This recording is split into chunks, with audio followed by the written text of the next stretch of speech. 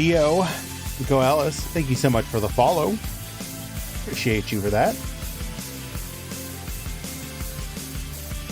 Hello and welcome everyone.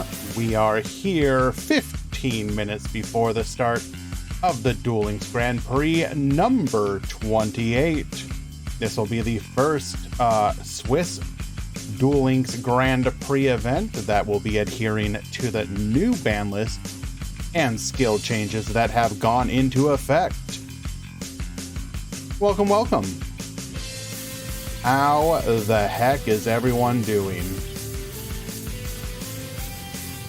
Got a bit of a makeover to the stream layout. Hopefully it's going to be looking a little bit more professional. Clean, baby, clean.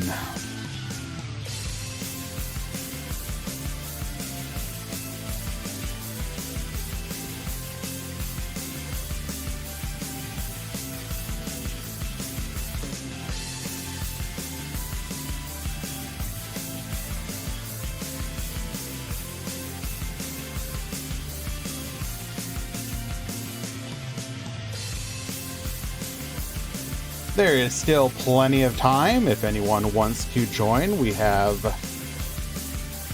the sign up available in the Discord, !Discord.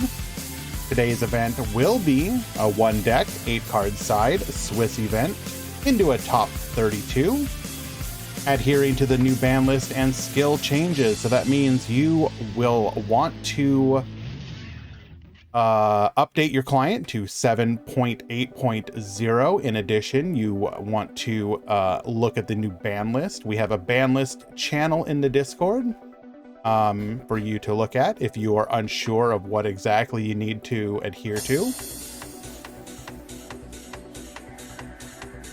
Hello, Mohammed.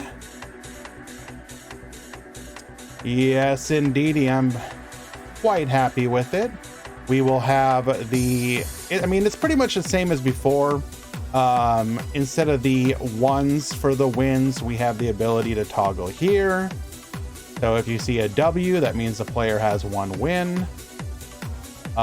In addition to that, I have better fixed my layout to be able to use animated backgrounds easier.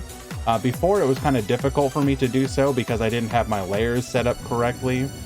But after working with the graphic artist, we were able to solve that issue. B-Boomer. At some point, I'll probably also be able to do like tickers and the like, but one step at a time. Let's get it looking good.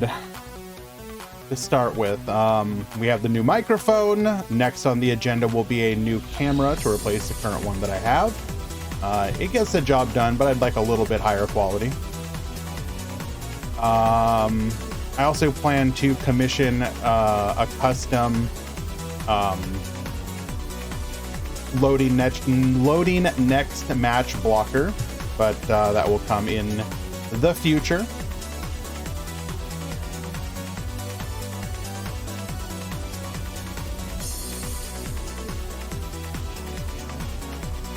Looking like it's going to be a pretty solid turnout today. Very happy about that. We have seen some interesting developments already within the meta. I saw, for example, that was it Sanji who did it?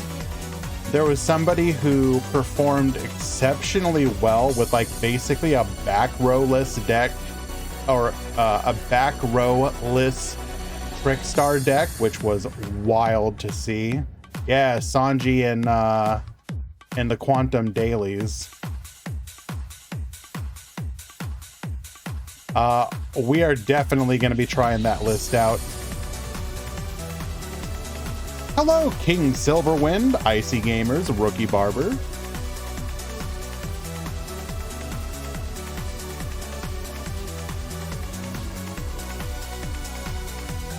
I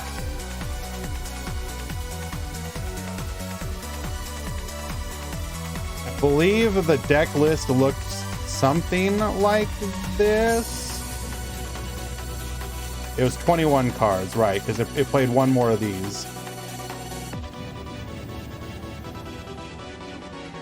I think the extra deck was a little bit different.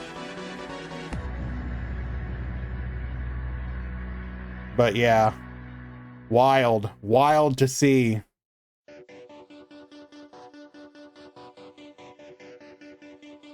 Hello, Nergard, and welcome.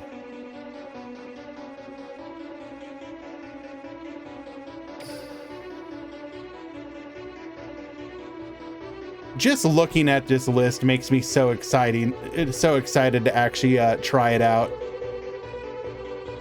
If only the ladder wasn't filled with pre-nerfed Orchest. Look how disgusting this list is. Mwah. I love it.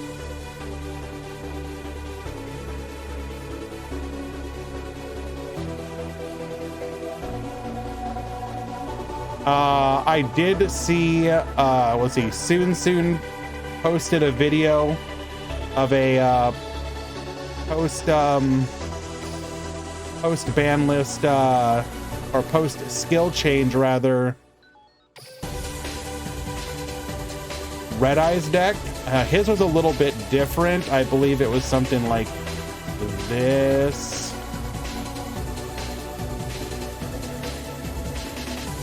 Super team.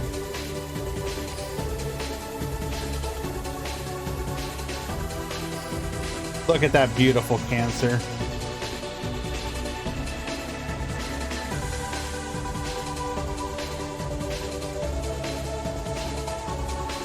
I think the only thing that might be worth changing is adding in the Pendulum Reborn.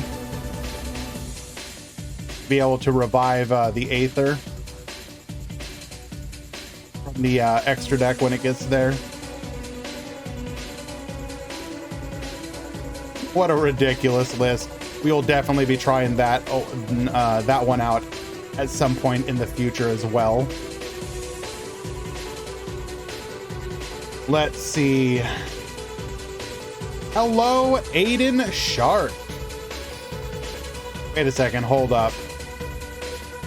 Are we getting Fairy Box? I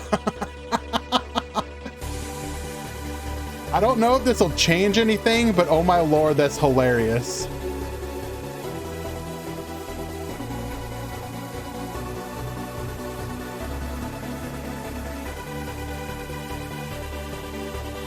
Because the great thing is once it becomes part of the mission circuit, you know that tickets are going to allow you to get this, so there will absolutely be people able to get. You'll eventually have 3 fairy boxes. Let's go.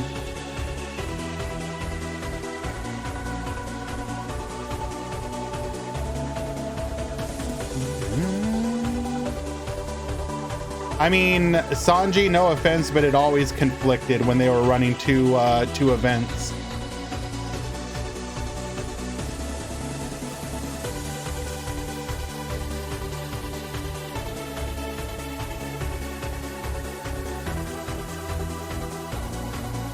We also have the Zone event live, able to get Time Angel and what's the other one?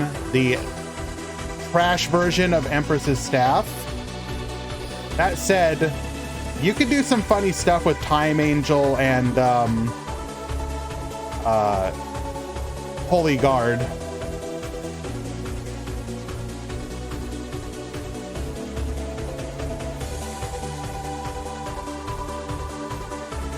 Five minutes to go, guys.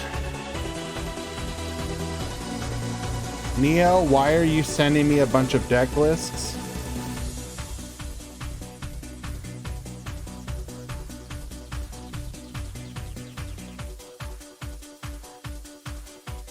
Ah, yes, that is actually a very good point, Elmaz. We do also have some leaks.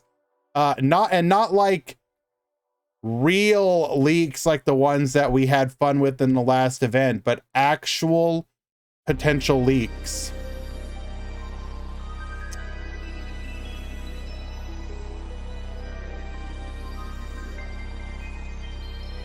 So leaked character IDs and skills.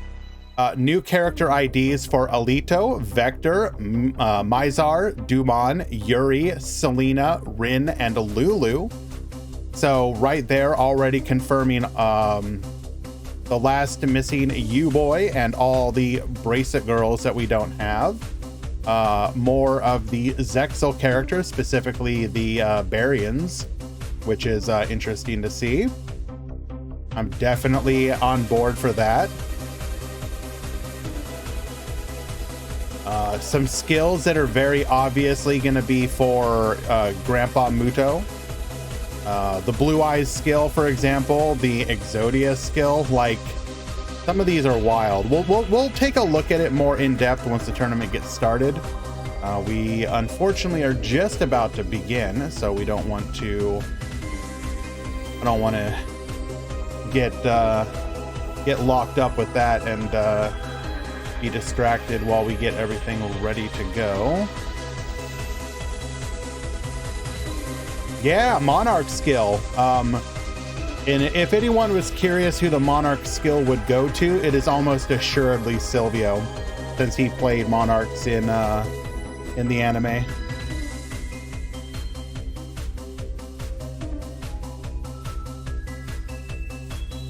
That's right, Nerdguard, Silvio.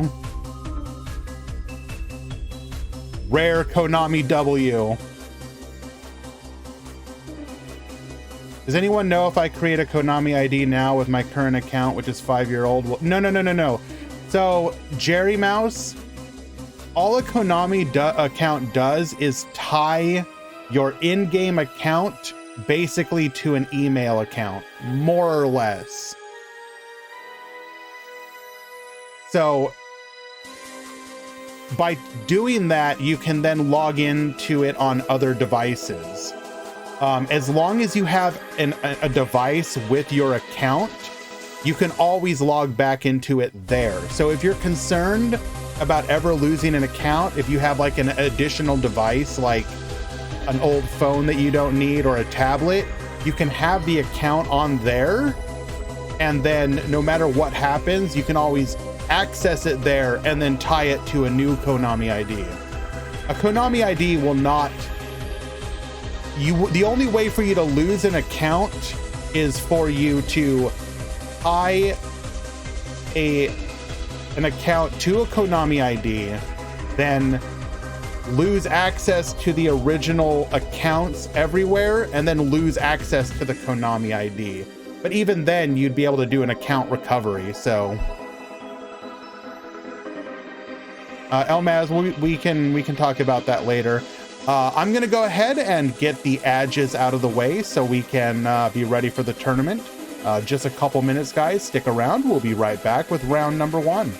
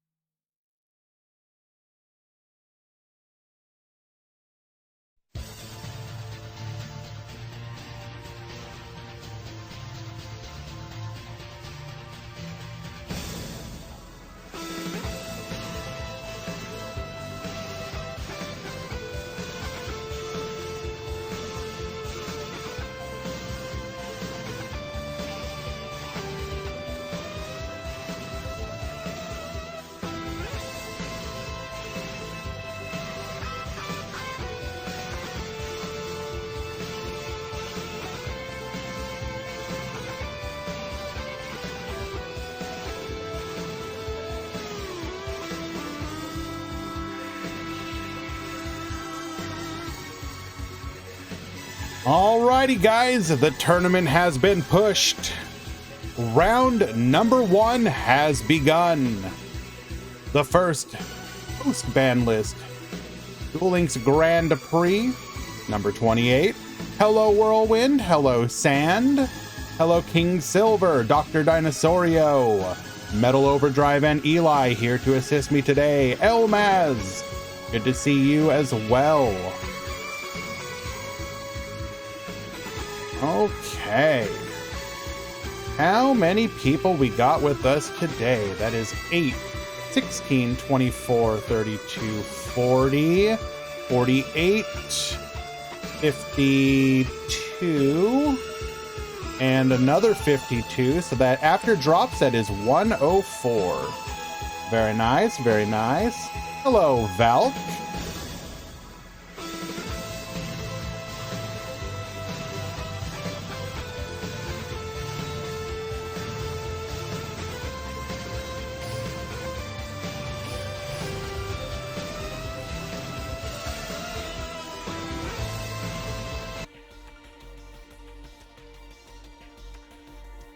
Well, thank you for the kind words, CM Schofield. I am quite happy with it. It's finally nice to upgrade after having a meme of an overlay for quite a while. Well, big shout outs to Ash Blossoms, who assisted me with that quick and dirty overlay right when I started streaming. I just never really had the time or opportunity to get a new one done. I never thought I was actually going to take this seriously enough to make it worth the time and effort. That said, I'm definitely very happy with it. We will continue to upgrade it going forward as well. All right, let us go ahead and find the first match of the tournament today. What are people excited to be playing post-Banlist? What do people think is going to be good? The question of the moment.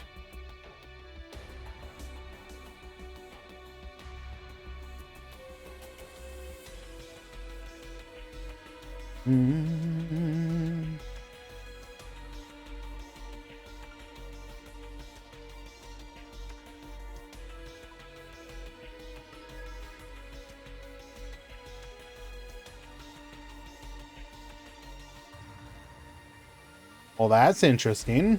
We'll definitely try and check that match out.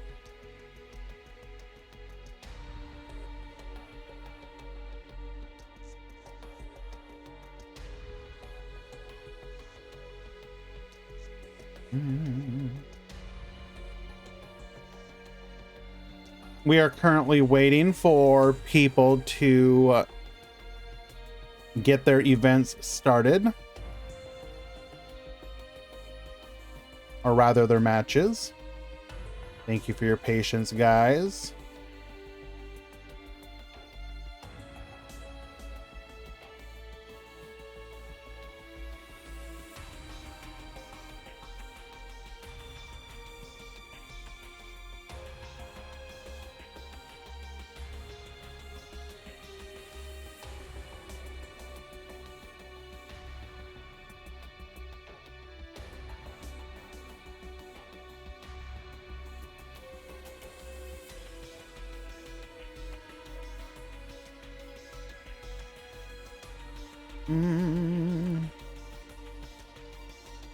Sorry for the delay. There's one in particular I'd like to watch, but it hasn't quite gone live yet.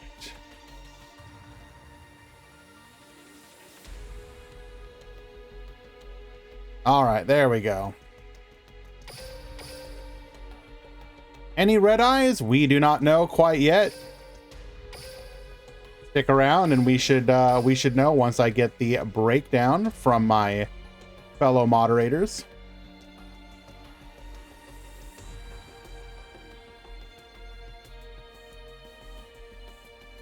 Any Karakuri. I'll miss the garbage eye gif behind me, but I didn't have that one for the longest time. It was just like a starry background like this one. I just switched this one, or the old one, out for this one because the color matches.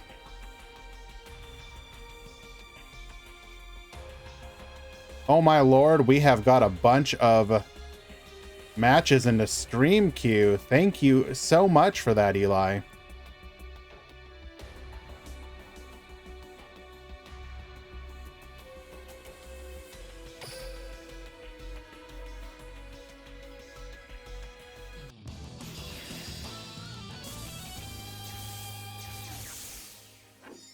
Thank you so much for the kind words, Excalibur. Very happy with it. If you guys are interested in who did it on Discord, it is with Doodle. And you cannot escape your destiny. Let the party begin. He is a helper over on the Master Duel Meta Discord. Quick launch. If you he can do all sorts of things. Just say GrandHarrier sent you. Alrighty. So we got high at the top and Erdl at the bottom. Erdl is on something fun.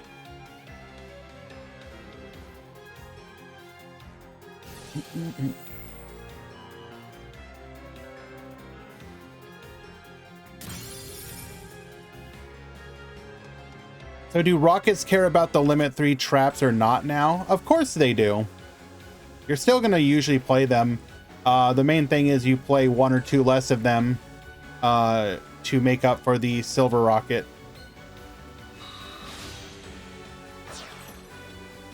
Going for an Evil Swarm Nightmare here.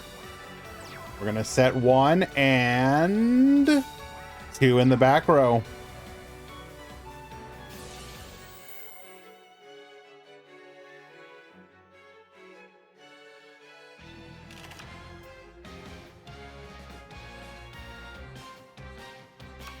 All right, pass to Erdl.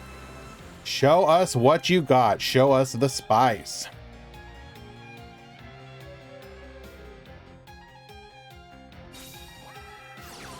We're going to lead things off with a Cosmic Cyclone. Targeting one of those back row. Middle, directly across. Goodbye, Chalice.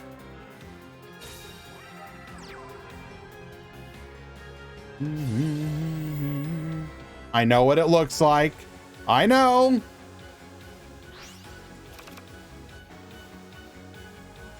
Don't hate me, chat.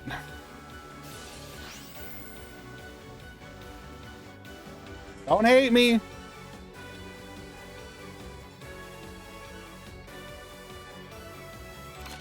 We're going to go ahead and dump the Harp Horror. That's going to be a flip down. Not three-way 2023. Thank you so much for the follow. Appreciate you.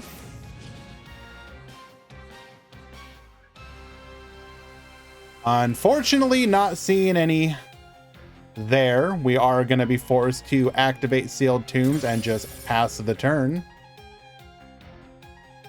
As we are now in the end phase, we're going to go ahead and pop our own Evil Swarm Nightmare to get another rocket on the field.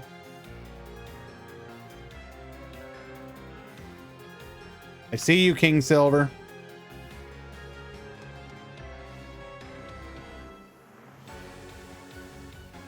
Thank you, Eli. I will definitely check those out.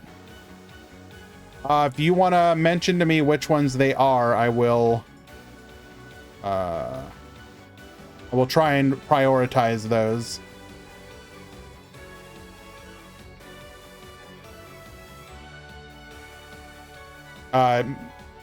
Oh, I found one of them. Thank you.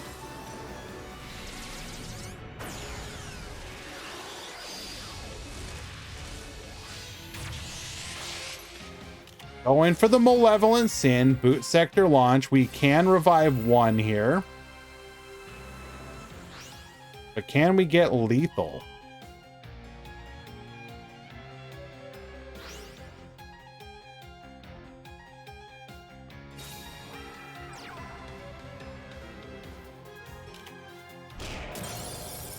No lethal, so we will be forced to beat over the Orcus Nightmare, banish the Scrap Recycler, and Pass back to you.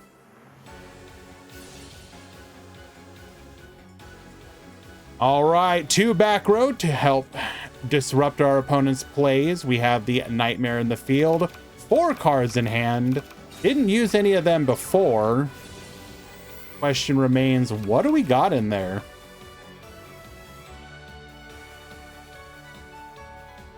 Hello, Elemental Hero Stratos. Thank you so much, Eli. I will definitely be checking them out.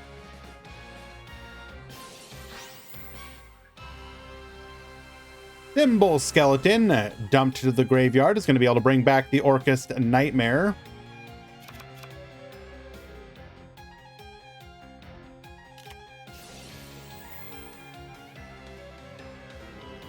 Book of Moon on the Orcust Nightmare will be able to disrupt our plays once again.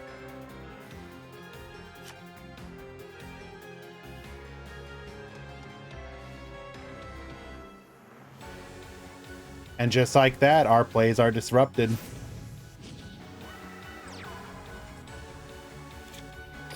I was hoping we'd see the spice early, but we're going to go ahead and dip out of here.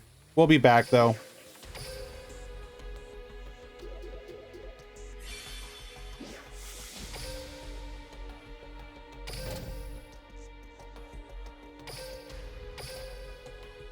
We are looking to see decks impacted by the ban list.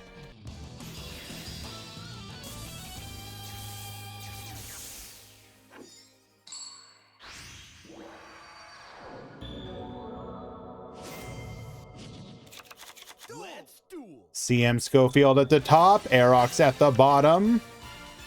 Aerox will be going first here.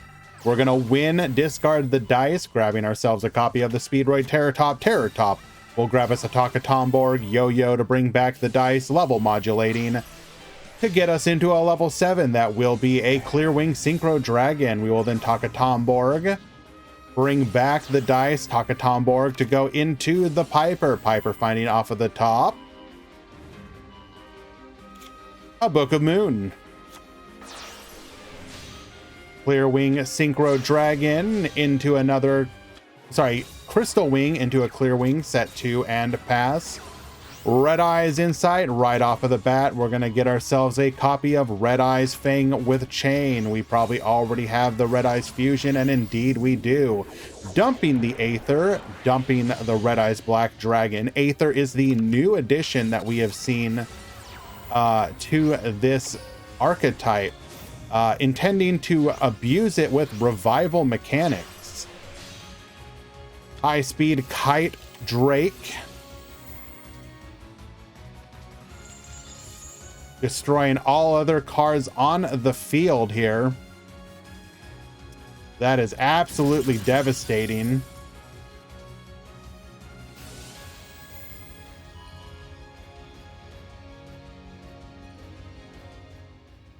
Well, thank you so much, BNB Rizzo. I do my best to make it as pleasant an experience as possible. Putting it into attack position, interesting decision.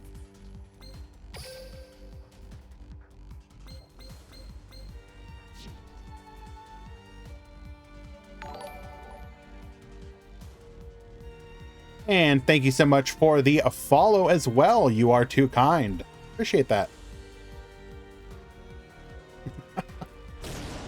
Attack number 1, attack number 2, leaving our opponent on exactly 2400. If I'm not mistaken, doesn't the skill do something if you're on 2400?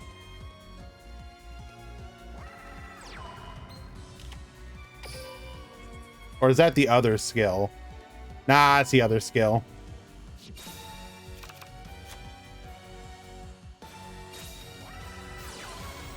Pendulum Reborn is to bring back the Aether, which is now in the extra deck. Black Skull Dragon, this is lethal, isn't it? That's going to be 2200. No, not quite lethal, I don't believe. You'll burn for half. 22 plus 12, that's 34. Not quite lethal.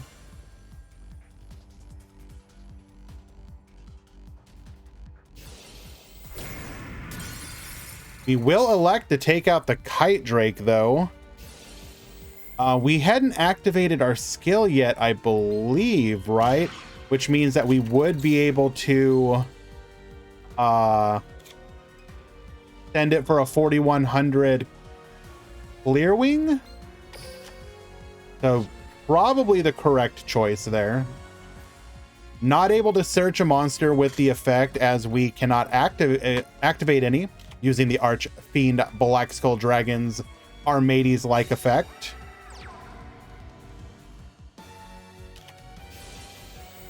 Compulsory evacuation device. Return the Den Daiko Duke to hand, and there will be nothing to stop this lethal 3200 straight to the dome.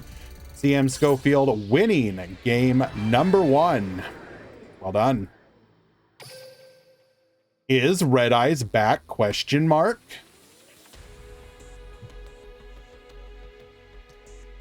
So what did Red Eyes get? A skill buff change and an attempt to play the deck differently. So it's 2 parts.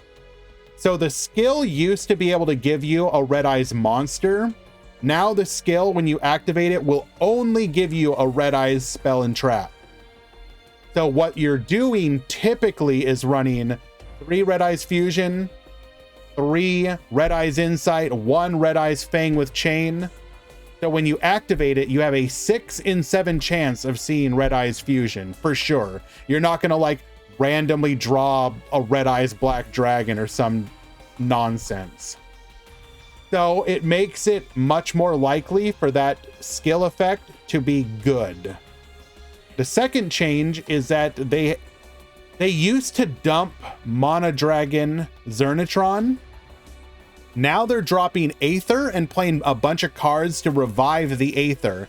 So Back to the Front, Pendulum Reborn, Super Team Buddy Force Unite, and basically going for, instead of back row protection, are going for Disruptive Banish on Summon. I guess because of that, Spirit isn't seeing play anymore. No, not really, but it really wasn't seeing play anyways, if we're being honest.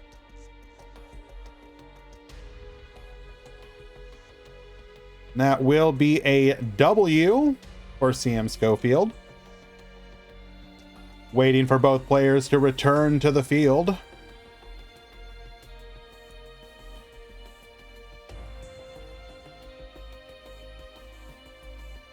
Hello as well, Sean. Welcome to the stream. And Necrofusion into the Borreload. Well, they were already doing that, Couches. Any Cyber Dragons? Unfortunately not, Colby. Not a single one. Unlucky.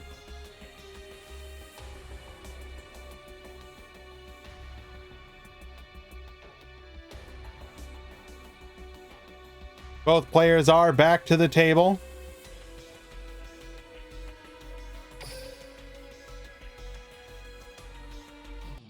I'm aware, Eli.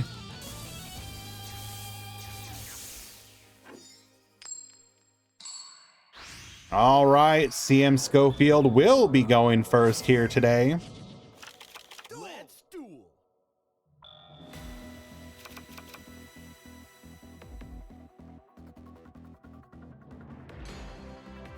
How many Aether are people running? I can't say definitively, but most of the lists that I have seen floating around are just 1 copy because you dump it to the graveyard with Red Eyes Fusion.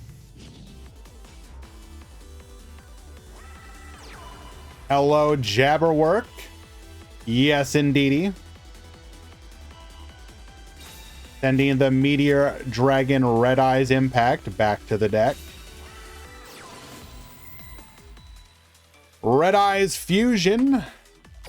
I think we're just using this for the name, right?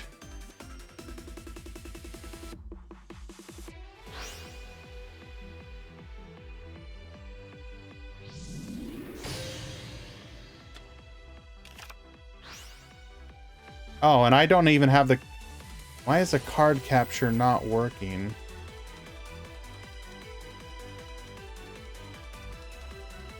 We are.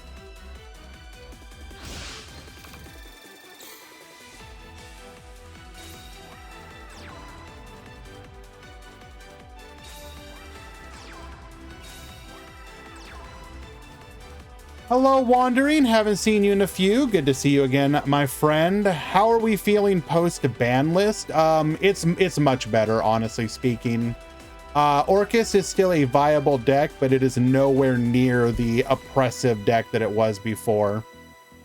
You also saw a Yuri leak? Yes. We have leaks on several characters. Specifically, it is Alito, Vector, Mizar, Dumon, Yuri, Selena, Rin, and Lulu.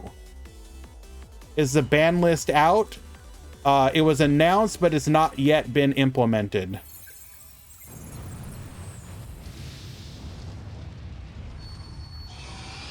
Dark Hole wiping the field, taking out the Meteor Black Comet Dragon. All right.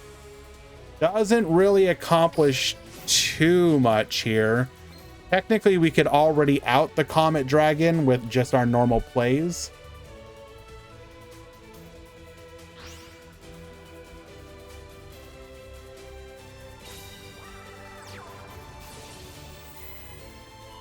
Both Rin and Lulu will be interesting to see how they implement them. Obviously, Wind Witch is a interesting case because it is a semi-splashable archetype, assuming we get the core 3 main deck monsters. You might see, I mean, I'm not saying this is what's going to happen, but you might see people splash it into Harpies, for example, which was an actual version of the deck played back in the day. Wasn't necessarily meta, but it was good-ish. And it could be good again in Duel Links because of they did not have Cyber Slash then. So having Cyber Slash now on top, you could theoretically end up in a situation where you have like Cyber Slash and Crystal Wing on the field at the same time, which is pretty neat. Bottomless Trap Hole taking out the Clearwing Synchro Dragon. We're going to set one and pass the turn. Necro Fusion, bring out the boy.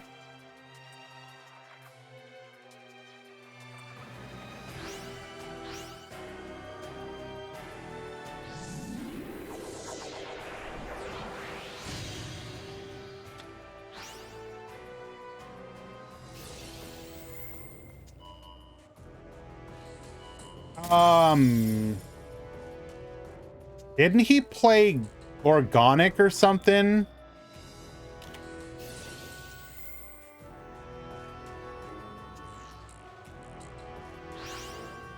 I think he played technically a couple different decks.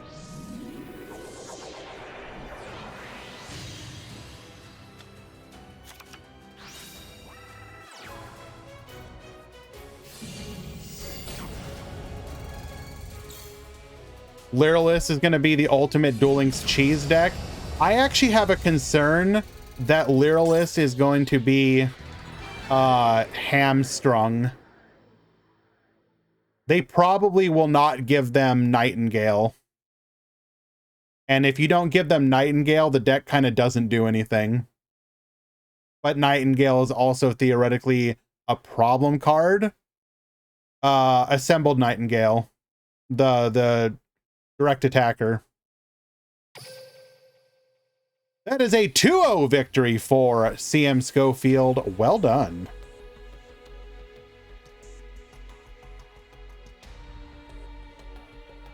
Which of the 3 archetypes appeared first in the anime? Of the Bracelet Girls? I'm trying to remember. Wasn't it? It wasn't Lulu, I don't believe. Not, well, no, we're not talking. We're talking the other 3 Bracelet Girls banned thrice. Yeah, I think you're right. I think it was Serena, then Lyrilisk Windwitch.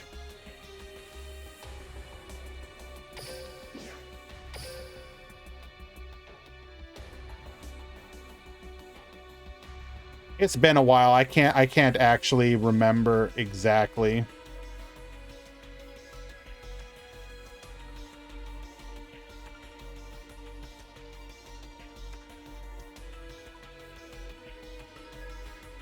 Alrighty, let us go ahead and find another match.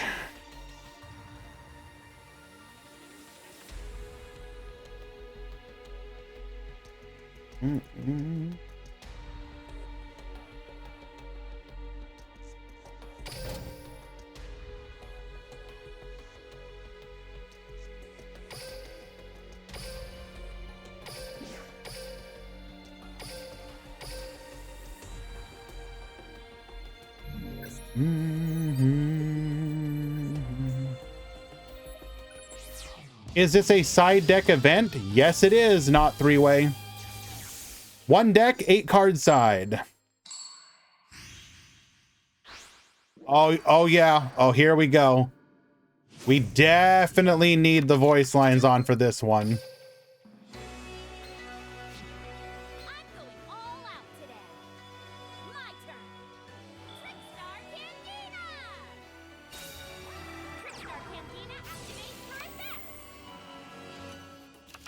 We have Gym Leader Brawl at the bottom, IK Fire at the top.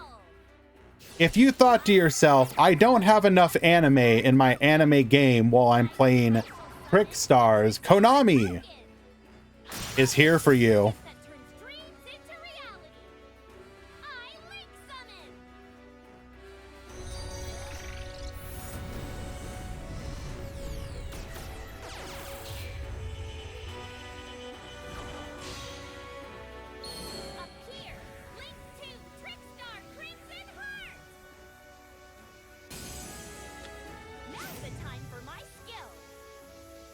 Activating the skill, gaining 2,000 life points out of nowhere.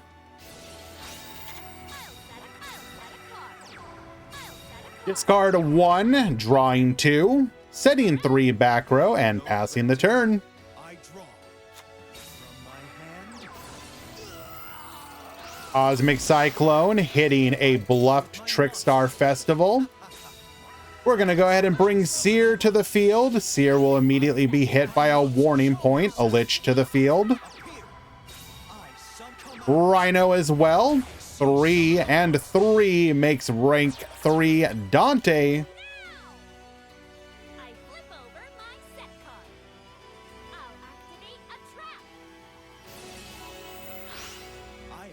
Compulse is going to go ahead and return that to the extra deck. We will dump the Skarm into the end phase. Bold of you to assume that you're going to have another turn. Actually, with Seer on the field, that's not as unlikely. Candina adding a copy of the Trickstar Light Stage. Light Stage is going to add a copy of Trickstar Licorice. Surely we can burn through here.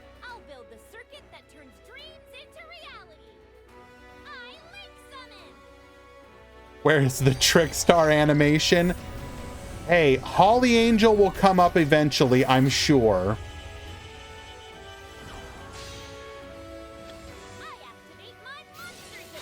Nightmare Unicorn gets spinning, and that's all it's gonna take. Gym Leader Brawl, the first true Trickstar player on stream, on our stream rather, to win using the correct character. Well done.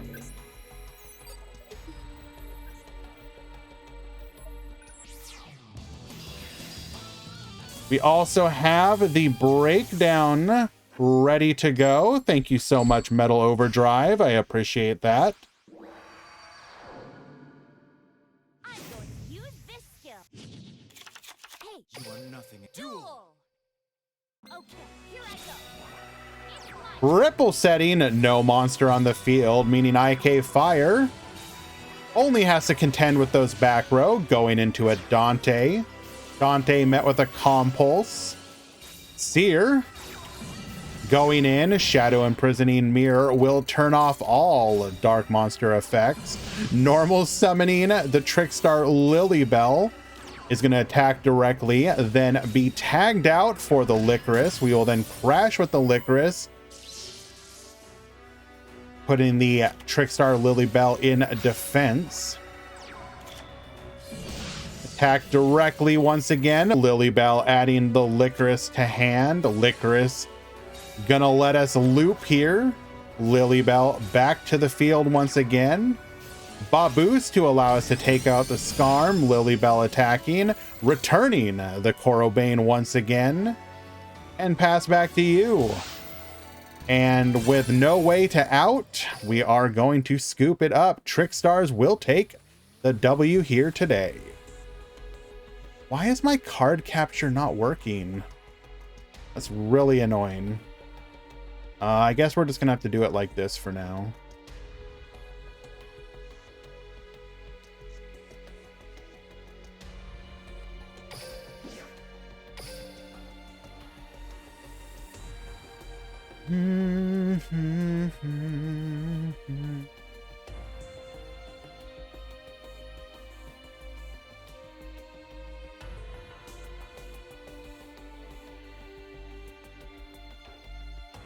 Here is a personal favorite deck of mine. Breakdown's not up quite yet, Colby.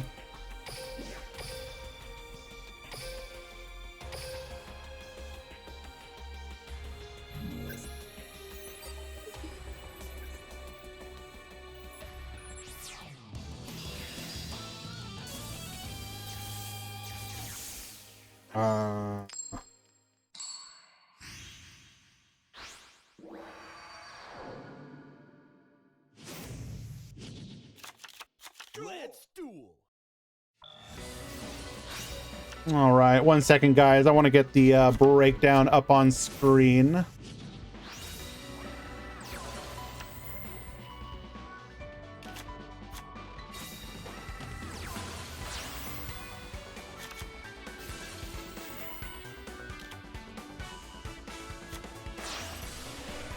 Loom, if you're still here, how happy are you to see your baby creation, the one that you personally got Konami to change the skill for, continuing to do well? Surely it warms your heart.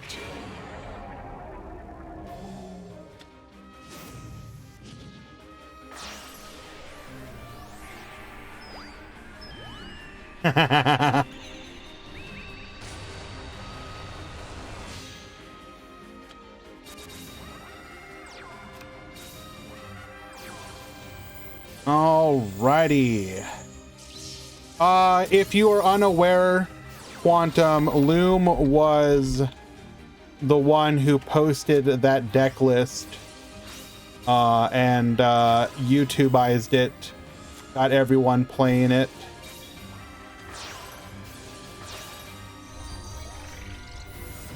There we are. There's the breakdown. Let's go ahead and put it on screen. The Trickstar deck list, the one that uses 3 effects.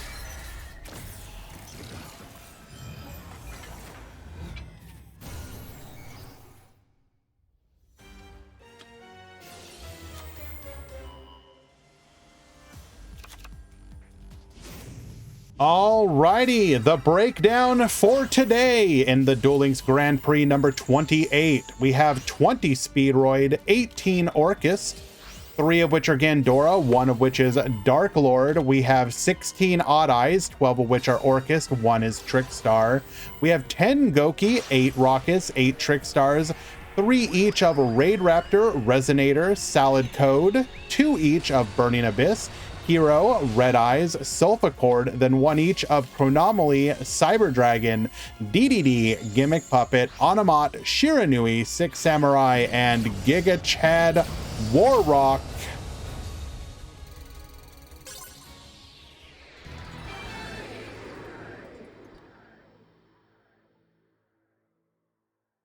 CM Schofield, if it was in the DLM Discord, I probably posted a I probably posted a link to Loom's video. I see Loom's videos like probably minutes after they go up. And I usually post any relevant videos to the DLM Discord.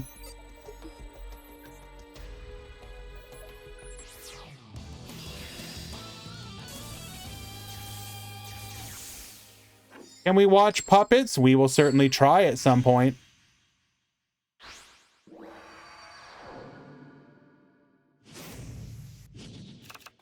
Let's duel.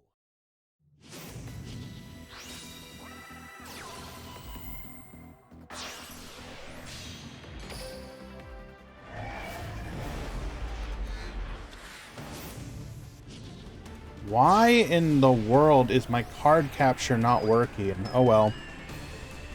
We're gonna have to take that off for now.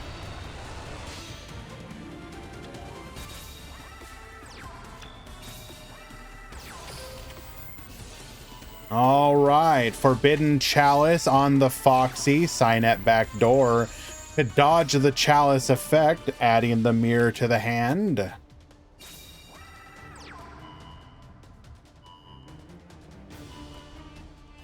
We're gonna go ahead and get that Gazelle. Mirror effect, Book of Moon to put the foul face down. We'll then go for the Banlist here. Banlist effect, Gazelle effect. Crystal Wing is going to go ahead and say no to that. We will add the Sanctuary. How are we going to play through this? Signet Mining. Adding a Microcoder to hand. Okay.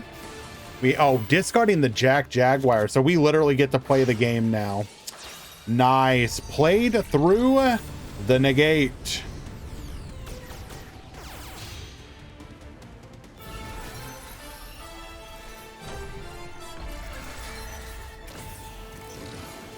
All right, and we had players asking about the number of rounds. Let me double check. Top Cut Simulator. So it is 104. We do 4 rounds in the top 32. Ooh, 4 rounds is right on the bubble.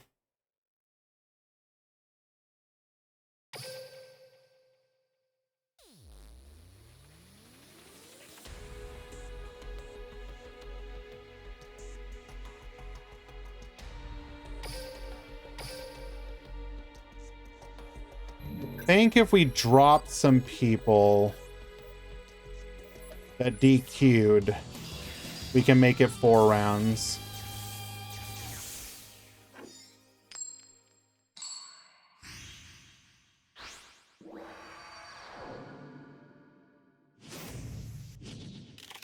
Let's duel.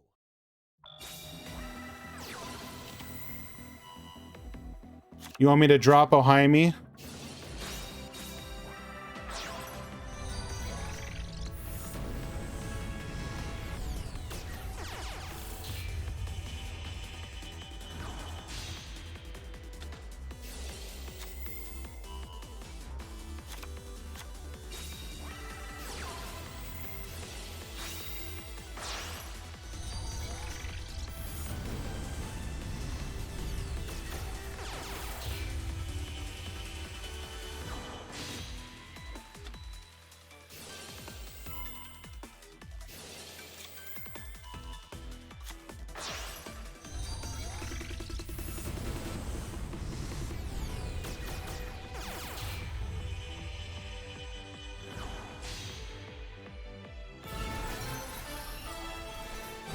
How many people actually even DQ'd?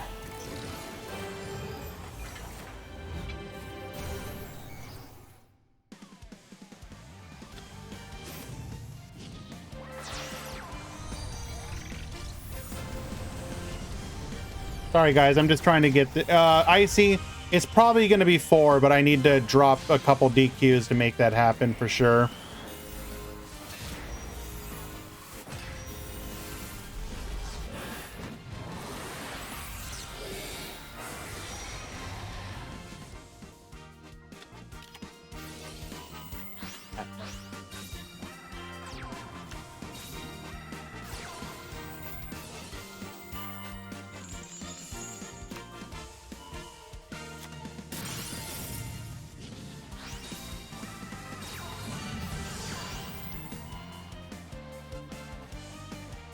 All right.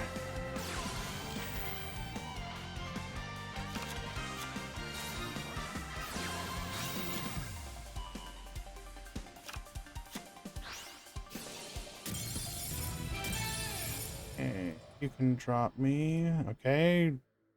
Valk wants to be dropped. Done.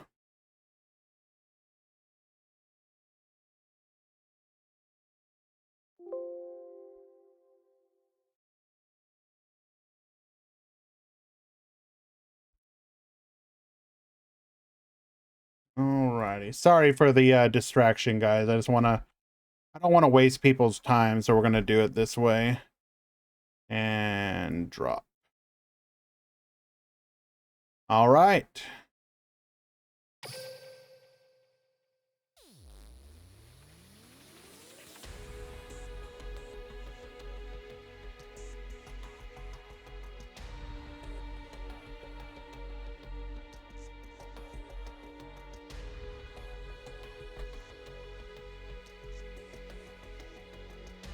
Four rounds, top 32, all or most X1.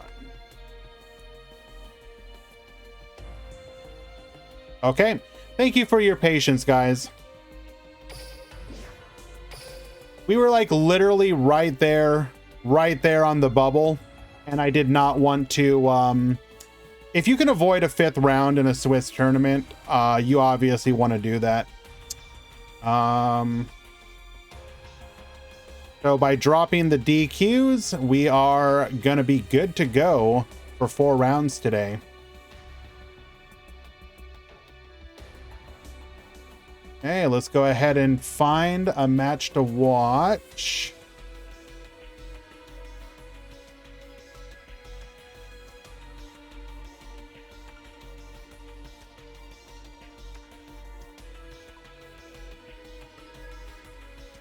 Two matches left in the round.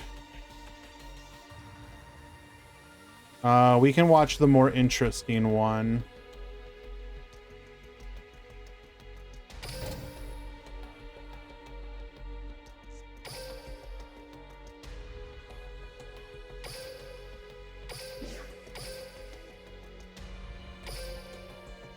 All right, we're going to be entering or watching game number 3 here.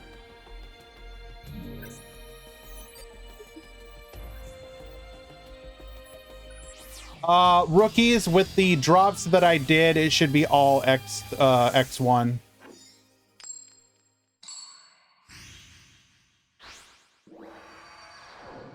I can't promise that because of the fact that we started with this amount, but with 100 players, 4 rounds, top 32, it says it means that there's a possibility a 0.7 players at 2 and 2 will top. So hopefully that will be enough to ensure that we don't end up in a weird bubble. I also made sure to drop equally from each pool, so one pool won't be more affected than the other.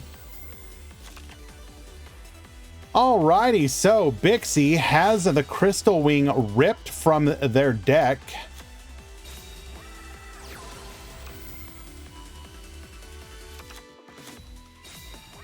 But we are going to be able to make our plays uninterrupted here. Going for the Clear Wing Synchro Dragon. Activate our skill here. Into a high-speed Kite Drake. We are going to destroy everything on the field. And we should... if we can get another body, we should just be able to lethal here, right? Activating the skill. Dumping the Duke. Yeah. Which one of your back row you want doesn't matter because you have the ability to lethal here. Come forth, Chanbara. Attack 1, attack 2, attack 3, and we even had an attack 4. Lethal. Bixie will win game number 3. Very well done.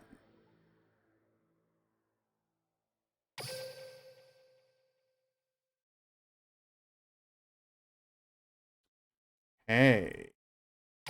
Nice.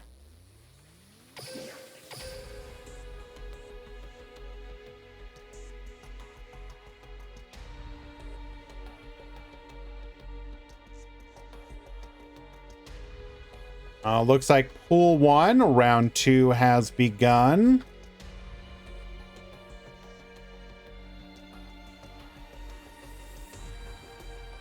We are waiting on 1 game in pool 2.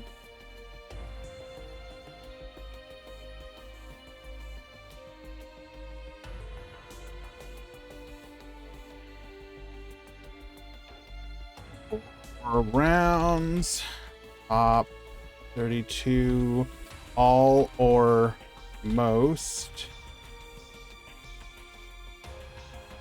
X1 should top. Alrighty.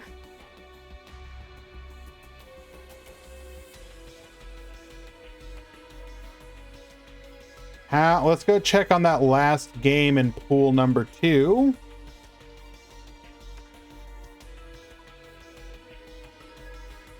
I see only 1 game of that match reported. Do not tell me that is actually the case. Oh my god, it is. How are you guys only in game number 2?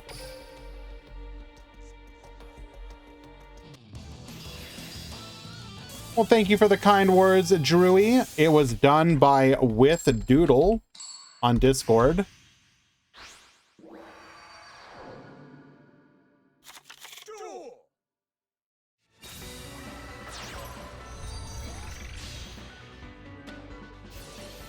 We have Bombard into Link Karibo into Galatea. Galatea effect. Send that back, getting us a copy of the Orchestrated Return. Orchestrated Return, discarding the World Legacy Wand. We're going to drop our own fortress here. Nightmare effect. Get Babustin. Dumping the Horror. Horror. Dumping the Skeleton. Going for the Longirsu. Symbol Skeleton, bring back the Galatea. We're going to go ahead and send the fortress back. All right, it's unaffected, so it doesn't. Going for the Dingirsu, still unaffected.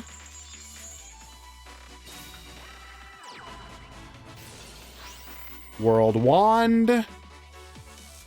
All righty. We have successfully built the wall. Just passing here, though. Sending the Harp Horror, going for another Galatea. Harp Horror, bring out the Symbol Skeleton. Galatea effect. What are we going to go for this time? It is, in fact, an Orchest Mirror. We have to watch it because of time reasons.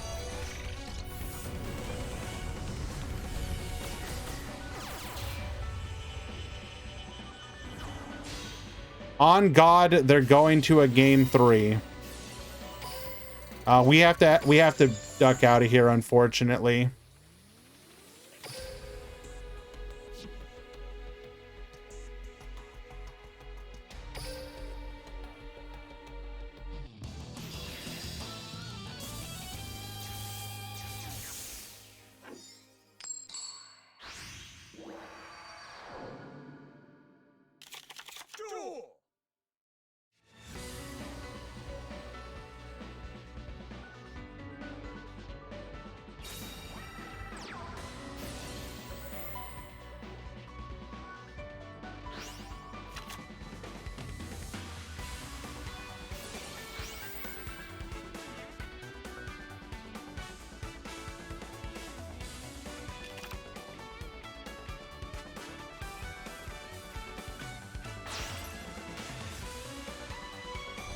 Alrighty. We have Grake at the top, Dark Knight at the bottom. This is not single elimination, Excalibur.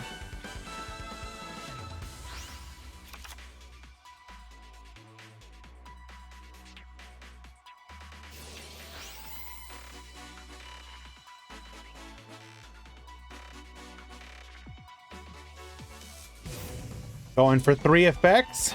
Get Babustin. Oh my lord, 3 effects. In a time situation. Lovely.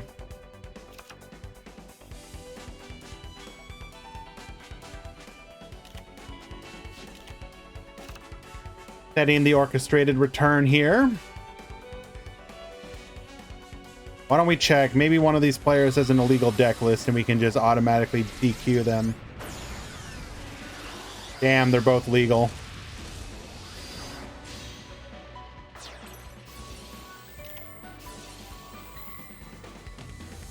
Does that count? We just go by life points, yes.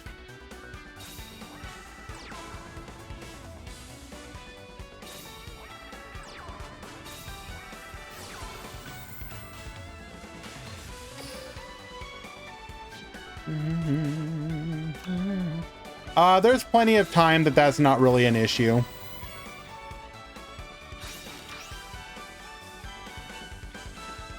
DQ the person that sets more cards. There you go.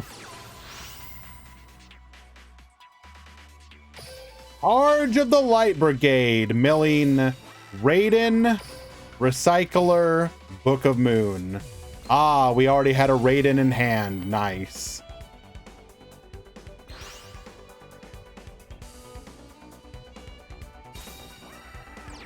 Milling our Babel, milling our system down. Well, unfortunately, while Grake had the advantage of getting to go first, it seems like the onus is more on the fact that Dark Knight just did not have a very playable hand and his mills were bad. Unlucky. Taking out the Orchest Harp Horror.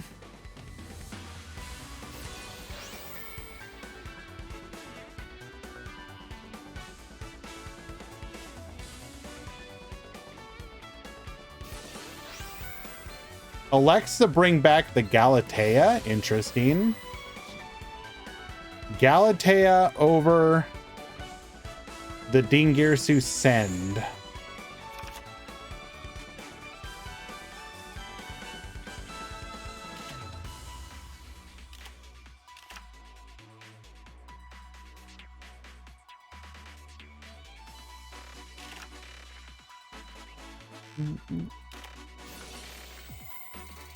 We've got, well, if you got Cosmic Cyclone, I guess that makes sense.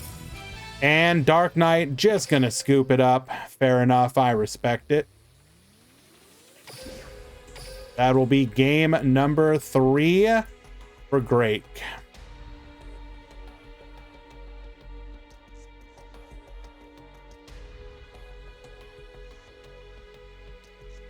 Which means that our long national nightmare is over and we will be proceeding to round 2.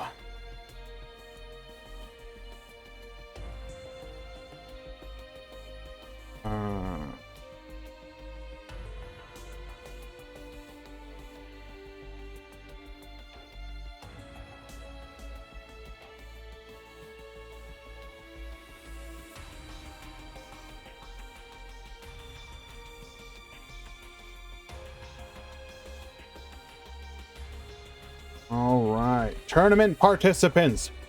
Pool 2, round 2 has begun.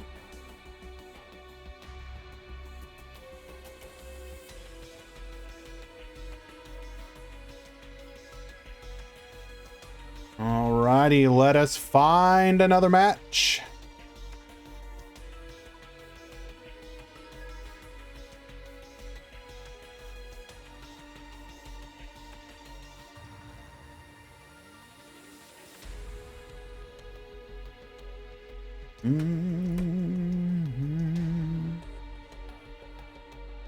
What would we like to watch here today? Do we have any fun decks available to us?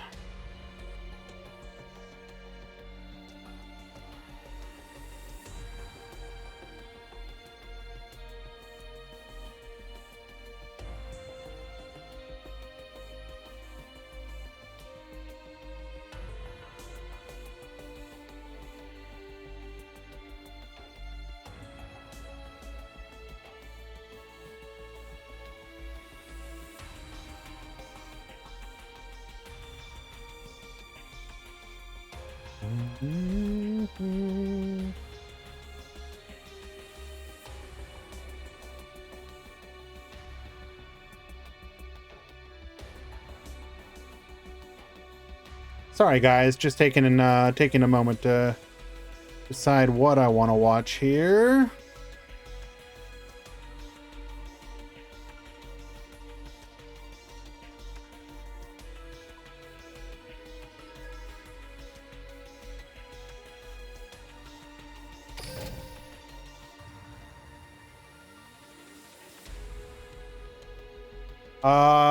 Fear. What it, no, you have a match and I see you logged in. Okay. I see that you also never minded me.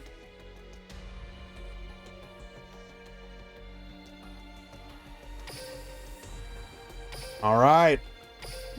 Got ourselves a couple matches ready to watch. Let's hop on in.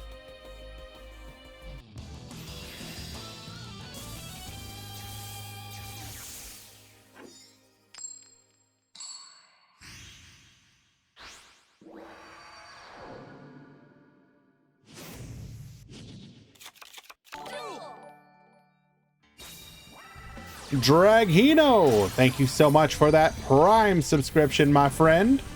I appreciate you. The first of the new layout. Means a lot to me, my friend. Thank you, thank you.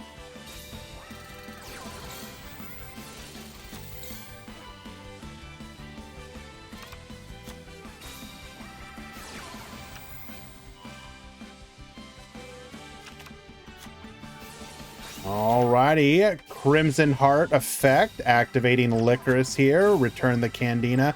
Only one back row to deal with though. Surely we can do something with this. Yes, indeed, Cosmic Cyclone into a Kaiju. The only interruptions we should have at this point are any potential hand traps. Red Sprinter into the Red Resonator, gain back some of those life points. Red Rising.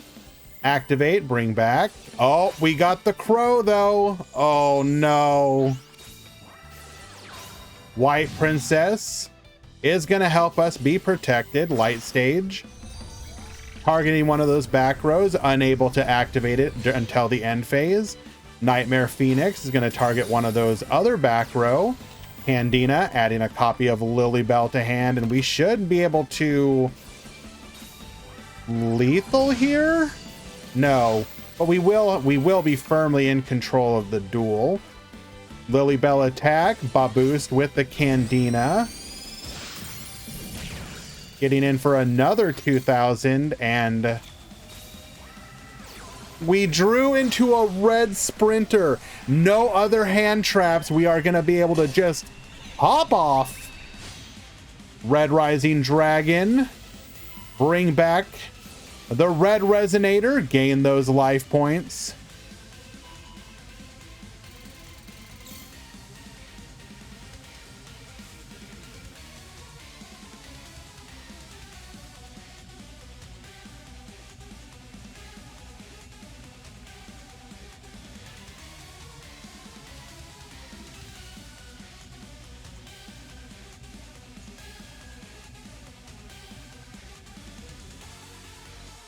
Thank you for the raid, Colby. Appreciate you.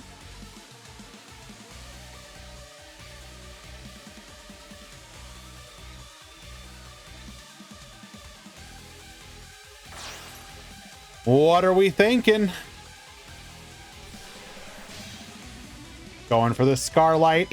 Red Dragon Archfiend. Gonna be able to pop this entire field except for Candina.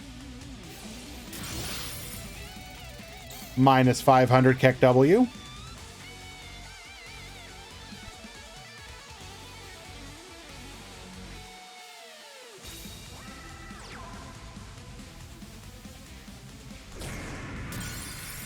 Taking out the Candina, and it is going to take literally the top deck of a Candina to get us back into the game, I think.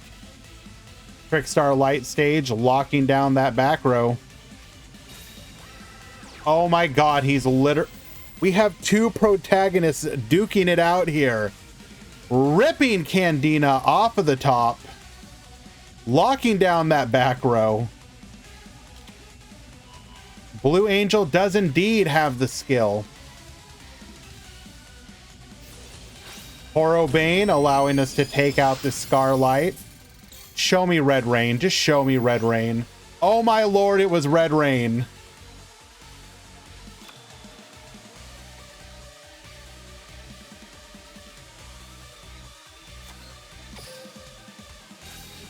Incredible.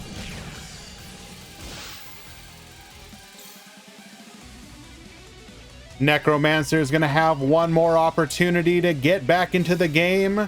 Setting a monster that's probably just a regular Rezo.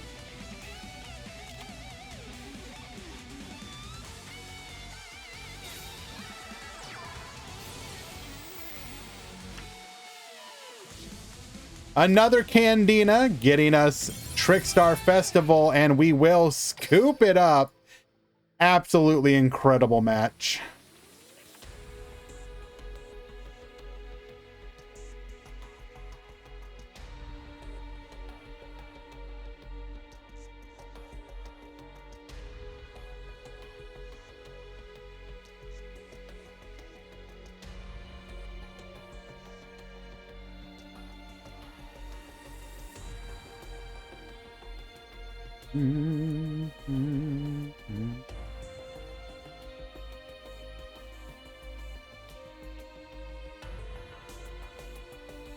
And yes, the field spell forces you to activate the speller trap either then or during the end phase, or send it to the graveyard.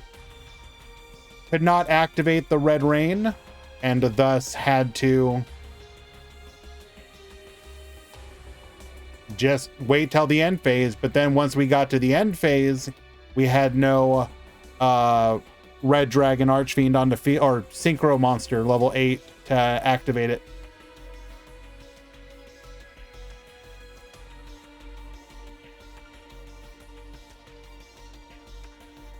At 70 sub gold, do we get a hot tub stream? I don't think we would want that. Not, the sub goal is just literally like, you know, always strive to do a little bit better. As these events are funded by the adges and the subs, it also directly helps the community. We, I think last month was the first month where the payout paid for everything and nothing came out of pocket. Let me double check. So it's 50 plus 15, so that's 65 times 4. Yeah, payout last month was 281, and it's 260 to cover all the tournaments.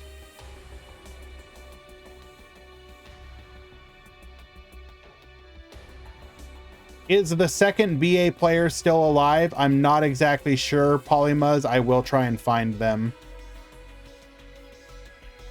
You are getting... if the background is causing issues, I will change it. I'm sorry, Pixie Coco.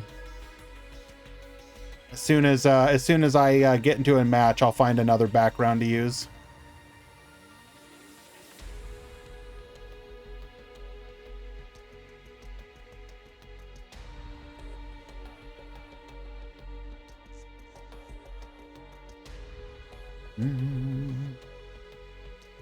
Waiting for both players to start. They are at the table.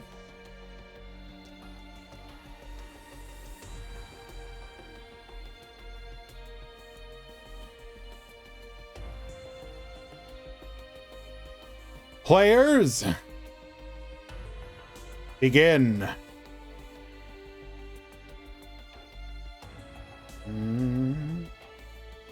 We have left the table. We have returned to the table. Okay.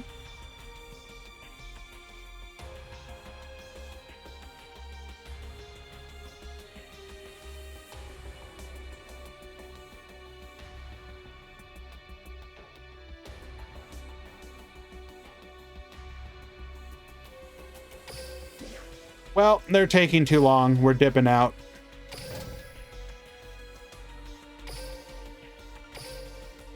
let us go watch Blue Eyes again, or Red Eyes again. Grand, what is the best Final Fantasy game? I mean, that's entirely subjective, right? Some people are going to say Final Fantasy 6, 7, Tactics, etc.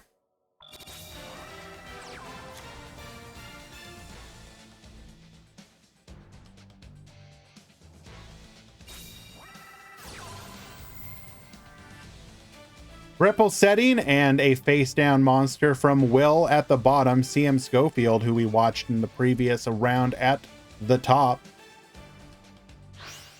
Let's go ahead and find a new appropriate background.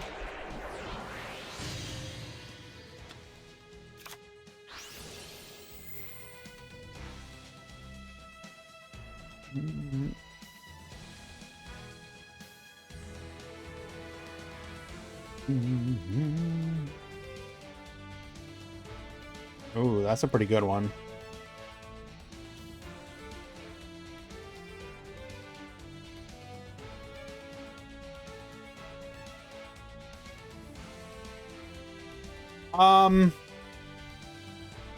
If I had to choose one for myself, oh God, that is a really tough call. Like, I think I spent the most time, and this is a little bit of B Boomer action going on here, with 4, 6, and 7. Like, 6 is probably objectively the most iconic and good one. I have a fondness for 4 just because, you know, I was a child at that time, and you know, it was a magical game to play. Cosmic Cyclone hitting one of those back row. 7 was like the first time I ever truly grinded in an RPG. You had so much to do in that game. If you wanted a game to just do random nonsense in, like, did you need to do any of that stuff? No. 7 was like that experience. If you wanted to sit there and breed the best Chocobo and then go do Chocobo racing, you could sink like tens of hours into that.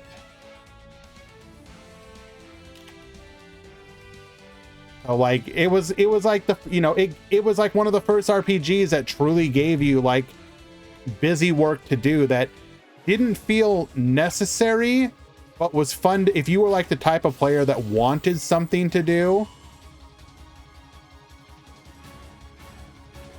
It was, you know, there's a reason that people wanted a remake of it for so long. That said, as somebody who's pretty partial to tactics games as well, Final Fantasy Tactics is a classic in that regards. Bonishin, our own Meteor Black Comet Dragon, and walling off the Den Den Daiko Duke. We are going to be able to take back the momentum of the duel. Activating Red Eyes Roulette. Putting a summoned skull, grabbing a copy of the Red Eyes Insight, sending back a Red Eyes Black Dragon.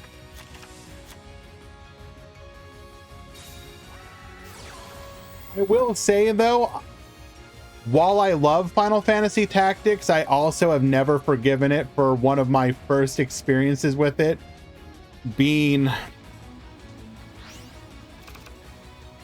Remember when you needed to be careful with your saves, like saved games, and have multiple saved games, and don't lock yourself into a position where you could be basically like SOL and you'd be stuck. I remember at one point I was naively only using a single save slot, and I don't know, I must have been like 10 hours into the game or maybe whatever. And I remember saving the game and then I was like really low on resources, hit point, like everything, right? And I couldn't rest because there was like an ambush scenario that would happen. And like, I believe I had to like split up my characters or something. So one of my teams, like, I mean, I literally was going into this battle with like chocobos as some of my party members, because I'm like, I literally have nothing else. And then just, I couldn't make it, like, I had to beat it. And so I literally had to start over. And I remember that being one of the most soul crushing things that I had to do, because I literally, I love tactics games, but I hate having to redo content in them, if that makes any sense. Like it is absolutely the most infuriating thing to me. Alrighty, we're gonna get the concession scoop.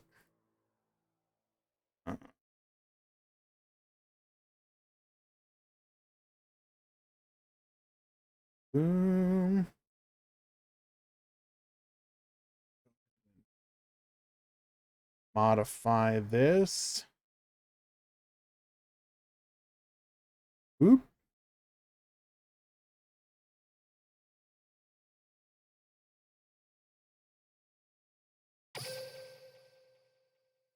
What was the buff to the Red Eyes skill? So before, it used to be that you could get back like a Red Eyes monster. It would add a Red Eyes monster to hand. Now it's only spell traps.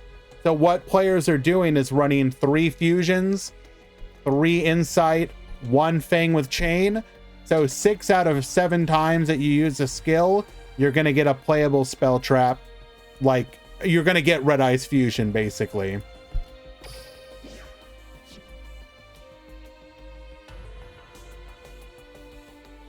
That is game number 1, going to CM Schofield.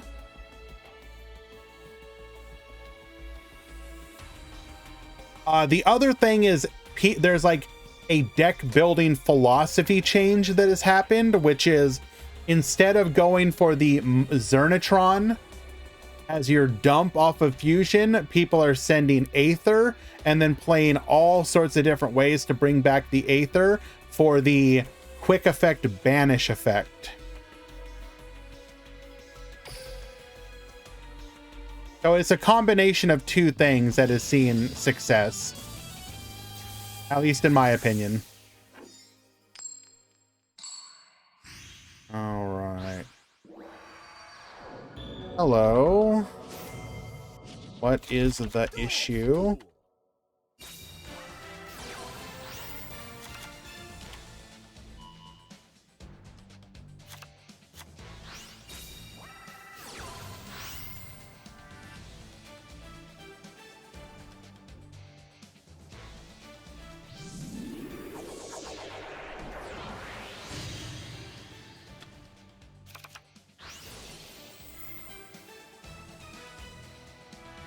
Necro, what is the question?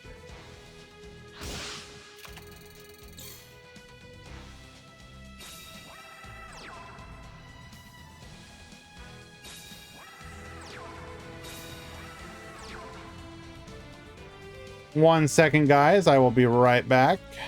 Mod call.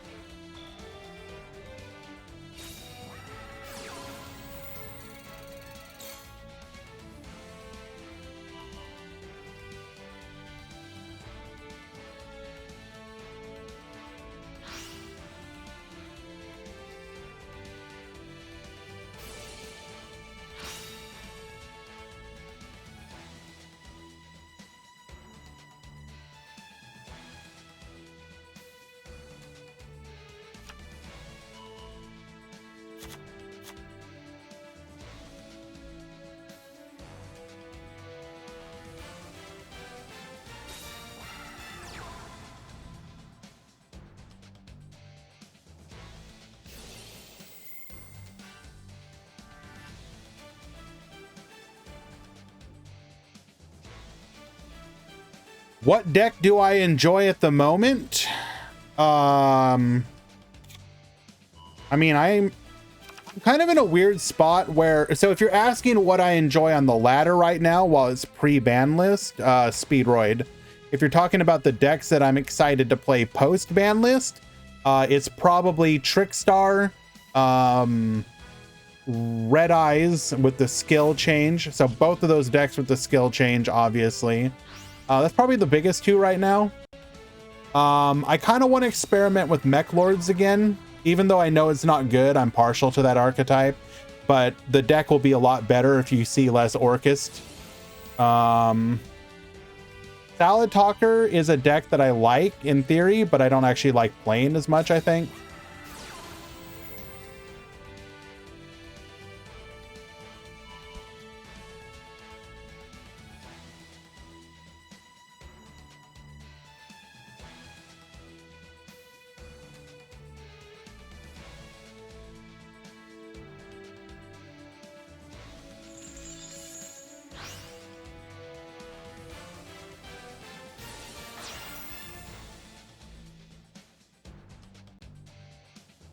You wonder if Karakuri is playable again? Sure, why not? It's just like the thing about Karakuri is like, why? What's the point? Why play it?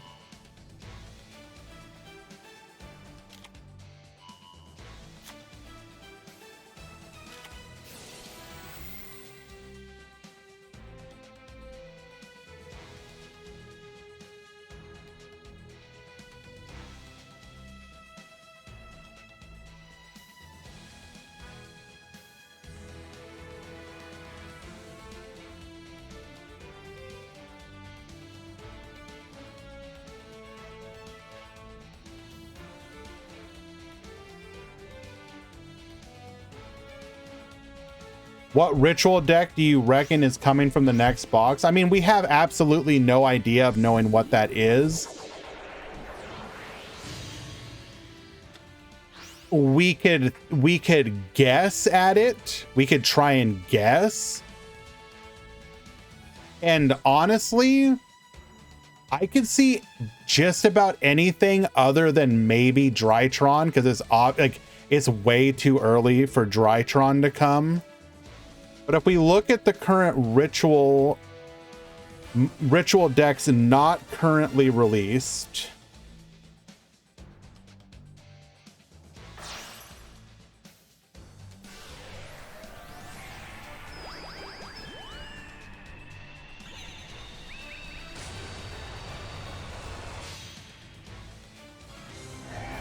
so it's not going to be Dogmatica. It's not going to be Drytron. It could be more buffs to Nekroz in theory. It could be some kind of incantation. It'd be really disappointing if it's just more of the Gishki. Prediction Princess. Didn't they get like a new card? It could be that. I don't think the Prediction Princess cards are too broken.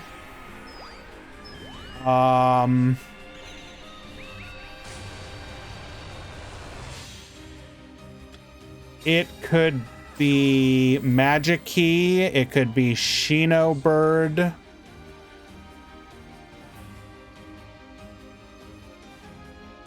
I don't see them bringing... I mean, I don't know. Maybe it could be Libromancer. That archetype kind of does nothing, and you could appropriately gut it. Mikanko? Probably not yet.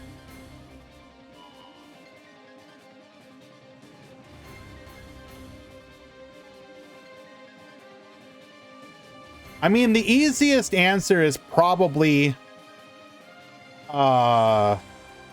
Magic Key, right? Or Shino Bird, one of the two.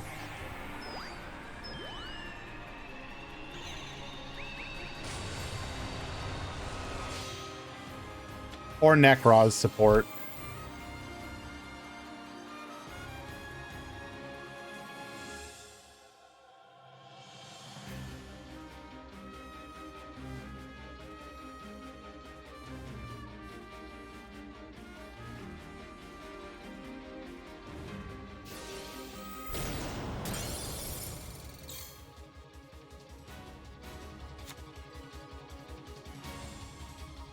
Doesn't Incantation only have one of its own rituals? It's like, it's just, oh no, it's got 2. It would be, I mean, you could get incantation stuff.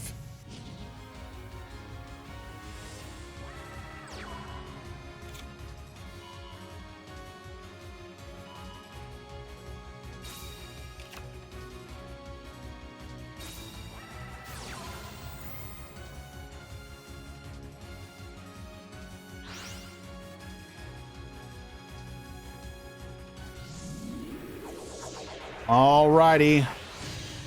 Mod call complete.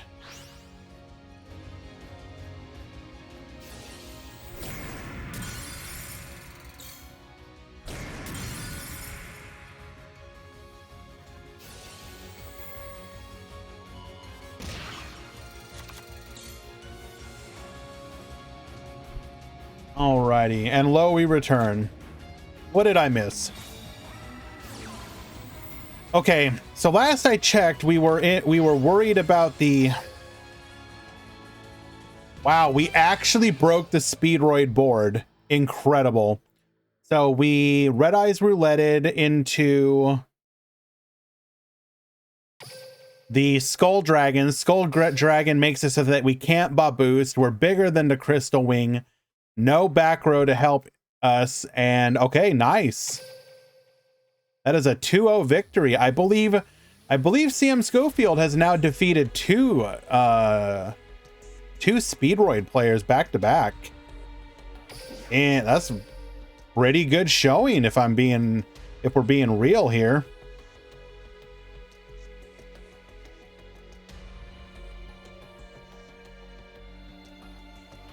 Red Eyes is back? Question mark, exclamation point.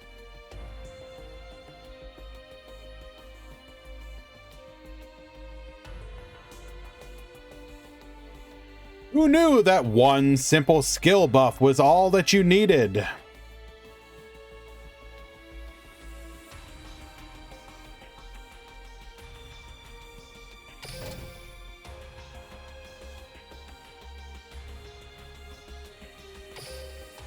Oh, I can get you the list regardless, Loom. Don't you worry. If you need an idea as well, soon put out a video, and it's probably very similar to that.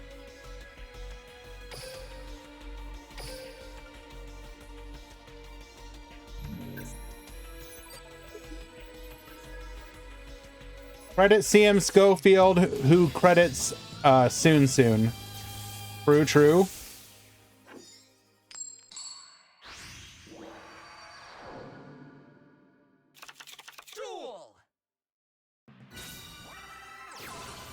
Alrighty, we got Soji at the top, we got Miyagi at the bottom.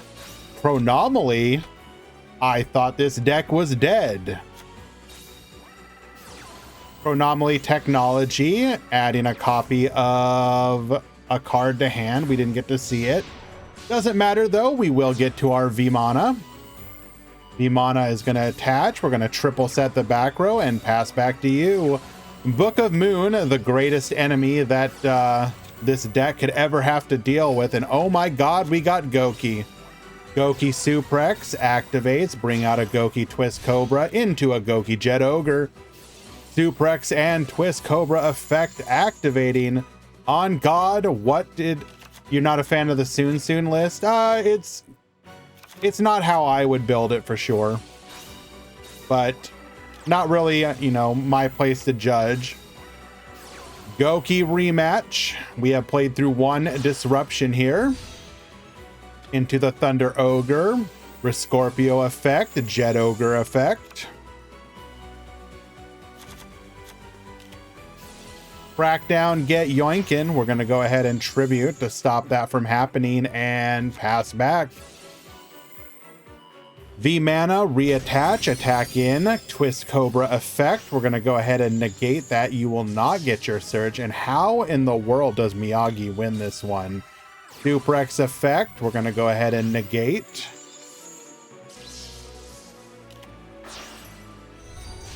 Into the Jet Ogre. Should we have waited on the negate? That we might have shotgunned the negate too early.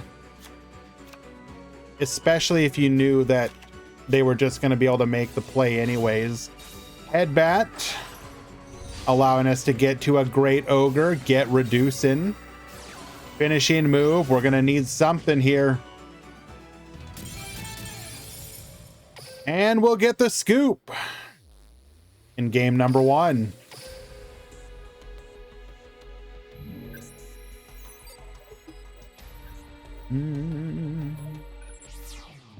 Better than TCG life points, true.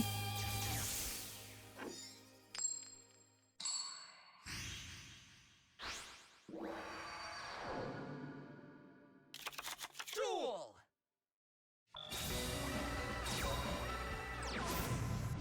Gateway to the another dimension. We're going to allow ourselves to use a 3 and a 5 into a rank 5.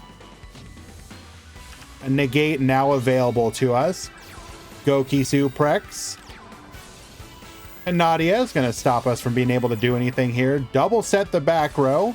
Barrage Blast, nuking those back row. Bring back the Canadia. Hitting Chalice and a Book of Moon. Tuspa Rocket. Gonna go for a second copy of V-Mana. V-Mana effect attaching. And we can just nuke the entire field. Go in for lethal. It's just that easy. The duel is ending. All right. Game number 3.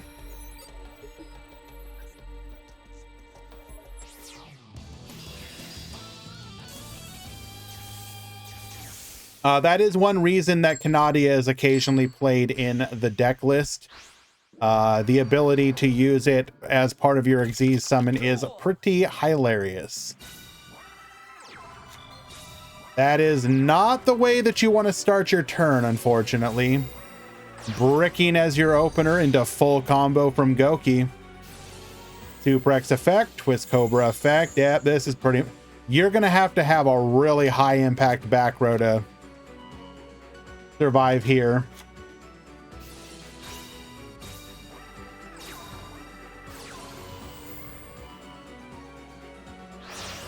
Going directly for the Master Ogre so that we have the negate online. And we're just going to scoop it up. Unlucky. Game number 3 going to Miyagi. Well done.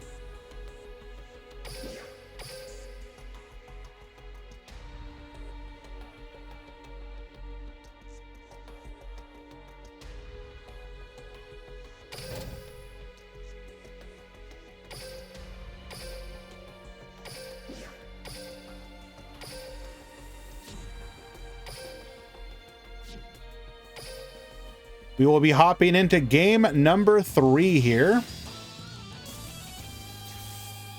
Can I help you stop losing? Do you need personal? First of all, I'm not the person to go to for that. Duel! We got Cole at the top, Croatone at the bottom. So somebody earlier in chat was asking about the second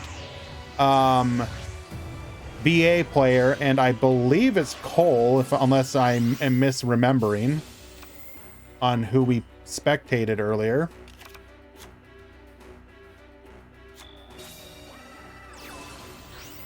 Dante pass, unlucky.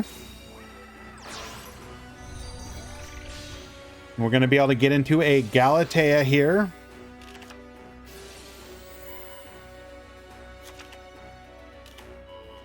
Setting a copy of the Orchestrated Return. Orchestrated Return, sending the Orchestrated Nightmare. We're going to be able to send the Symbol Skeleton as well. Into the Dingirsu. Dingirsu gets sending Dante effect, a Lich effect. Not really relevant here, but sure, why not? Add the Lich back to hand. Going for a Brute Enforcer, Symbol Skeleton to bring back the Galatea in. Excuse me?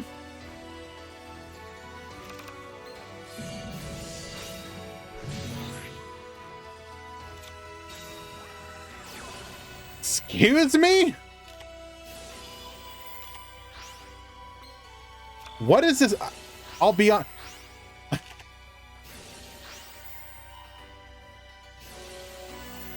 Okay, well, I don't know what to say.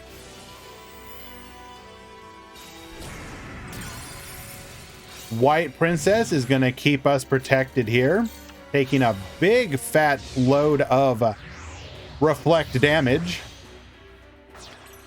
Able to get to a Beatrice, warning point activated in response. We're going to set one and pass the turn. Is there a reason we did not put this in the other zone originally? We would have had better arrows then. Nightmare Unicorn, get spinning. Beatrice will respond.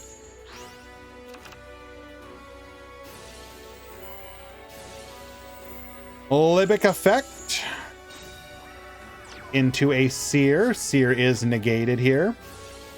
Symbol Skeleton is going to be able to bring back the Dingirsu. Get sending. Seer effect will still respond, however. Attack 1, Dante effect. Add the Seer back to hand. Attack 2, negate. Attack 3, Kiteroid survive. And pass back to Cole. System down, removing everything. It's all got to go. Besides the Nightmare Unicorn, it's all going to come down to that back row. Is it impactful enough to keep us back in the game? Mind of the Plana, delete everything. It's all got to go. Both Dante's going to defense position here. Cosmic Cyclone hitting that last card. It is a dead Cosmic Cyclone. Dante Mill, Fiendish Rhino effect, dumping the Seer. Seer effect, bring back the Scarm. Attack 1, attack 2, and the comeback lethal. Whole winning game number 3. Well done.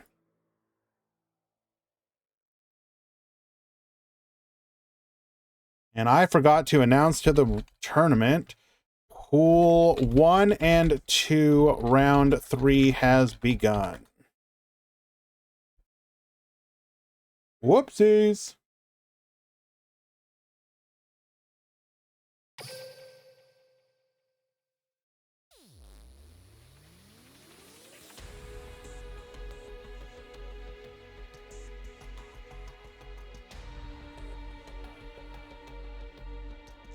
Alrighty.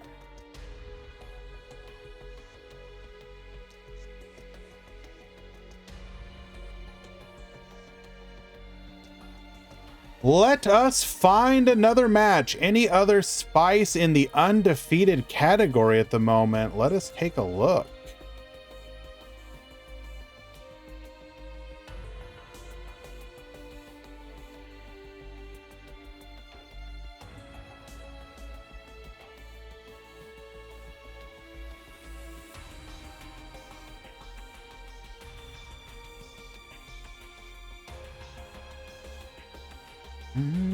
If you are pool 1, you need to check in quickly. I forgot to ping you guys. Pings are always, we always attempt to ping you, but we cannot guarantee 100% ping uptime.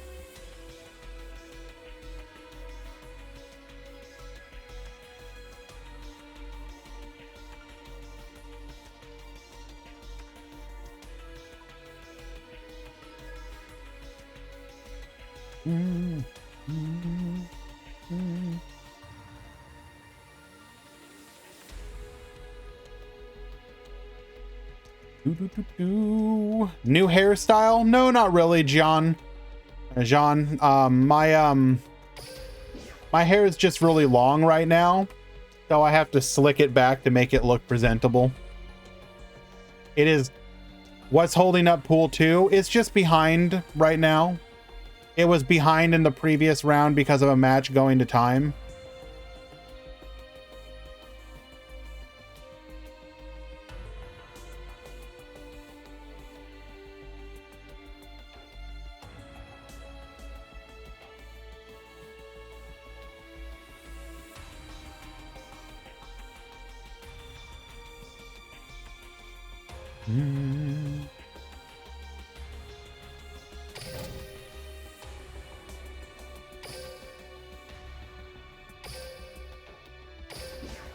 Colby, if you make it undefeated to round 4, I will watch your duel.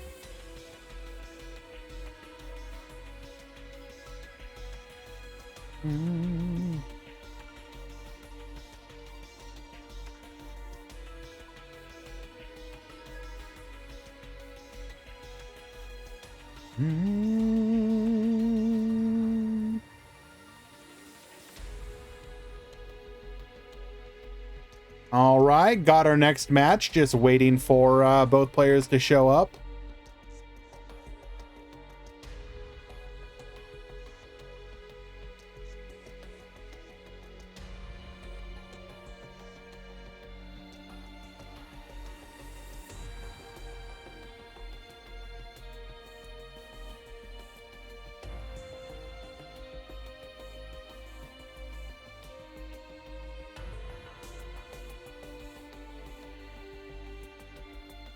Cat, is Red Eyes fun to play now?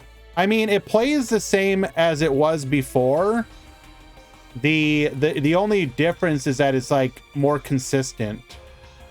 You're not going to have those times where you activate Red Eyes roulette and congratulations, you added a Red Eyes Black Dragon to your hand.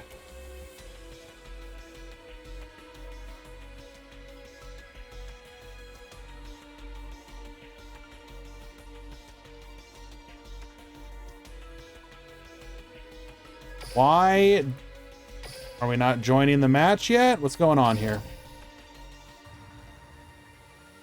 I will say, from the little bit that I played it, I mean, I like it. Red Eyes is a fun Unga deck. You can have a lot of fun when you're just like, I'm gonna Unga the hell out of my opponent.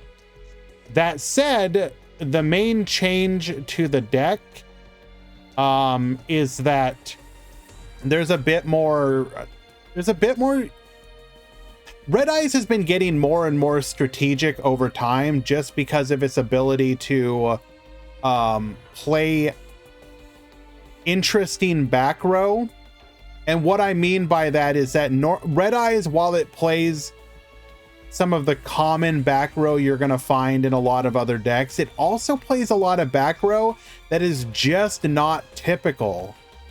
And so because of that, that alone means that you can often end up in a situation where the matches are a little bit more dynamic in comparison to other matches.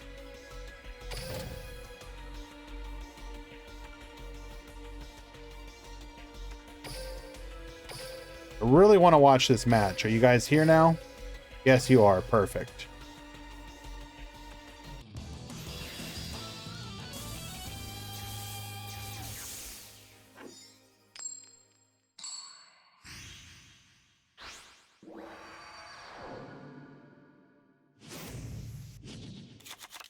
Duel.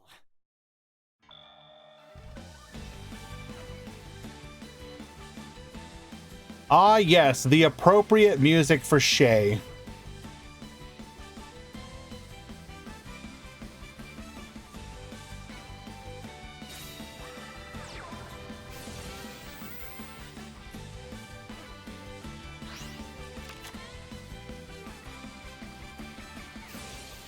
All right, we got ourselves a Red Eyes player versus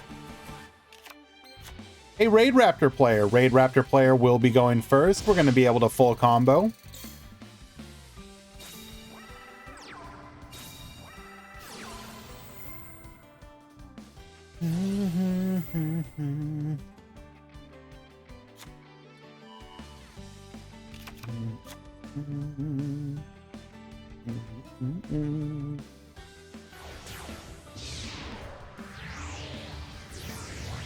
Ooh, this is literally Shay if he...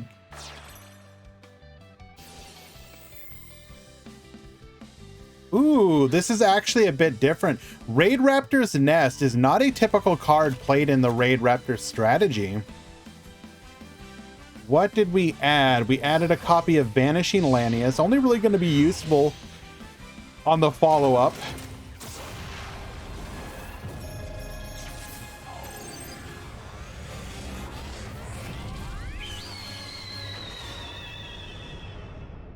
Hello, Zero. Activating Raptors Rising. We're going to be able to detach here and get ourselves a copy of a rank up magic spell.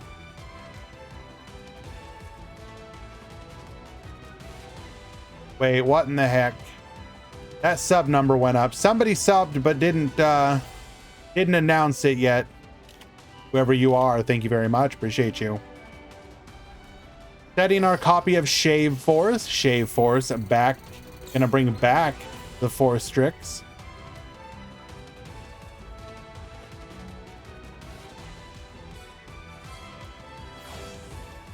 Why is Shay always angry? Would you not be angry if your sister was missing and like your people were like being murderized, literally turned into playing cards? Hello, Sakadetsu.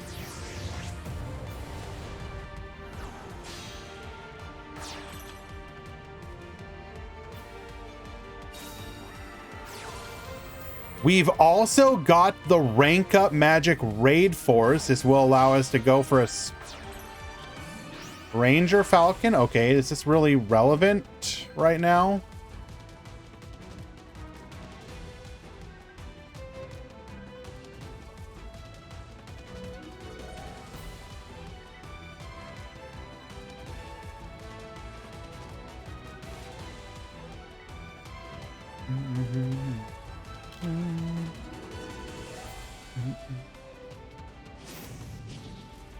Ah, it floats. Okay, gotcha. Activating Red Eyes Roulette, grabbing ourselves a copy of the Red Eyes Fusion.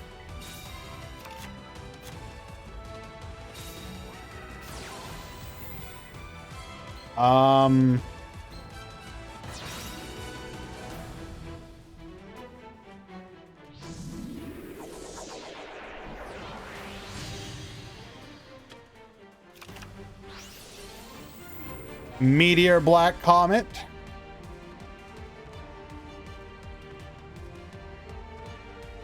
We are going to need Chalice here, otherwise.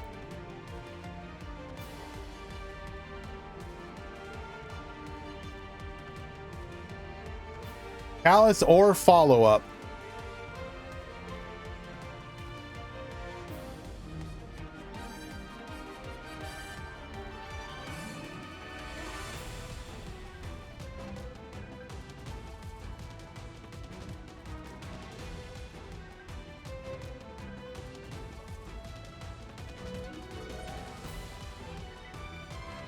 Don't forget, Shay's best friend and sister got permanently absorbed into Yuya and Zuzu, respectively, and he never sees either again.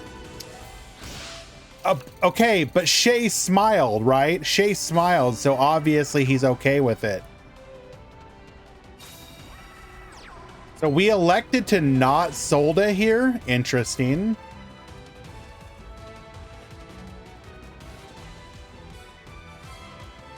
This would have been a perfect time to Solda because we couldn't actually revive this turn.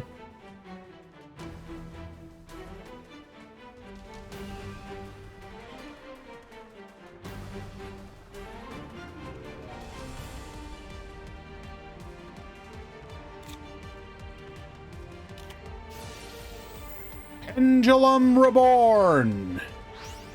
Bring back the Aether.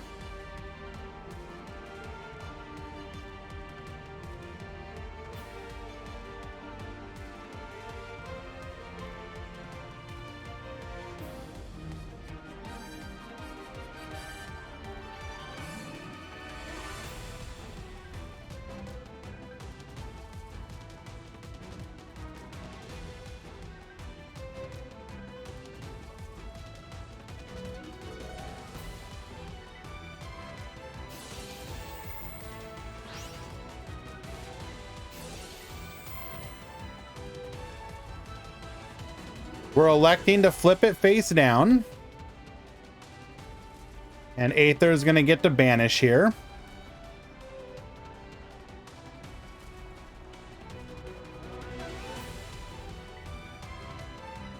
What are we gonna banish? Say goodbye to the Stranger Falcon.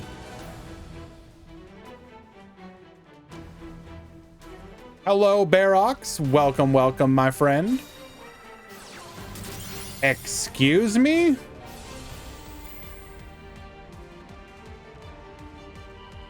Main decked Dark Hole. Interesting.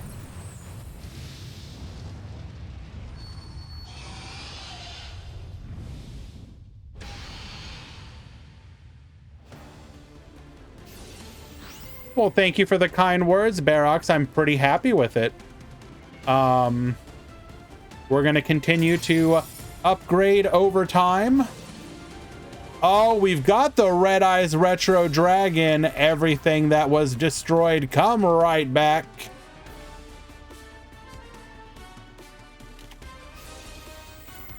Red Eyes Fang with Chain attaching to the Retro Dragon.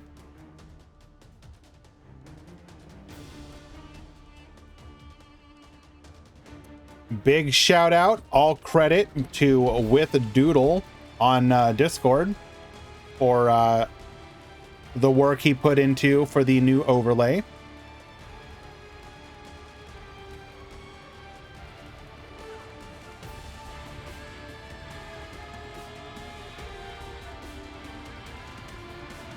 Hello to you, I see you.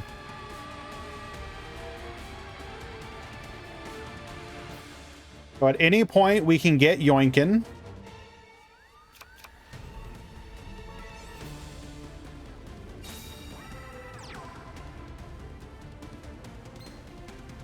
Raid Raptor vanishing Alanius to the field.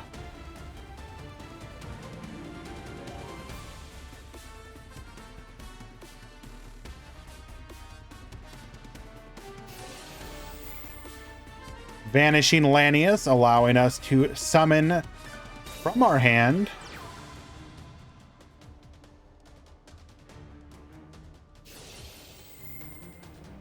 With 2 on the field, we're going to be able to activate our Raid Raptor Nest.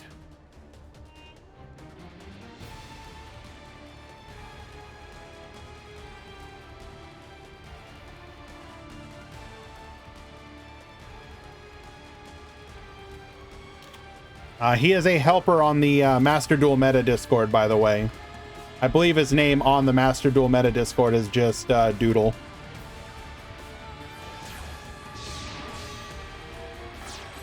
Going for the Malevolent Sin here.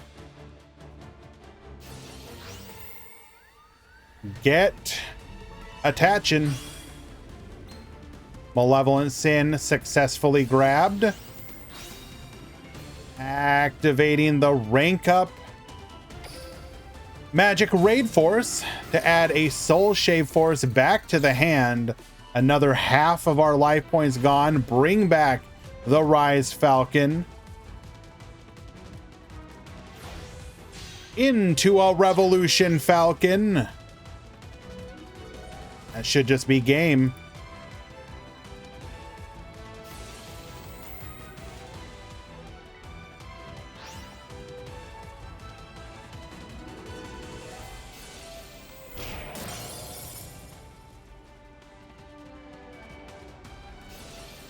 Revolution Falcon reduce and Solda for lethal. Beyond Phoenix will win game number 1.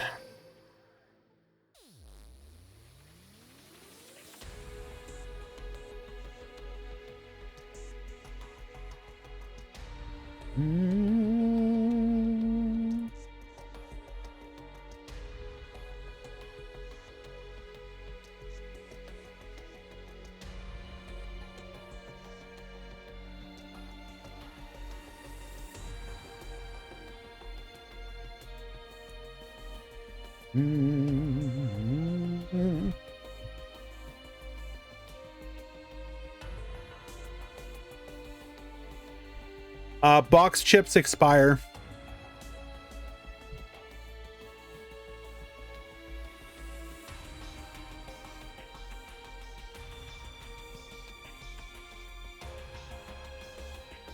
Box chips expire because they probably intend to update the amount of boxes they go for.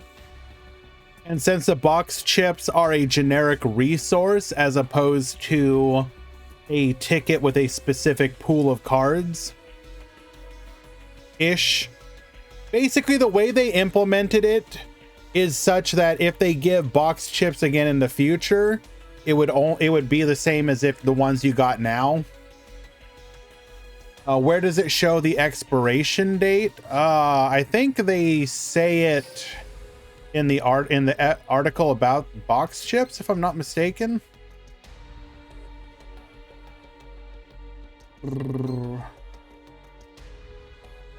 Let me see.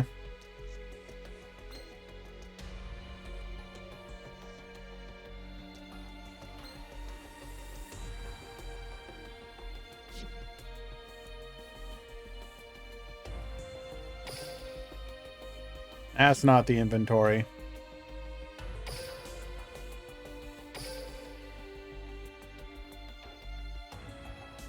Oh, there you go.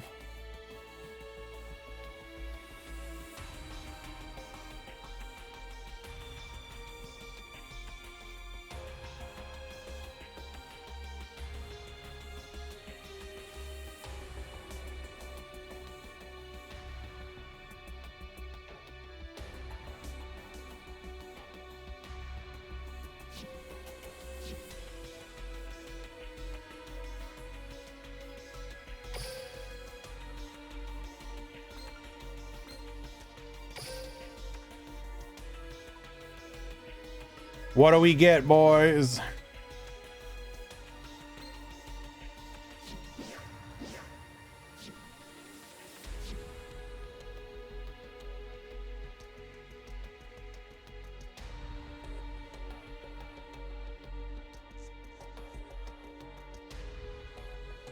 I'm thinking a magic jammer, a book of Taiyu,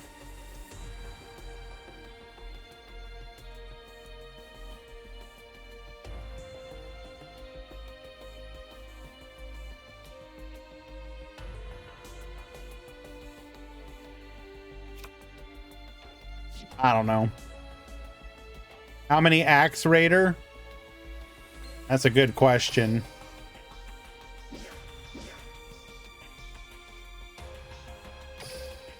Exactly 3.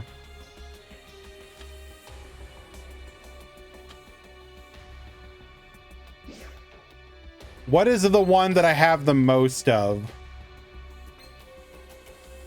That is high rarity.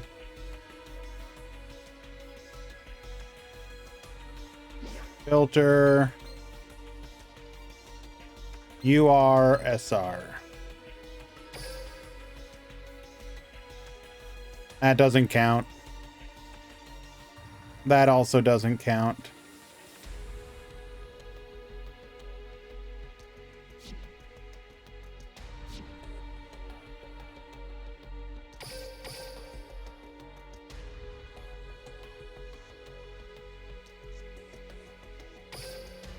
Alrighty, game number 2.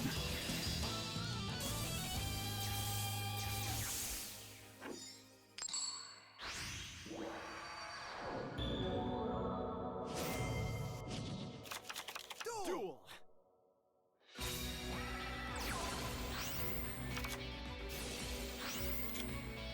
Once again, going first. You love to see it.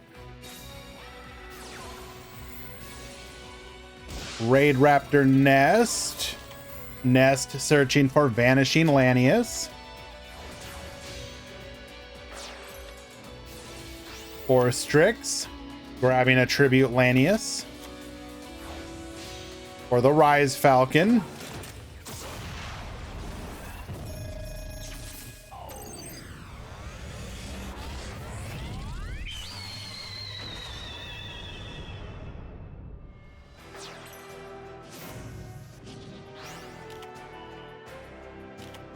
Alrighty, Soul Shave Force is going to get us into our Solda once again.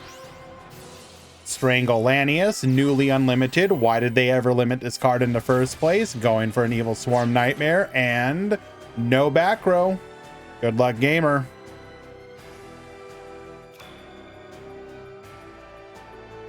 For his board, you need 2 books or 2 chalices. I mean, technically speaking, we only need 1 interruption to start with. If you take out the Solda, then the worst he can do right now is flip you face down, which at least has a body on the field. Rise Falcon was upgraded to rank 6, which means we are potentially ready for a satellite cannon play.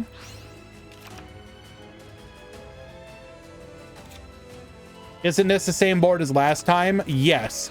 The Raid Raptor board tends to be very similar. You will usually see this board every single time.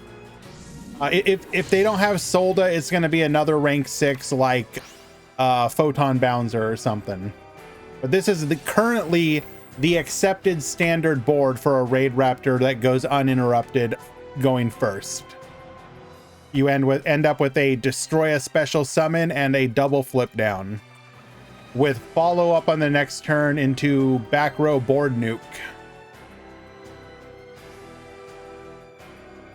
Just run Dark Hole. That's unironically, we are probably heading into a meta where cards like Dark Hole are absolutely going to be played. Unironically, for sure.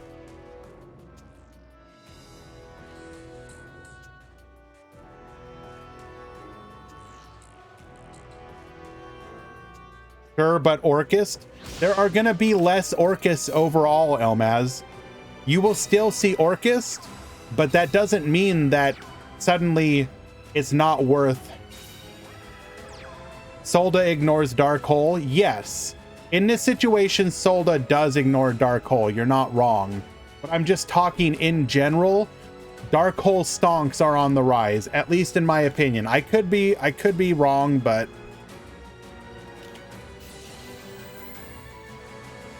Pendulum Reborn. Once again, we are going to be able to bring back the new addition to the deck, Aether. Aether has been subbed in over Mana Dragon Zernatron. Saw a Trickstar player playing Double Dark Hole just top main phase today. We also had one, I believe, in the Meta Weekly. And it might even be the same player.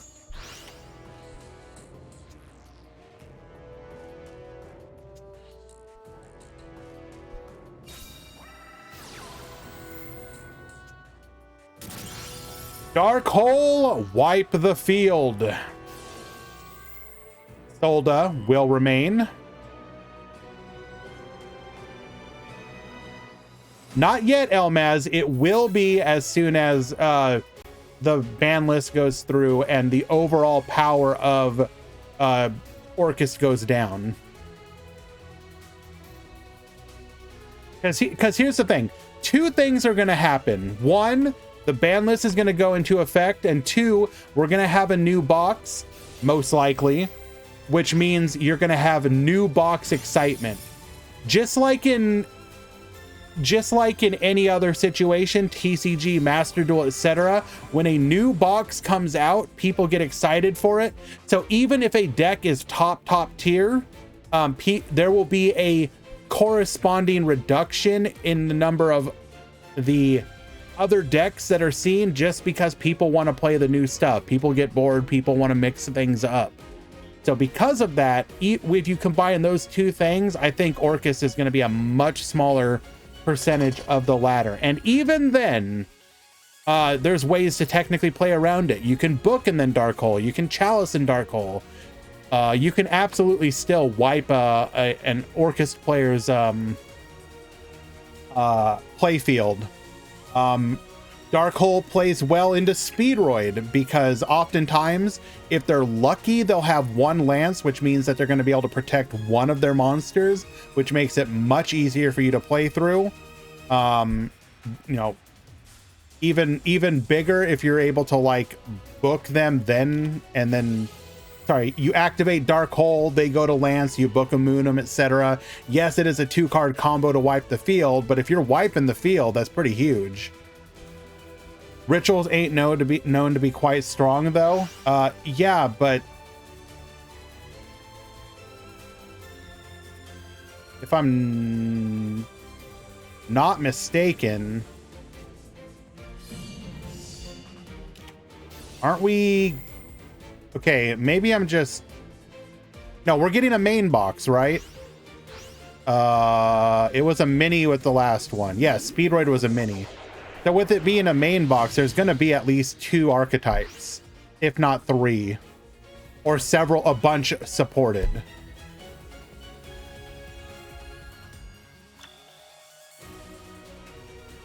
Alrighty, we have successfully played through all of those negates, flip downs, dark holes, and completely reversed the script. Borreload Furious Dragon, Archfiend Black Skull Dragon. This is lethal.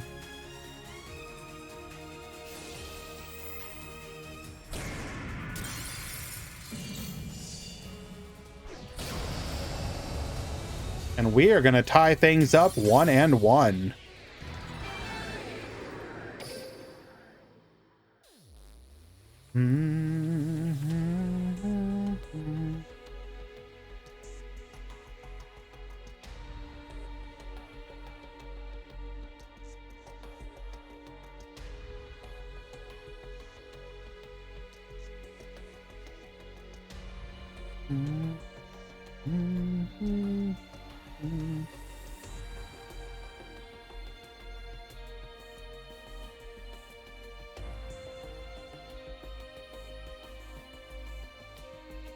When's the new selection box? November? No, we should have a selection in the next month, actually, if I remember correctly.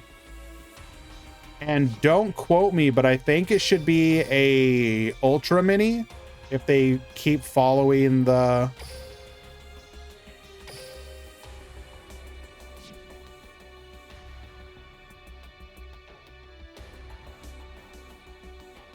What OP card will the selection bring? That's a good question. Who knows? I mean, you literally can't tell. It could be anything. Why don't we head over really quickly to the website. So far, they've all been like... Okay, let's assume it's going to be a trap, like a Giga Broken trap. So let's go take a look. So filter by not released, trap. What iconic trap might it be?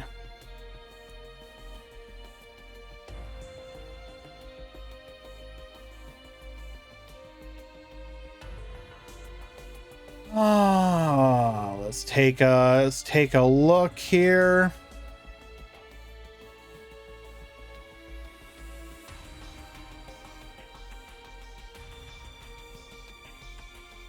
So we want it to be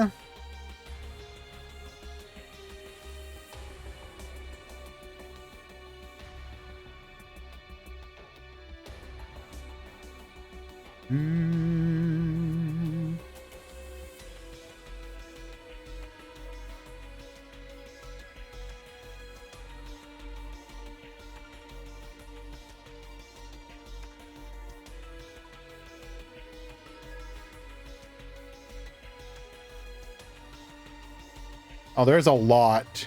Oh my lord. I don't know if they're going to add something like I'm hesitant to think that they're going to add like impermanence. Honestly speaking. All right, next round ready, or next match ready to go. Could it be something like Ice Barrier? Permanent reduction to 0? No, it's a battle trap. I don't think that would get people excited.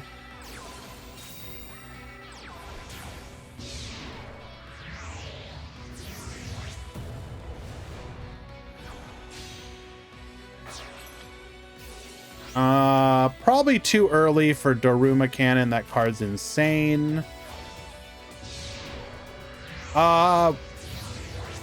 Lost Wind, that's not a bad one. That's actually not bad at all. Lost Wind is both a strong card, but not like broken to the point of like it would like ruin the game. Although that would be like an automatic 3 of in every deck, wouldn't it? My God, that card would be insane. Well, actually, if it's competing for the limit 3 slot,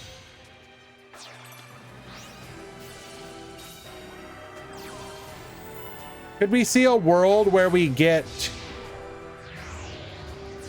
Dogmatica Punishment as a limit 3?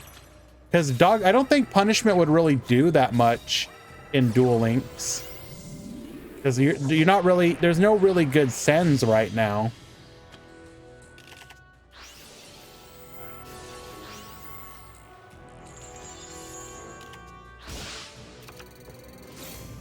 We can send all the fossil fusions though. Yeah, but that's kind of funny.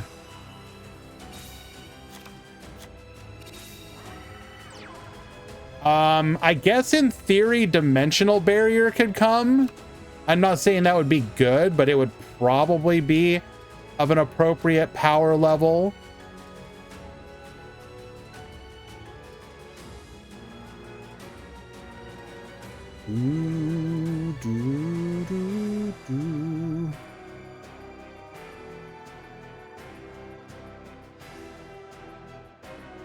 What else could we bring?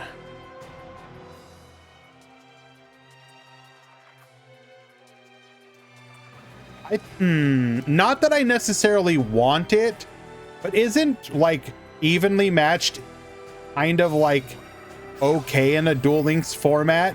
Because by giving up your battle phase, that means that you'd have to rely exclusively on hand traps to not just get like destroyed on the following turn.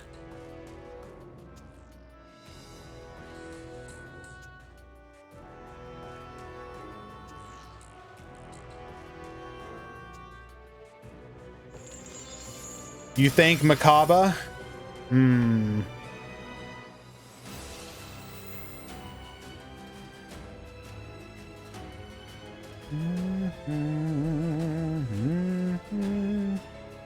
Find.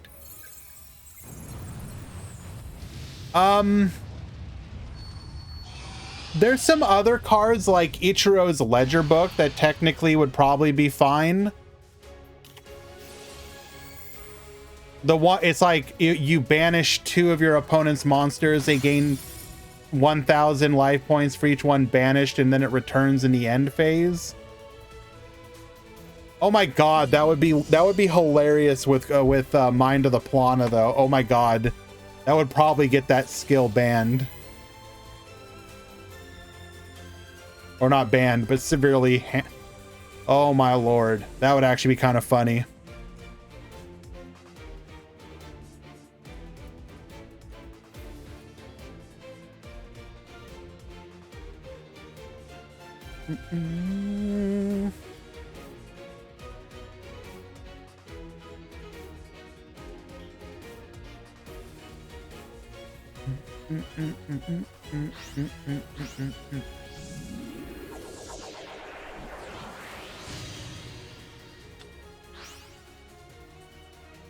All right, how are we looking on the round? Looks like both of the rounds are just about done. I would be very cautious about a card like Effect Veiler Carrot. Hand Trap.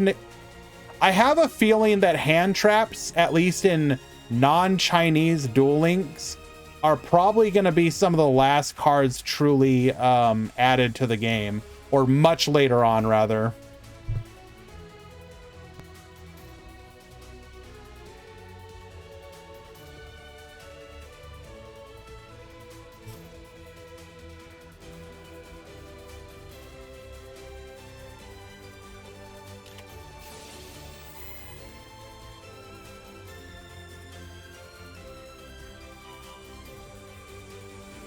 Hopefully Duel Links never needs them, one of the best parts of it. I mean, yes, but they may just feel like, oh, we're going to eventually add them just because the inevitable march of time.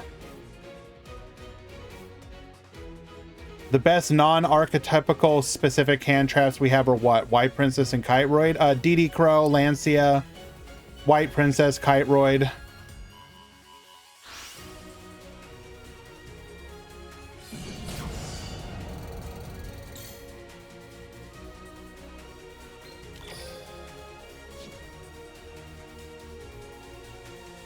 We have Troll too. Troll? Pool 1 looks like you guys have started. Tournament Pool 1 round 4 has begun. Last round of Swiss.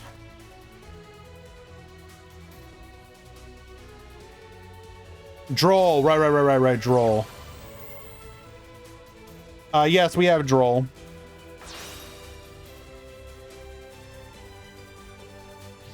Droll just isn't worth main decking. And even it's like not even worth side decking.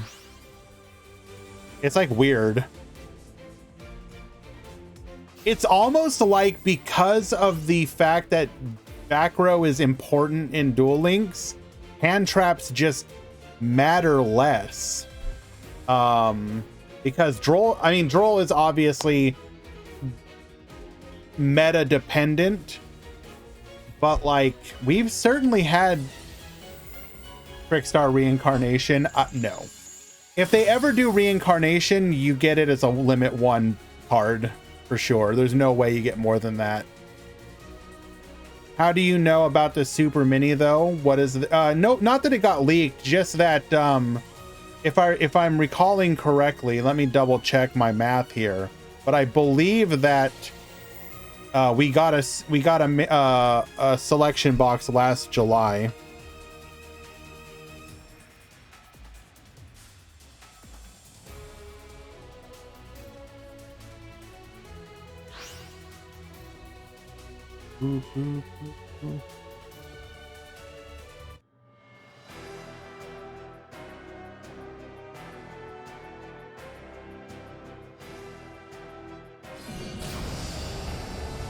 So in July of 2001,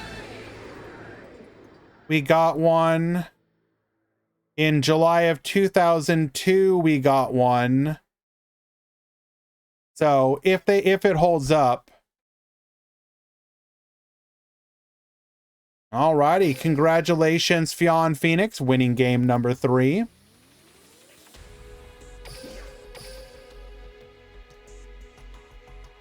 I didn't mean 2001, 2021 and 2022. Apologies for the misspeak.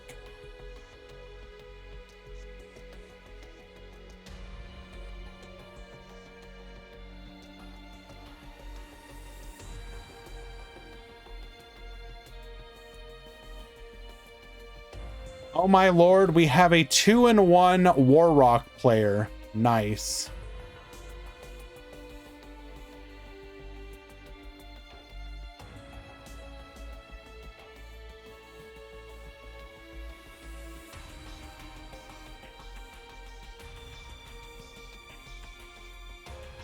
How many 2-in-2 will top? Maybe 1.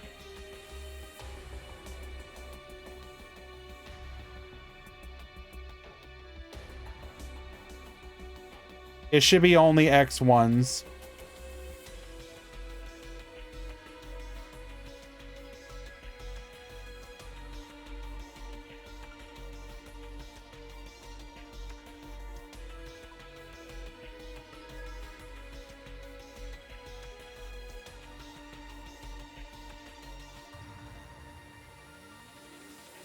All right, looks like pool number 2 is complete as well. Just push that through.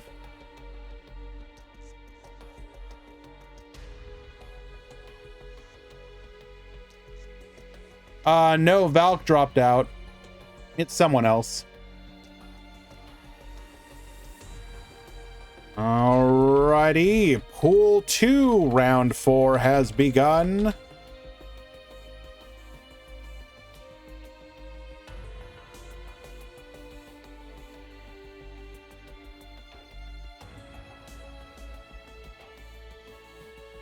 Alrighty, we are in the final round of Swiss. We will finish this out, then have the top cut breakdown for the top 32. All X and 1 should top here. Unfortunately, 1 is possible that we may have 1 not, just because of the number of people in the tournament at the beginning, but hopefully by dropping like the DQs like I have, we're going to avoid that.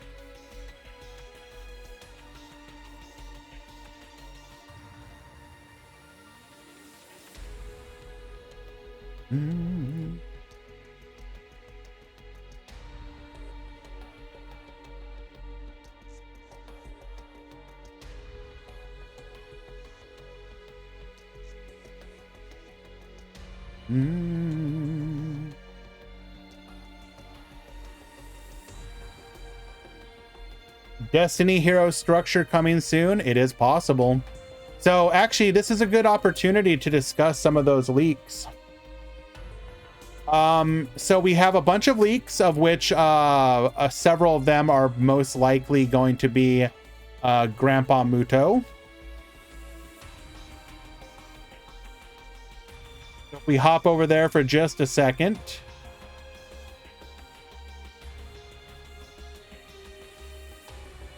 Skill number 1 can be activated once per turn. Increase the attack of all monsters on your field whose original names are Blue Eyes by 500. I can guarantee you this is probably a Grandpa Muto skill.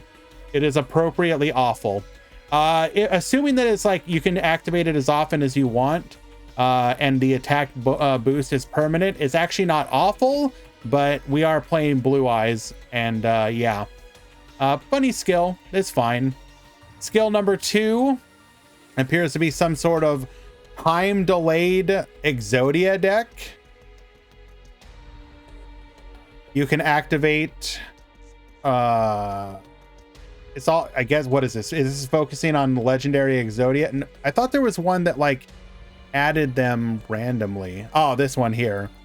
So funny skill, won't be meta, but I don't know. Good YouTube clickbait content. On your first turn, after receiving your first card, and at the start of your second turn, add 2 Exodia cards to your deck. On the third turn, add 1 Exodia. Does not overlap. Also, it can be activated before a normal draw. Instead of your normal draw 1 random Exodia part. Not gonna be all that great, but another way to potentially play Exodia that makes it so that it can't be just cheesed out on turn 1. I don't know. Thematically appropriate, won't do anything. One that focuses on Sinister Serpent is kind of hilarious. But it is a draw phase effect replacement with 2,000 life point cost, so does not matter. Level skill, once per duel, discard 1 monster from your hand, add 1 level monster to hand from deck, and send 1 or 2 monsters from your deck to the graveyard so that the sum of their levels is 10. Then select up to 3 monsters in your graveyard something. Is that hinting at maybe the new Armed Dragon stuff? No, I don't know.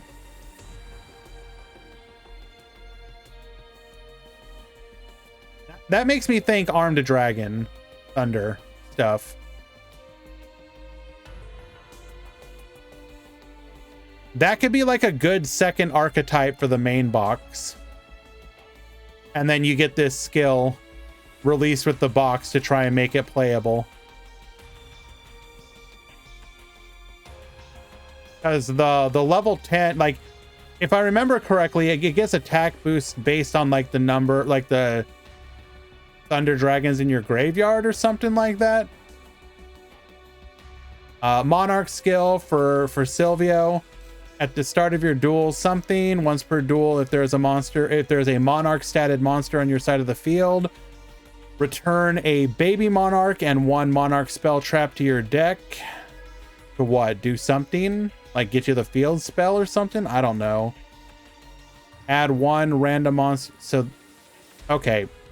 Without knowing exactly what it does, it's hard to judge that.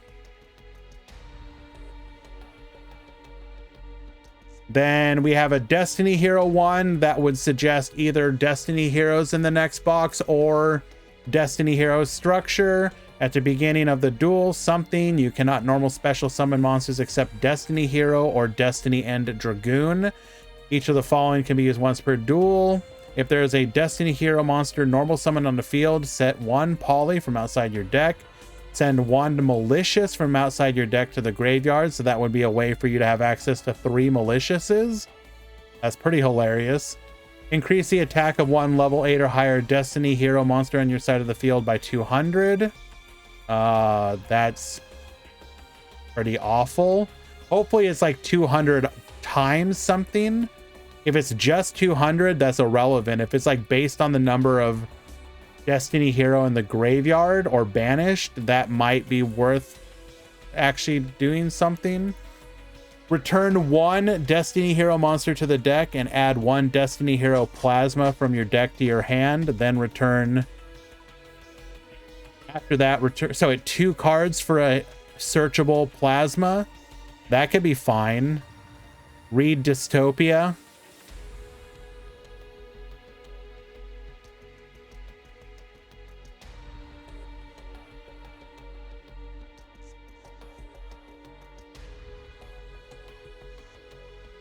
If this card is special summoned, you can target one level 4 or lower Destiny Hero monster in your graveyard, inflict damage to your opponent equal to its attack, so it would be halved.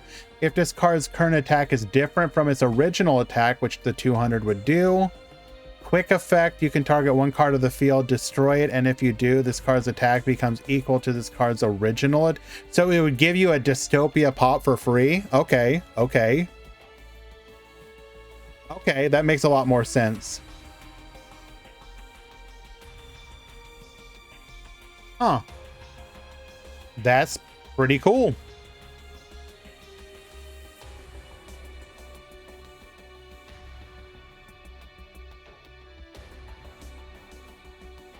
Alrighty, let us find another match.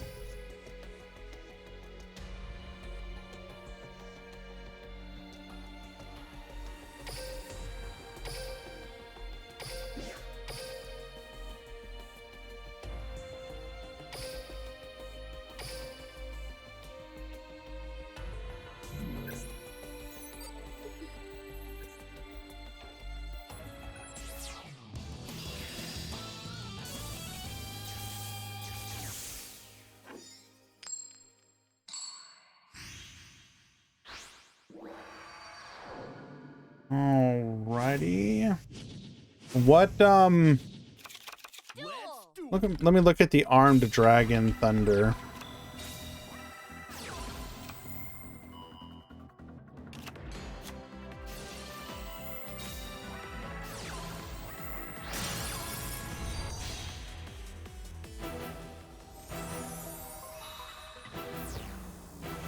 Oh boys, it's been a while. Brickstar, Holly Angel, Candina, minus 100, minus 200, Keck W. Holly Angel Trick, get Baboostin, Corobane to the field, and we will scoop. Okay, then.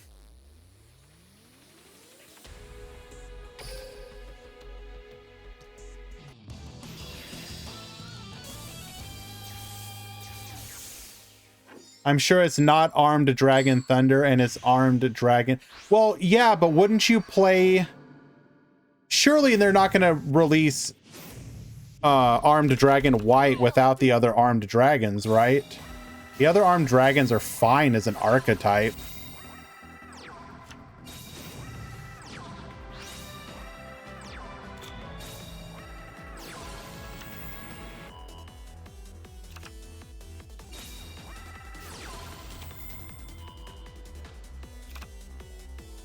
I would be shocked if they're actually afraid to give us Armed Dragon.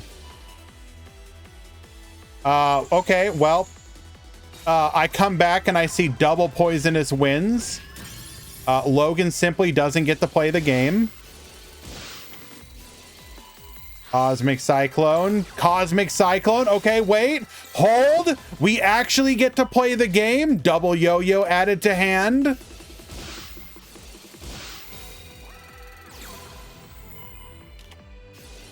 And we get IDP'd. Never mind.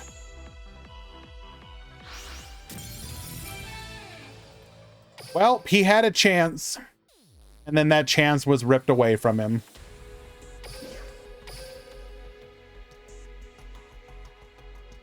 So Armed Dragon level 10 white must be special summoned. You can banish Armed Dragon monsters from your field and or graveyard whose total levels equal 10 to special summon it. And it adds White Veil. Let's go! The perfect self-TK boss monster.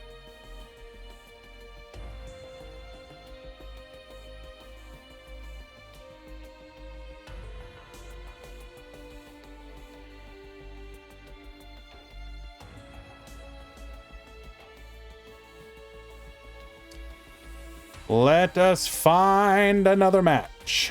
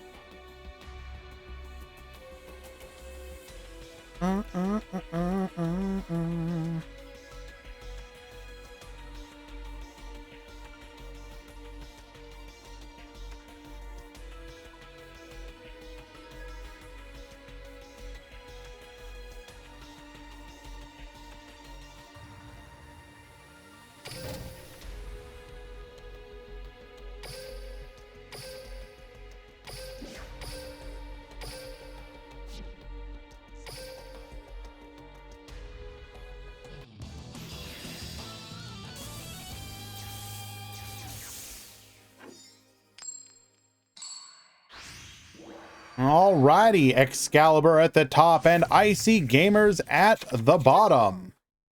You really want Heralds and Duel Links? I mean, Heralds by themselves aren't necessarily an issue. Heralds are only a problem when you get the card advantage to take advantage of their negates, right? Like, for example, if you go first as a Herald player, Ritual Spell, bring out a Herald. Let's say you can like one material the Herald. You have one card left in hand. You can negate one time and that's it. Like, good luck.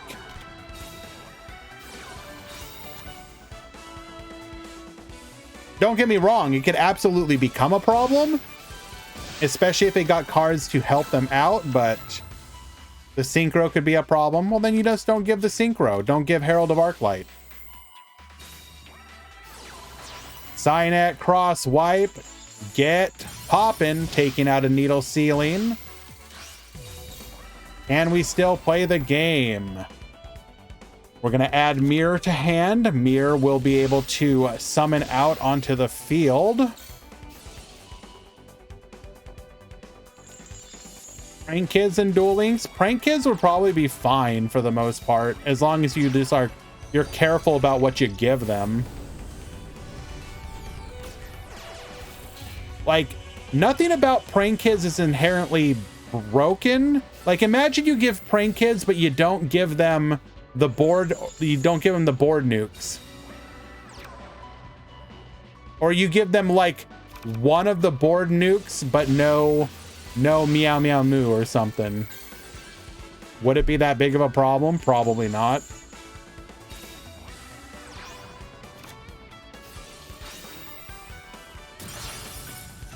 All right, successfully playing through our opponent's disruption here into the decode talker. Adamancypators could come to Duel Links. Ah, yes. Let me excavate 5 of my 20 or my 16 card deck. I wonder if I'm gonna hit any rock cards. Oh, surprise. I hit them all.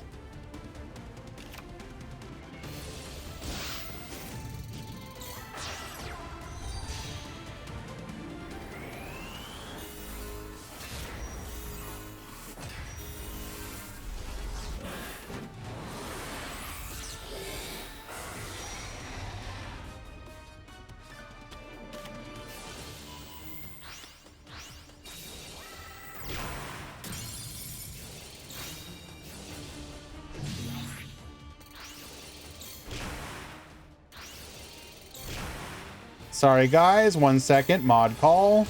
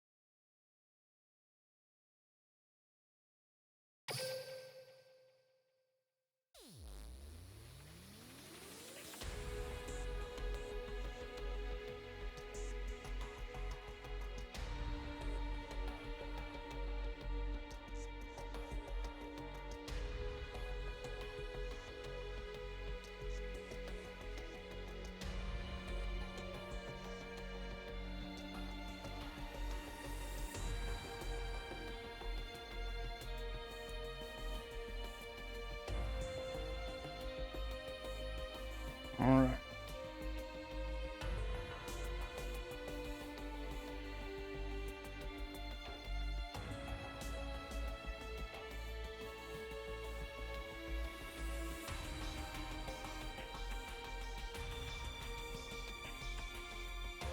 All right. Sorry about that, guys.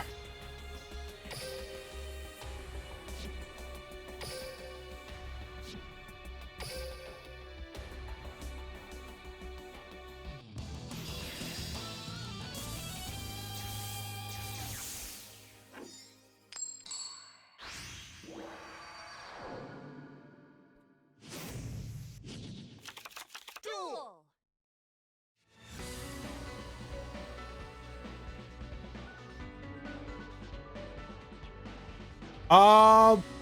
You could make a fair version of Live Twins, I think. It'd be really good in Duel Links, though, but also pretty susceptible to some of the spell.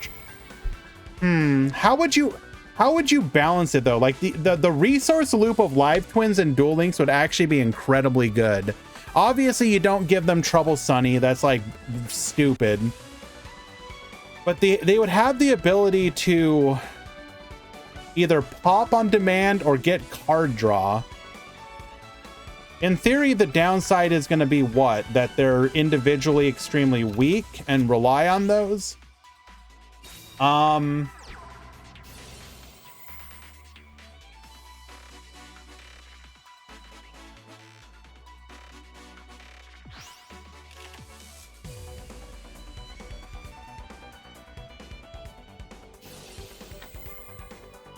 If you were to release the live twin link monsters as both limit 3, would that be enough to keep it fair? So you could only have 2 of one and 1 of the other?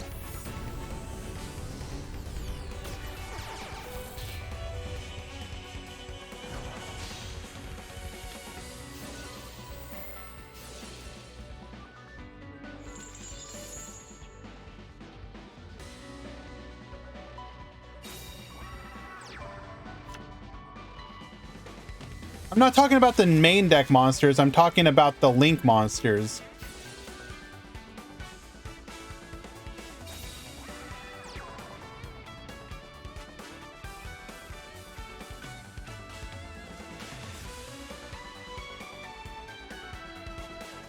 Because if you make it so that if you break the loop, it's pretty much over, I think they'd be fine.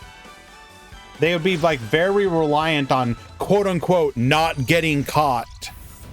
I think that could be an interesting play. Like even if you made them like limit 2, so you only had 1 of each, then as cat burglars, they can't get caught at all, or otherwise, you know, their proverbial goose is cooked. That could be interesting. An interesting play style.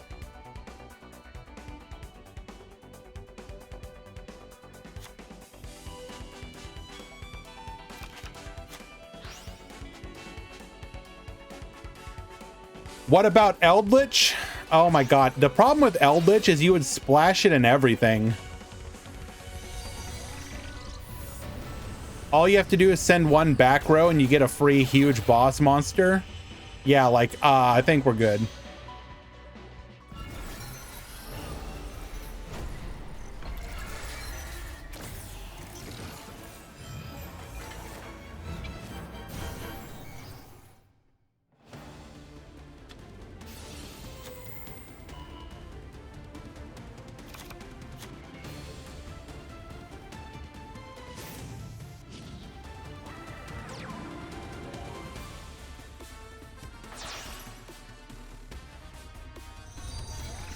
Labyrinth or 2 broken?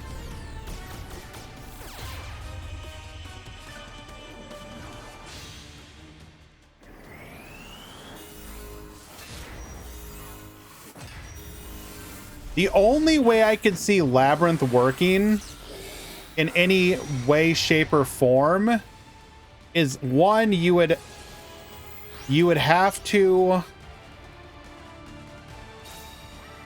You would not release Ariana. Lovely Labyrinth would be a limit 1 monster. You'd release like Lovely as a limit 1. Instead of Ariana, you'd have Ariadne as your searcher. Lovely limit 1. And then you would do like Welcome limit 3. If you did something like that, it's probably fine.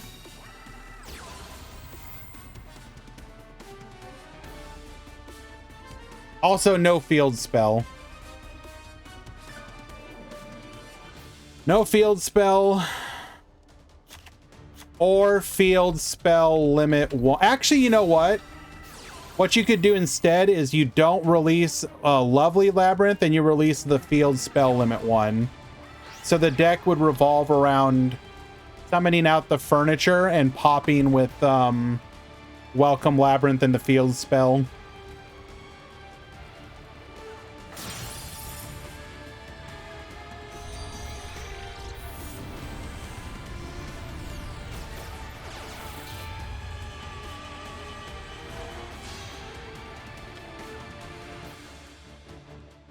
I think yeah, one of those 2 ways. Either make it field spell control,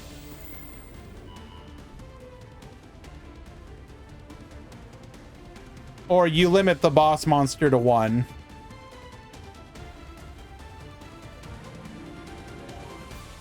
But I definitely think you give it a limit 3 so that it can't recycle the limit 3 traps, or it has to give up something to recycle to play the limit 3s.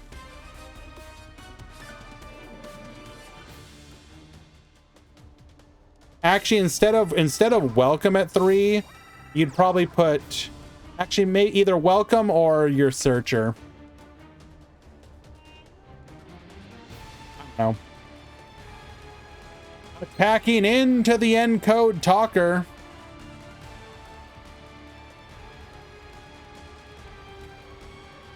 It's fun to theorize about how you would bring certain decks to the game and keep them fair for the moment.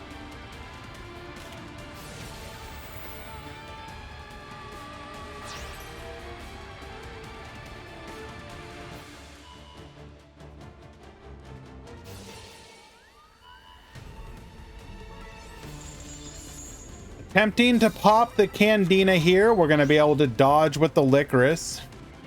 Are we still going to attack in? Do we have Corobane? Have we revealed Corobane? All right. Very clearly has Corobane. Get Baboostin.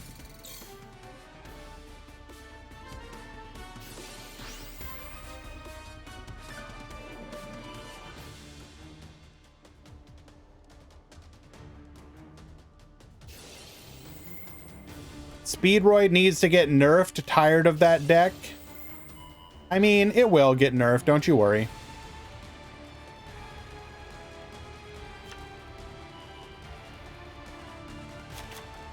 As with all things, the nerfs will come in time.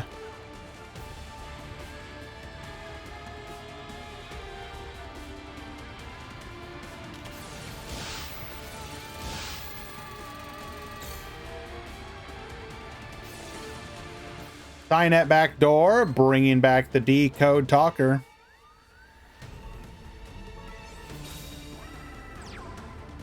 I have a question. Since we know they're going to give us Selena, what are they going to give us for Lunas? I mean, we have no clue. Any leaks for the for which deck in the new box? Not directly, but we can infer a couple things based on the leaked skills.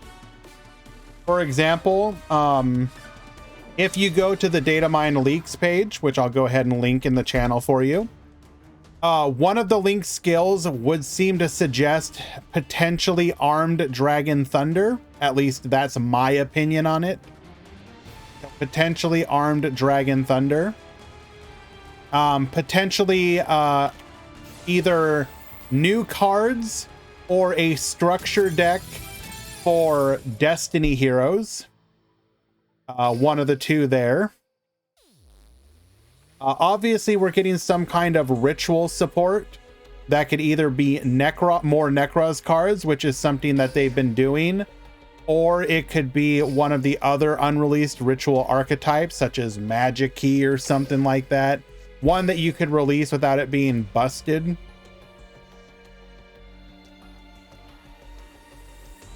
All right, well done, Icy, winning that in a 2-0 victory. Let's go ahead and find another match.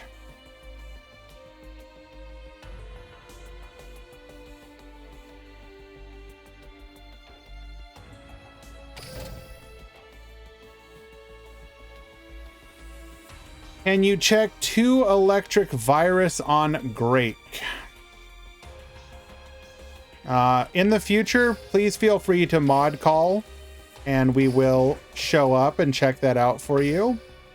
But yes, I can go double check that.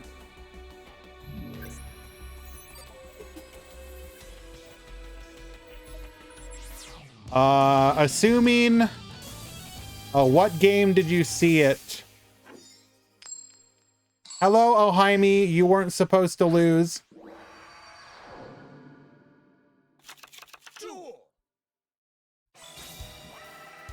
Hello, all fellow Ohimians. It looks legal, though, fastball.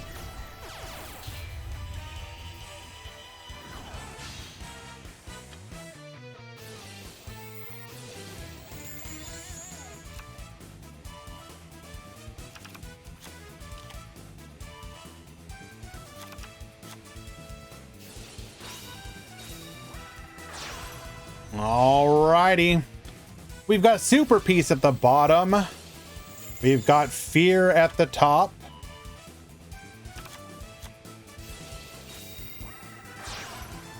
Maybe I was too excited for Salad Talkers. Feels like everything is a bad matchup these days. What did you even face off against?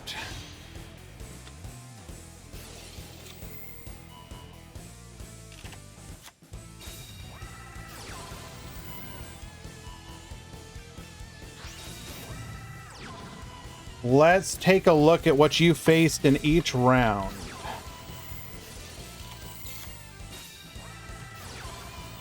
So we faced Rockets and lost.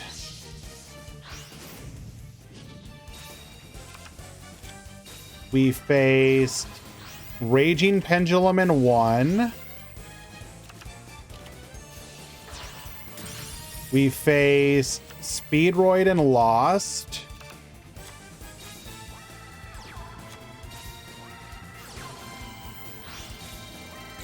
And we faced Speedroid and won. Okay.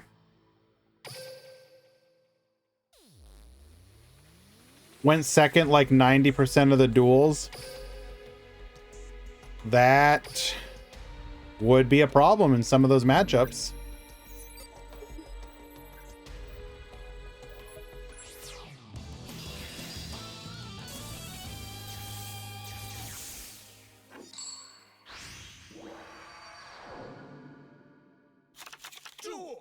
I mean, so it's entirely possible that it was one of those time and a place thing. People forgot how to play against Salad Code. You had a player like Dwan who was piloting it extremely well and just went on a tear that day.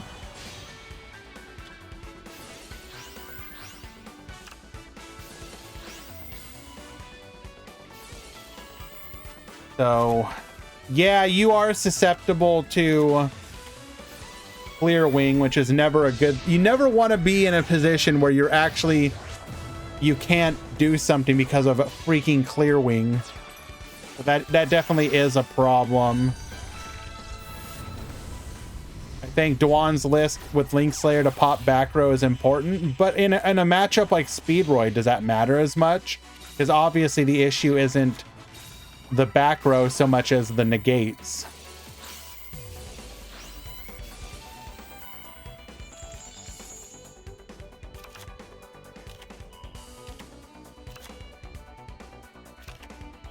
Yeah, it might be a time and a place. Like, one of the reason that people will absolutely tell you to wait, don't like jump the gun on post Banlist changes, is because without fail, actually, Ohaimi, you didn't, and you're just wrong. One of the main problems with is that in the first week after a ban list, everything hasn't shooken out. So like, inevitably, the meta is you never see the meta for what it actually is. Sometimes it's where it ends up going, but a lot of times people will be playing weird decks. So like, you know, for example, if you were to go look at how the Salad Code Talkers did, were they just facing a bunch of like weird people playing weird decks? Actually, Shui, you're wrong. He didn't.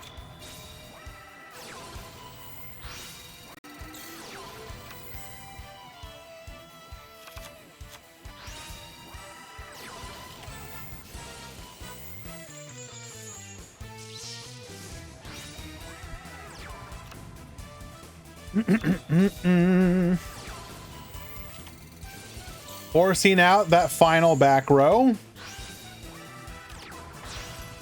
And we're just, yep, dead here.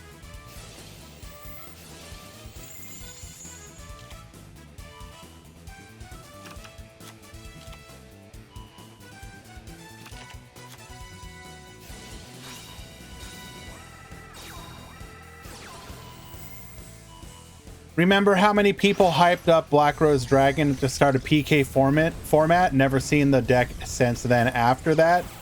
Well, The other thing that you have to consider is that when you, a lot of time people are looking at the tournament formats, and you see the CTC tier list. Yeah, I mean, it seems okay. I don't necessarily have any. I mean, I'd put more decks in Rogue, but it's not an offensive tier list. I've seen worse.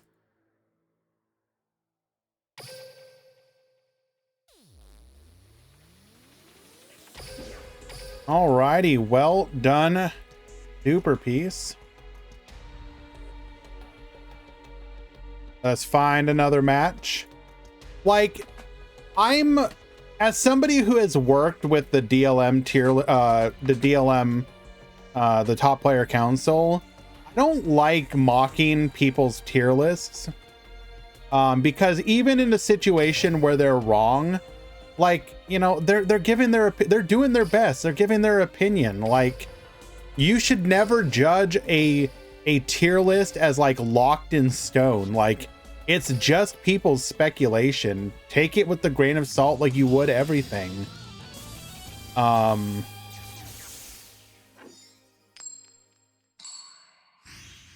Tier list per se is a trash concept. I don't necessarily agree with that, CM Schofield. A tier list, even if a tier list isn't perfect, it gives people a general idea. Like, imagine that you're an outsider, okay? You come into the game, you've come into the channel for the first time, and you're like, hey man, what are the best decks in the game? I want to play the game. What should I go for?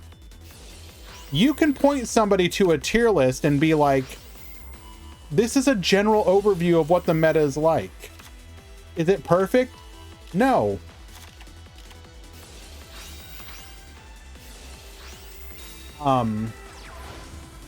It's funny that DLE was always mocking the DLM tier list and always was in favor for power rankings, but now doing the same thing. Well, okay, here's the thing. As despite my feelings, I think that it's perfectly fine to have a tier list.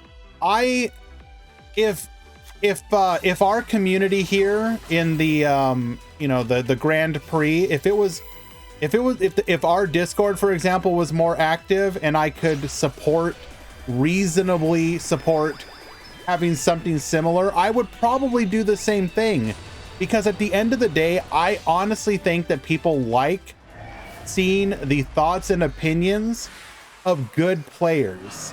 Whatever, I mean, you can mock, like, at the end of the day, anybody playing in these events is like top, at worst, is like top 20% of the player base, right? The worst player that enters any of these tournaments is better than the vast majority of any ladder player, just because they at least have a concept of what's going on. Okay? And so the thought of negate into negate, nice. And people like hearing people's thoughts, at least in my opinion. I know, even I get to see the stuff before it goes onto the website half the time, and I still get a kick out of reading it because, like, it's interesting. I don't know.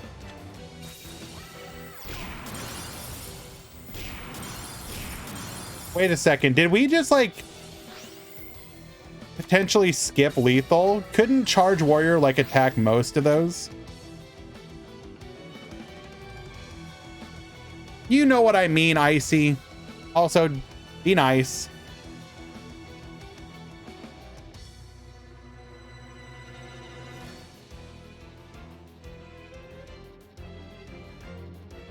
So, I don't know.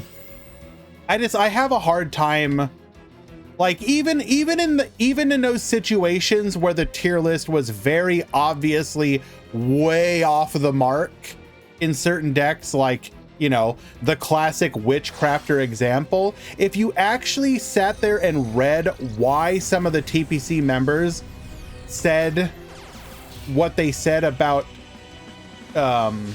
witchcrafters, there was a logic behind it. Was it correct? No, but you could understand where the thought was coming from. And for context, for anyone who's not aware, in the longest time, the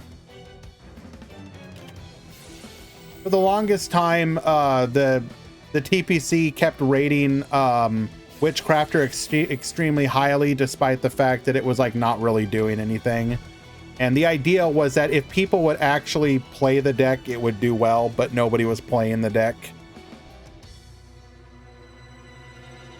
Yes, try a mid tier 2.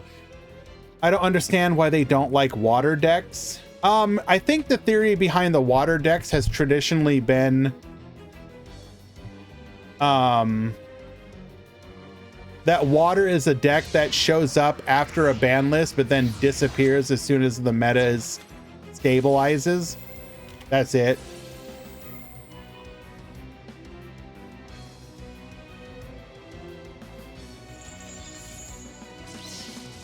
Dingirsu, negate.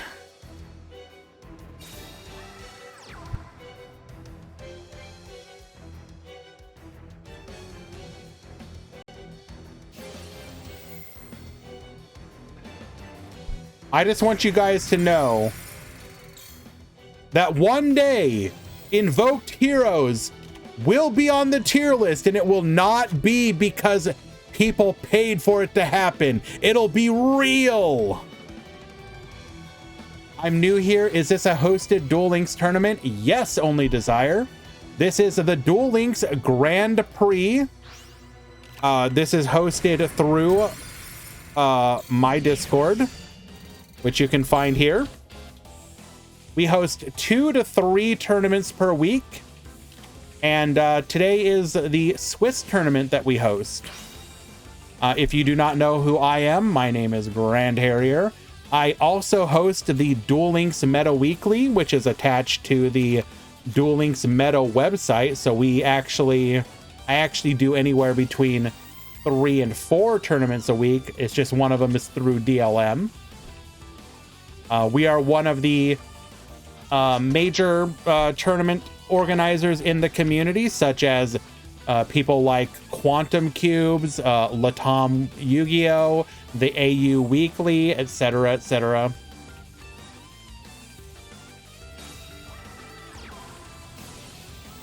And we do thank you for the follow as well. These tournaments are free to join. There are no requirements other than following the channel, joining the Discord. That's it. I mean, technically you have to make a Start GG account, but that's free as well. And that's not for like any nefarious reasons. It's literally just you need an account on the website to use the tournament software.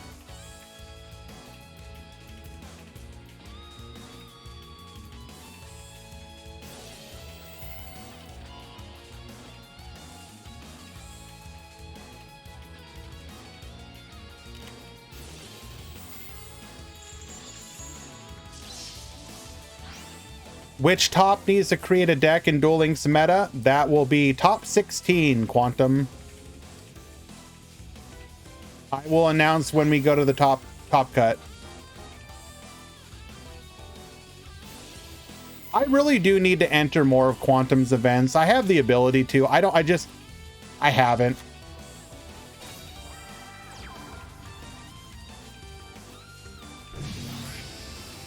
And with that, we get the honorable Sudoku.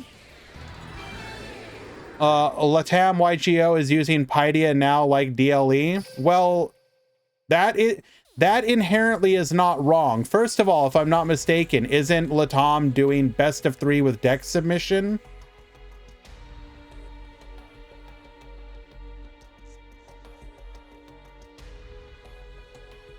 Yeah, best of 3 with deck submission, that's perfectly fine. It's single elimination, whatever, that's fine too. Like, the only issue that I think that format is perfectly acceptable. I host that format on our single elimination event. If that helps Latam host more money tournaments, I mean, I'm all for it. Get it. Not only that, but if I'm not mistaken, Latam hosts when? Like 8 p.m. Eastern, right? It's 8 p.m. Am I correct, CM Schofield? 8 p.m. Eastern or 8 p.m. CST or something like that. It's like it's later on in the evening, if I'm not mistaken, right? Which is a time 8 p.m. EST. Perfect. Yeah, that's a time zone that's not covered very much by the community organizers. So not only are they doing a format that's perfectly acceptable to, at least to my sensibilities, they have funding, and they're doing it at a time slot that traditionally does not get covered. That is fantastic. I am happy. Who is awake at that time? Plenty of people.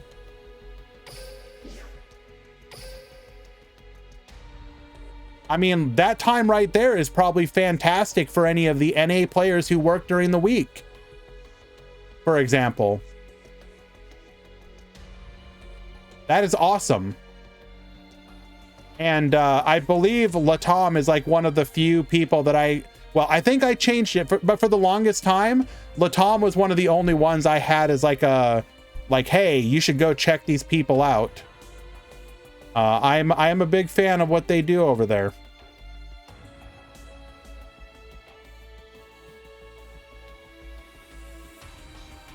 My personal feelings on other Paideia events is how they are run, the nature of them, and other personal issues.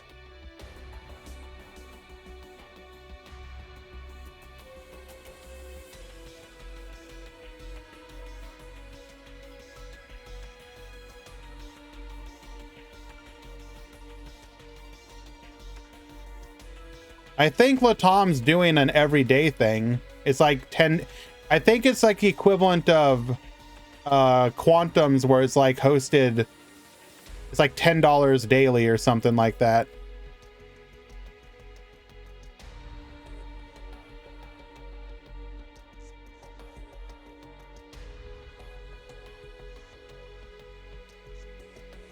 Alrighty, it looks like the Swiss rounds have concluded. So we're going to go ahead and head over to the bracket and double check and see if I accidentally screwed an X1 over.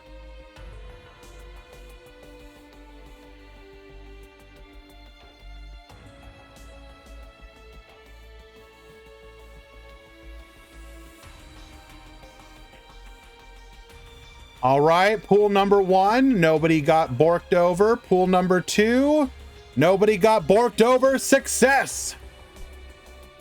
I am incredibly happy to see that.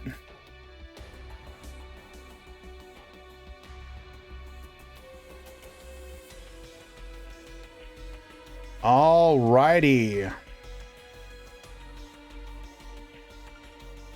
1 second, let me get my message. Tournament participants, top 32 has begun. All X1 topped.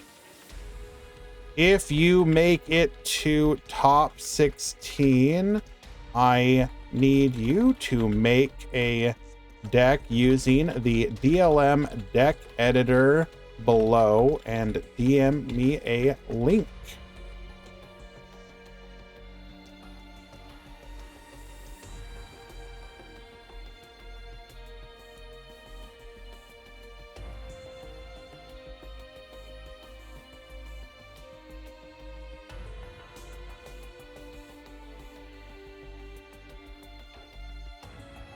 All right, top 32 has begun.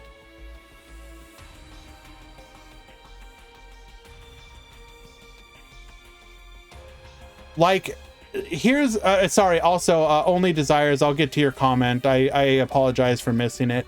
I'm very happy to hear there are still Duel Links tournaments being hosted. I thought that went away after Decade left. No, the community has done a very good job of keeping the tournaments alive. In many cases, there are actually more Duel Links tournaments and more players playing in them than Master Duel tournaments. That, to be fair though, Creators such as MBT have done a very good job of hosting extremely large prize pool Master Duel tournaments. But if you're but like the community in Duel Links is doing a very good job of keeping the tournament scene alive. And it has been doing so ever since the Master Duel apocalypse. What was I gonna say? 1 second, I need to go talk to my mod team. I see you, Metal or Eli. Can one of you do the top 32 breakdown? DJ Zura, thank you so much for the follow. Master Duel, I'm talking about when Master Duel released IK Fire.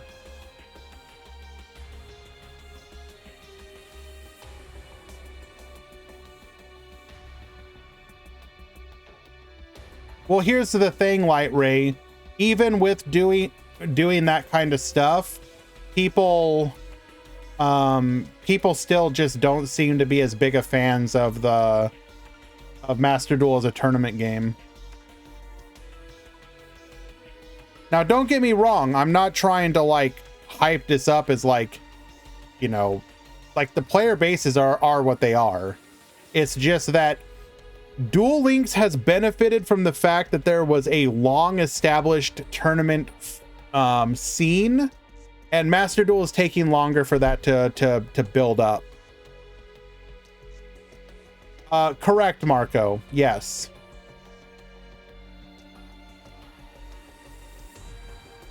If Konami continues to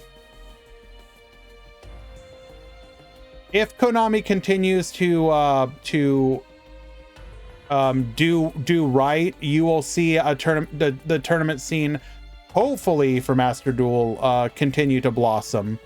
At least getting more community organizers willing to do it.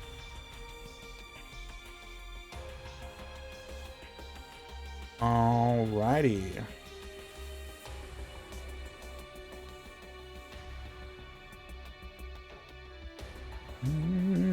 Let us find the first match of the top 32 to watch.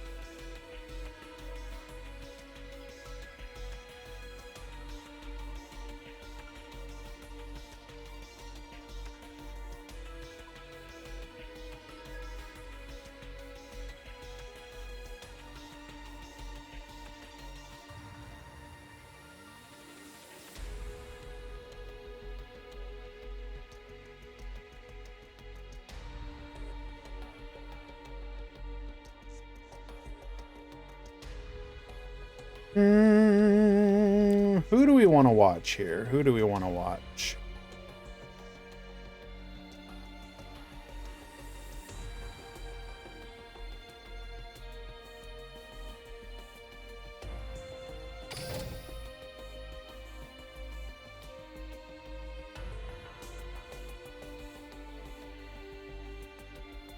So, Aaron, out of curiosity, if you go first, build your board like with a bunch of negates, and then during my standby phase, chain max C through like a Baron negate protection. What am I supposed to do as player 2? Just out of curiosity.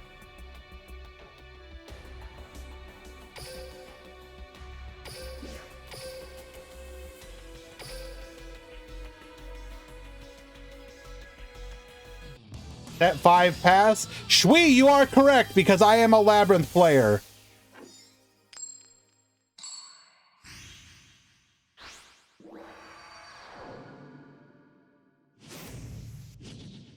Ash called by. Negated.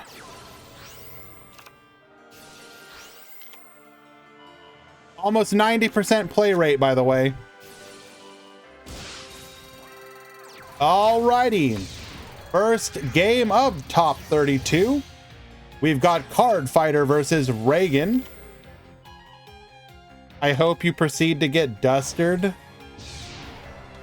Unironically, Couches, when I was actually playing Master Duel fairly regularly, I swear to God that stuff happened like every other game. I would go first, you know, set my 5, Without fail. Harpy's Feather Duster. Click surrender. Move on. Such a fair and balanced card.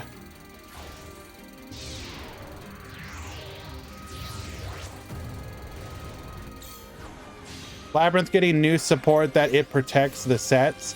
You may be misunderstanding, Marco. Lady Labyrinth does not protect the sets. Lady Labyrinth is protected if you have sets. It's not the other way around. Your back row can still get blown the hell out.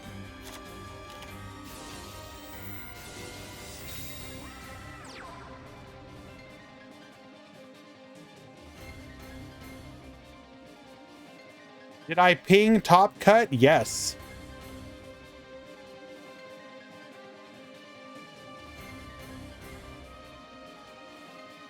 Ping low, you need to check in.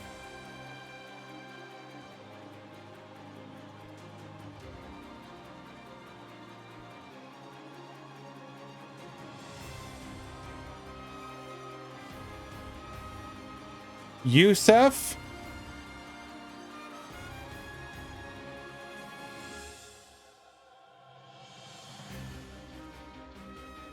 Serenity? Serenity, why in God's name would you not?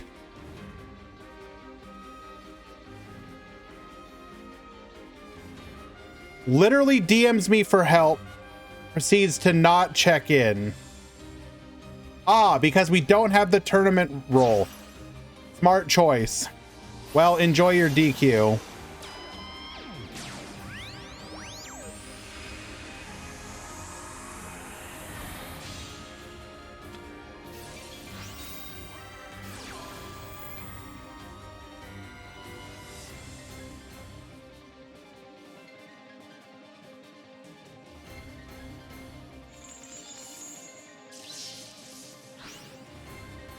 Why are there two of you then?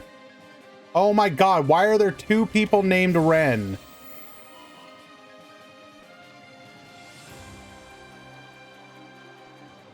Whatever, enjoy your DQ.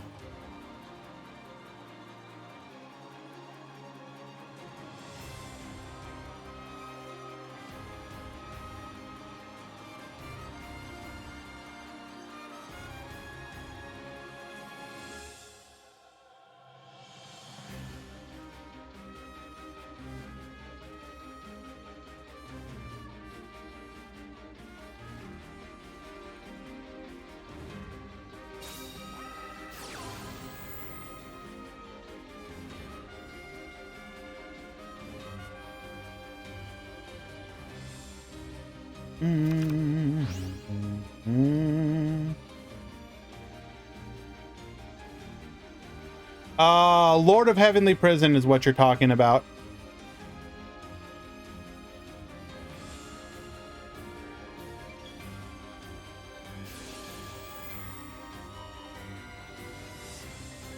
Okay, well, anyways, back to the match. Please ends. It's the fact that Ren asked me for help in the previous round, Serenity.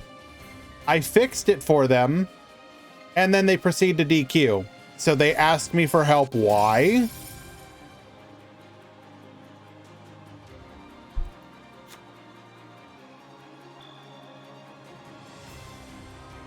We need to be able to get over.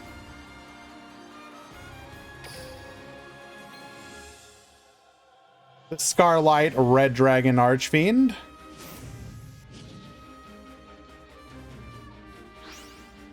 All right. Thank you so much. Metal Overdrive. We have the top cut breakdown. Let's go ahead and get that up.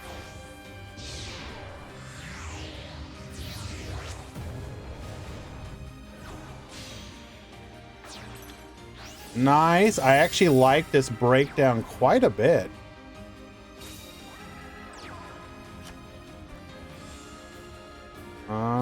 Duel Links Grand Prix 28, top 32.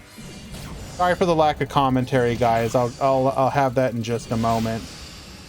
And lethal. Reagan is gonna get game number 1. Well done. Raid Raptor Supremacy.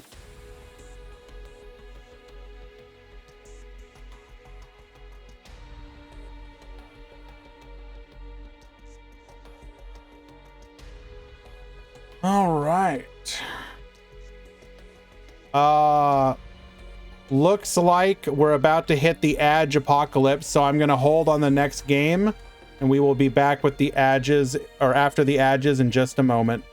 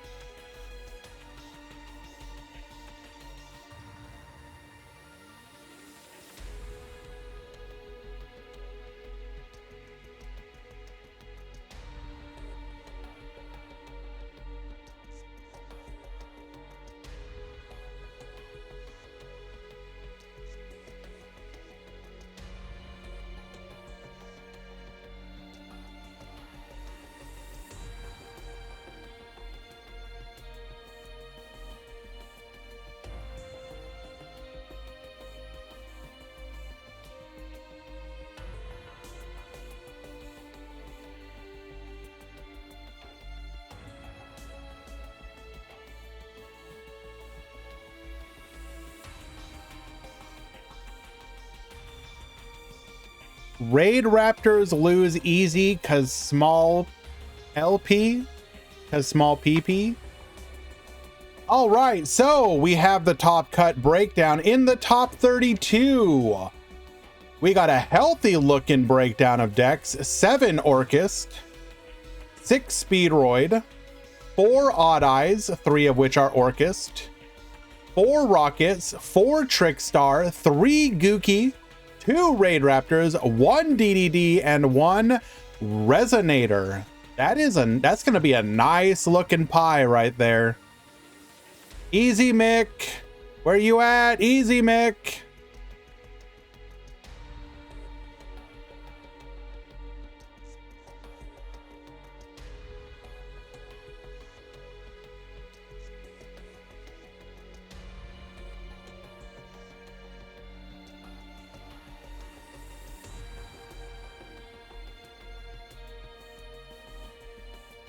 Let us proceed to the next game.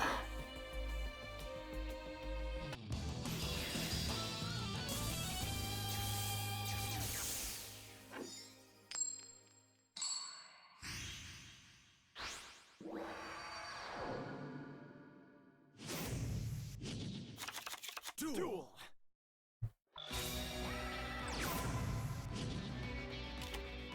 Hard Fighters gonna start things off. Normal summoning.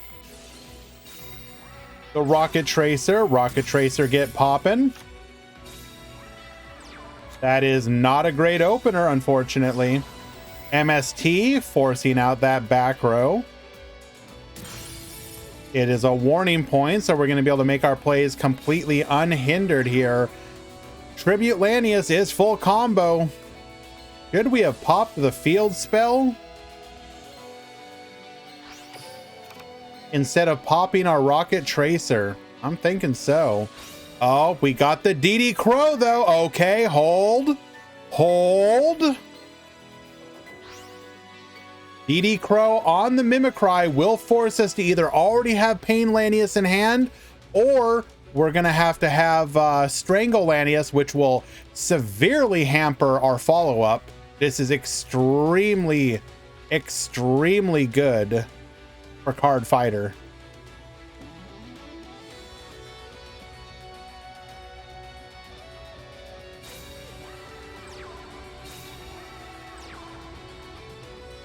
We shall proceed to the end phase. Popping our own Magna Rocket Dragon.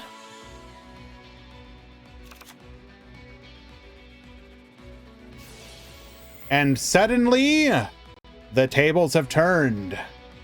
We're going to rely extremely heavily on whatever those back row are.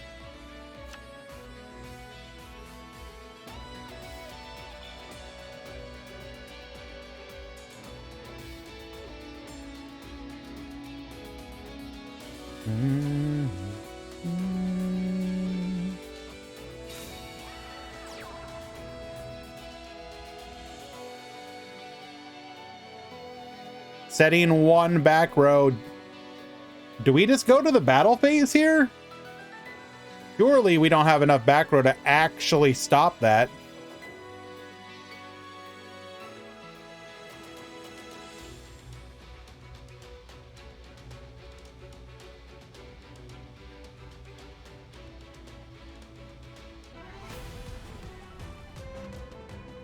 And indeed, that's exactly what we are gonna do.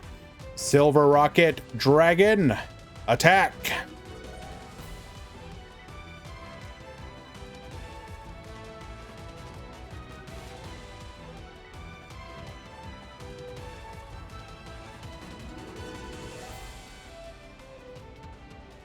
You want to see some gookies? I can certainly try and find some gookies.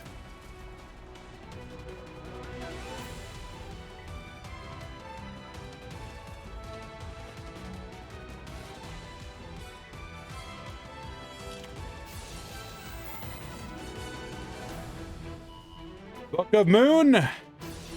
Negate. Hello, City Boy. Good to see you, my friend. We are currently in the top cut. Top 32 of the Duel Links Grand Prix, and just like that, triple, quadruple attack is what we need to force out lethal after disrupting that play with a well-timed DD Crow. That is going to tie things up here. It's anybody's game, anybody's match.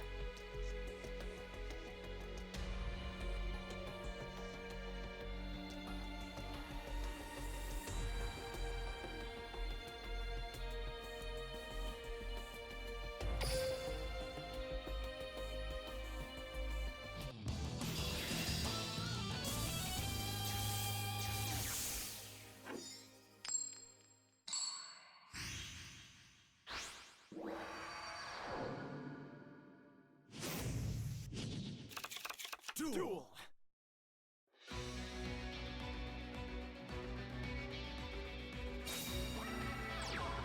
Raid Raptor going first here. It is once again going to come down to, did we open a crow? Mimicry successfully activated. Adding Pain Lanius once again. All you need is 2 Raid Raptors on the field and it is full combo.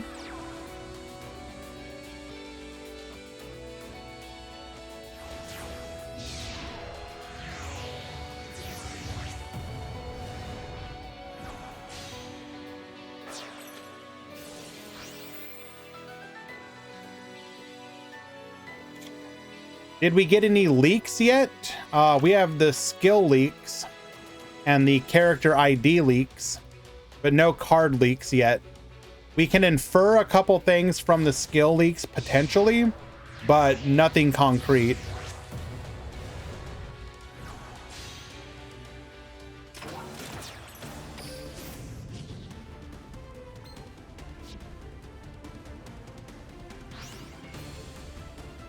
I'll set a card.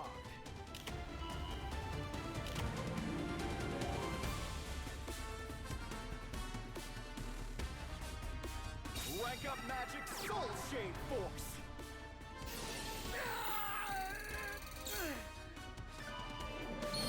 Rise to the sky. Rank 4 Raid Raptor Force Strix. Appear. I build the overlay network. CM Schofield, this is unironically something I will fight you on. Shay's English voice actor is goddamn amazing, and you, sir, need to shut your mouth. Strangle Lanius's effects from my hand. Raid Raptor Strangle Lanius. Strangle Lanius activates its effect. Raid Raptor Tribute Lanius. Watch this. I exceed summon a monster.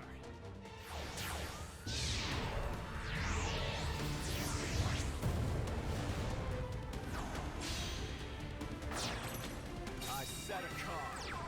I'll set a card. Even if I'm on the edge of defeat, you won't break me. I end my turn.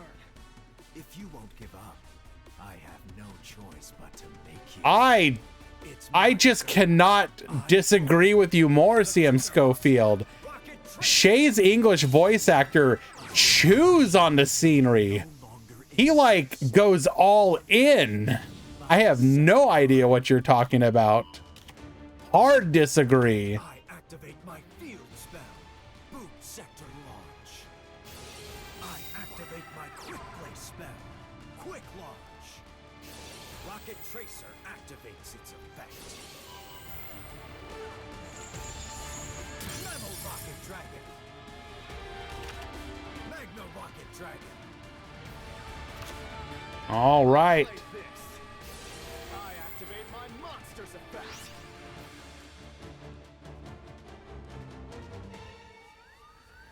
From my hand, I activate a quick play spell. Forbidden Lance here will stop us from being able to flip anything face down. Tune, Hans.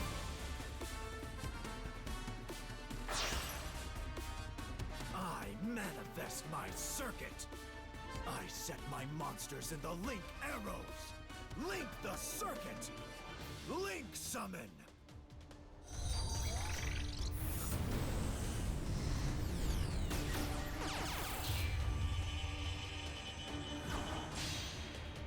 Appear.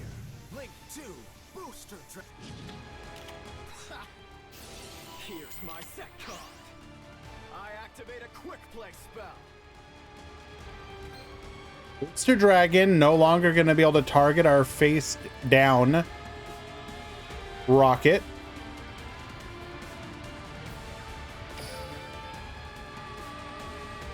This would have nuked the entire column, by the way.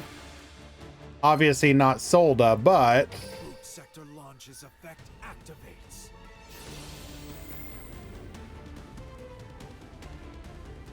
Magna Rocket Dragon. Silver Rocket Dragon.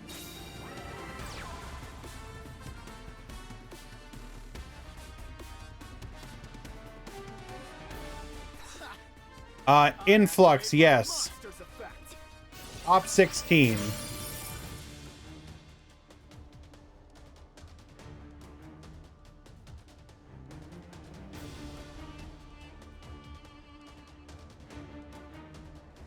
Magna Rocket Dragon's effect activates during this end phase.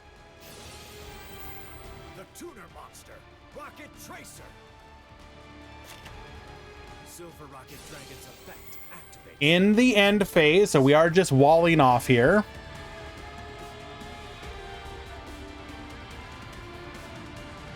Metal Rocket Dragon. Congrats on surviving, but you won't for long. I end my turn. You may be breaking my cards, but you won't break me. It's my turn. I draw.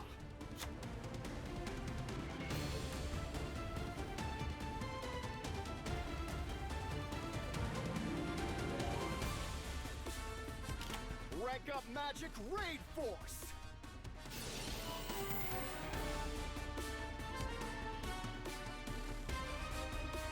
What are you talking about, Kaiba, bro? Lock your gaze on our foe.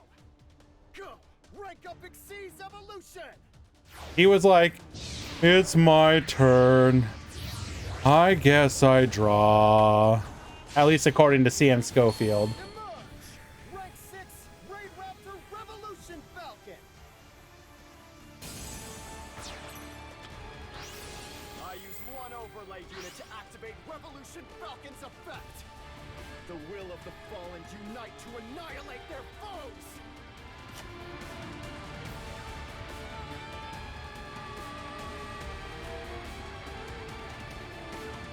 Raid Raptor Strangle Lanius. All right, we are threatening lethal here. Go, Revolution Falcon!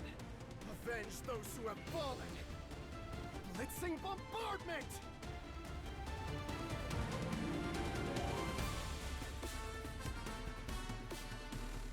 Revolution Falcon's effect activates!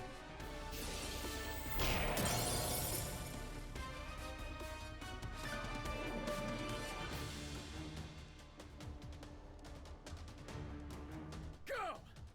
My monster attacks! And attack! Revolution Falcon's effect activates! This will clear every monster on the board, Attack! even the one summoned Activates! by the booster dragon. Activates when it's destroyed. The tuner monster, Rocket Tracer. Everything, every monster has got to go. Rocket Tracer to pop the field spell, that's fine, don't matter. Everything.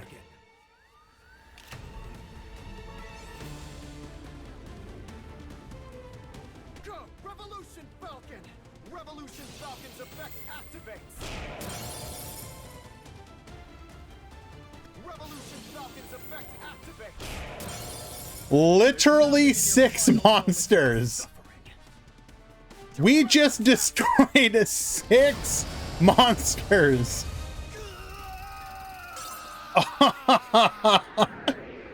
Incredible. Well done. Life isn't easy, but none is tougher than mine.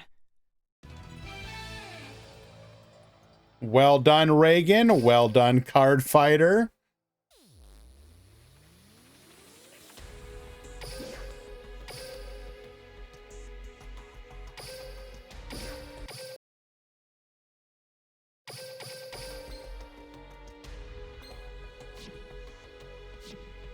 Raid Raptor ugliest archetype. So, just so I make sure that I understand this correctly, you think that the outer entities look better than Raid Raptor, as an example. Just making sure I understand that correctly.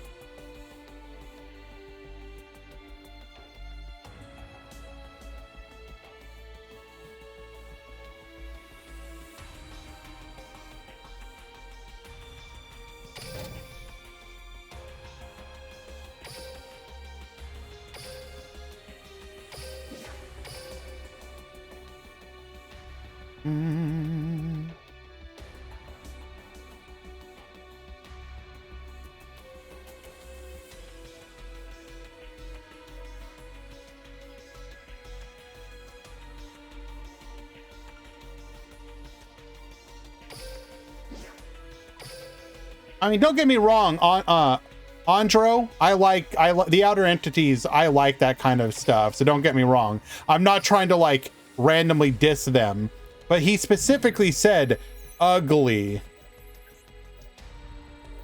Let's bring up an example. Outer entity Azathoth. Actually, you know what? No, that one actually kind of looks sick. Let's go with the Narlia or Narla.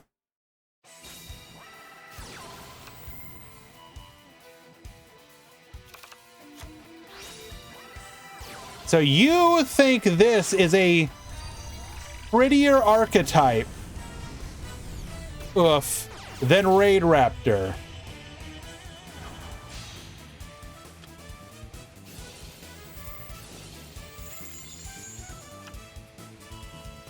It's so pretty. Look at it. It's so pretty.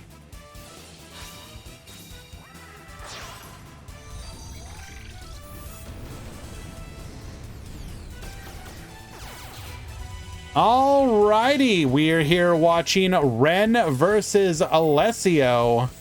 This is gonna be Goki versus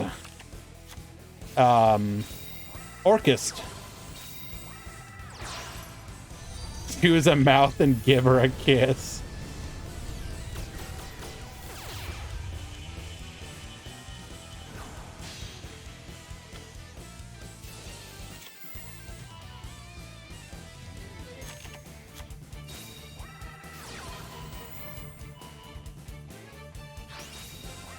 All right, one set back row, Link Slayer activating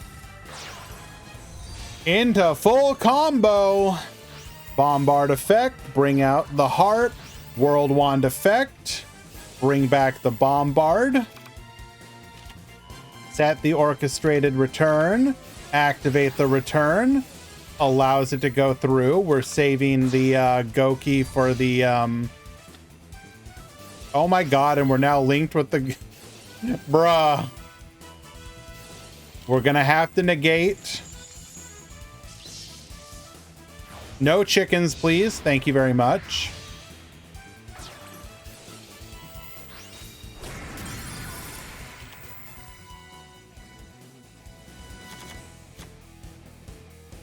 Pass back to Alessio. Cosmic Cyclone.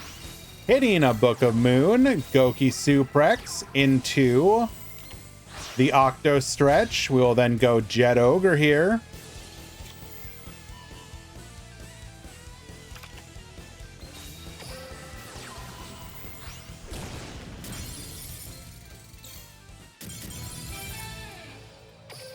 Alrighty. Game number 1, going to the Orchest player.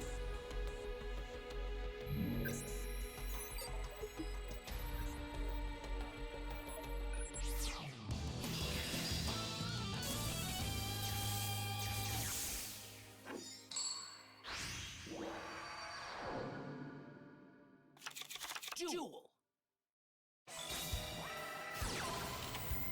Once again, Alessio is going first. We have the Goki Suprex off of the reinforcements. This is going to be full combo. It's going to come down to, do we have better back row or no interruption on the back row that we do have? Go ahead and speed things along here.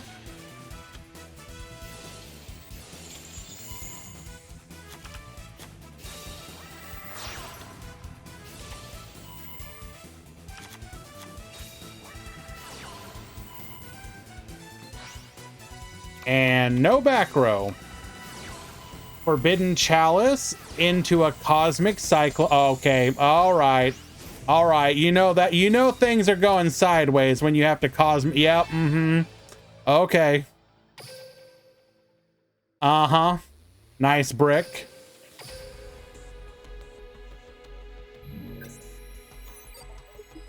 That right there is one of the reasons that the ban list actually did hit Goki, or not Goki, Orchest. Less ability to successfully play. Duel.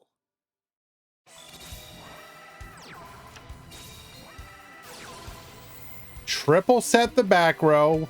Face down monster. Okay. Discarding the wand. Scrap recycle.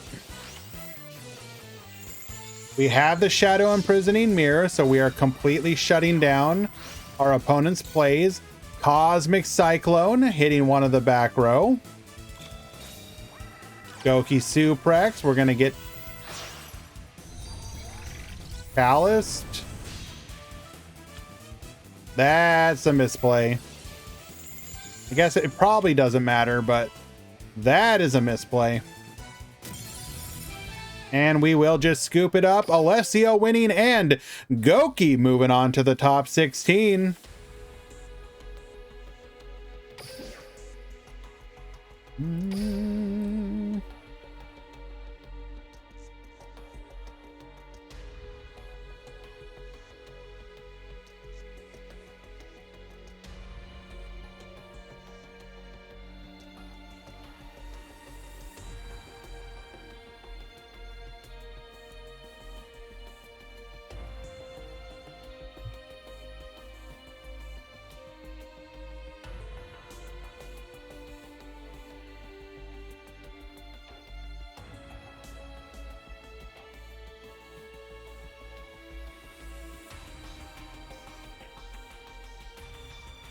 All right, let us find another match.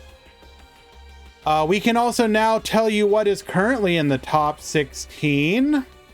In the top 16, we have Trickstar, Speedroid, Rocket, Rage, Odd Eyes, Speedroid, Resonator,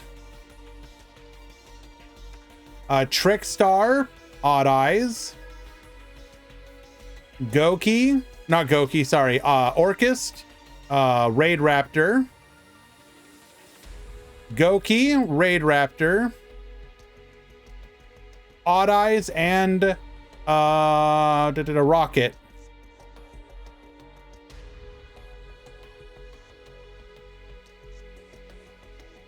No spam, please.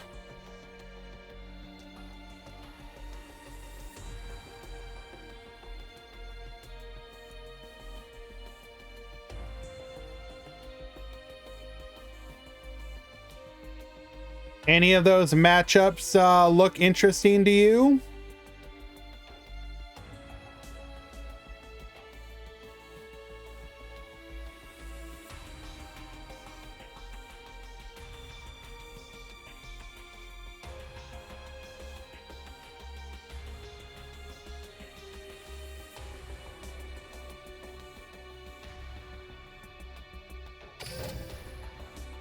We have not watched an Odd Eyes yet. That would be a decent one to go watch.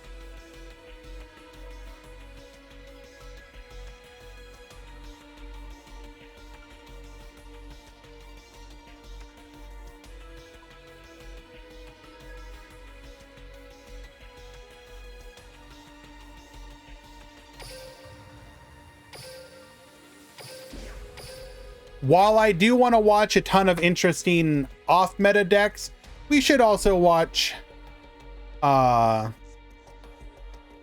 we should also try and watch some of the other meta decks. This is actually an interesting matchup, though.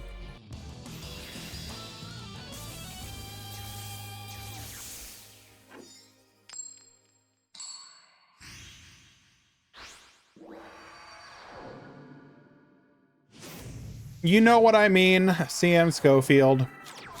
Duel.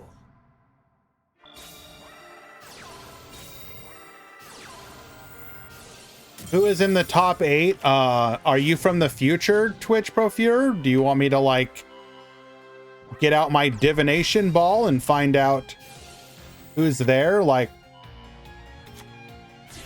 we literally just got to the top 16.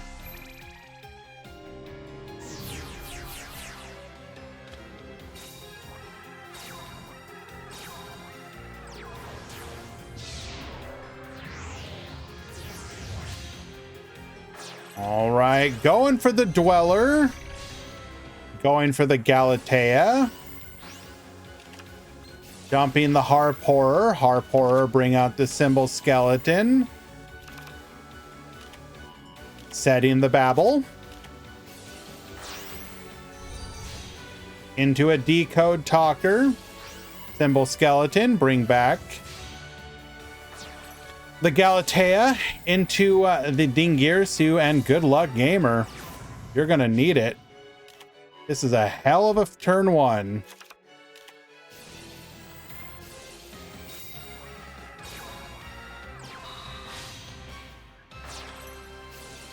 Going for the Rebellion Dragon, Decode Talker effect.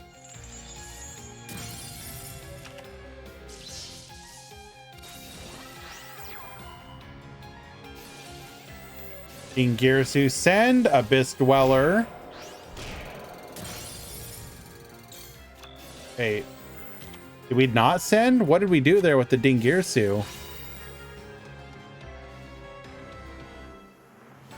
Did we just add? Hey, what the hell did we send?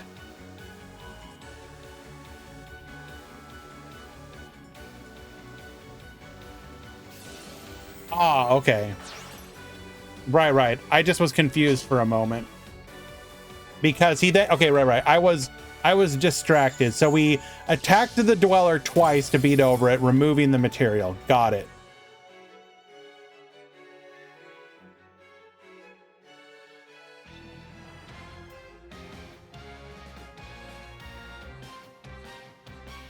No, it makes sense. Hello, Scried. We are currently in the top 16 with a very diverse breakdown.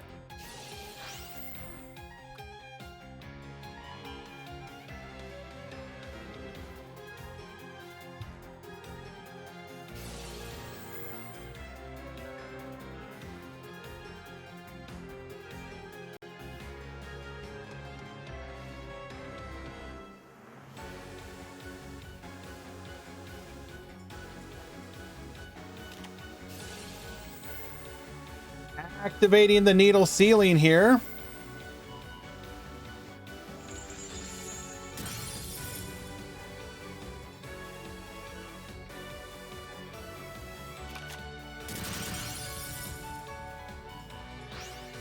We will then thusly send the boot sector launch. We are going to get the float during the end phase. We do not currently have any graveyard effects from our Orcus. We can pendulum summon back the Odd Eyes, but we have, for the moment, broken the loop. Oh my god, never mind, we're just dead. Oh wait, never mind, we're not dead.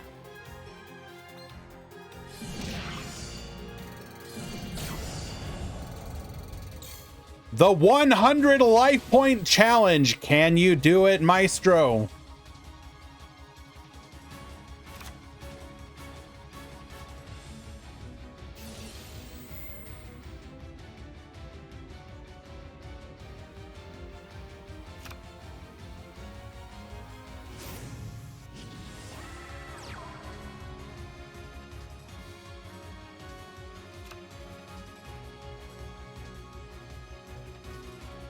Let it be known, this is why you should never say never.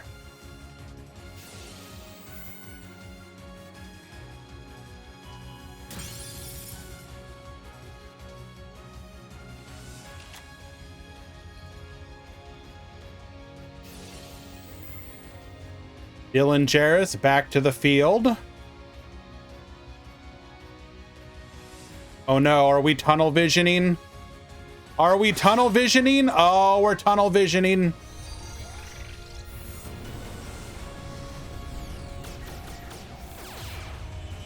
Wait, is this still lethal? Wait, no, hold on. This might still be lethal.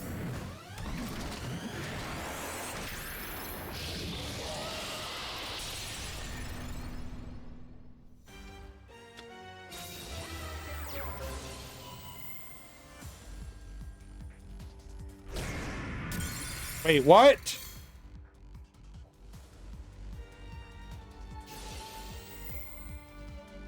It wasn't lethal. Oh no, Maestro, you saw the tunnel. You saw the tunnel.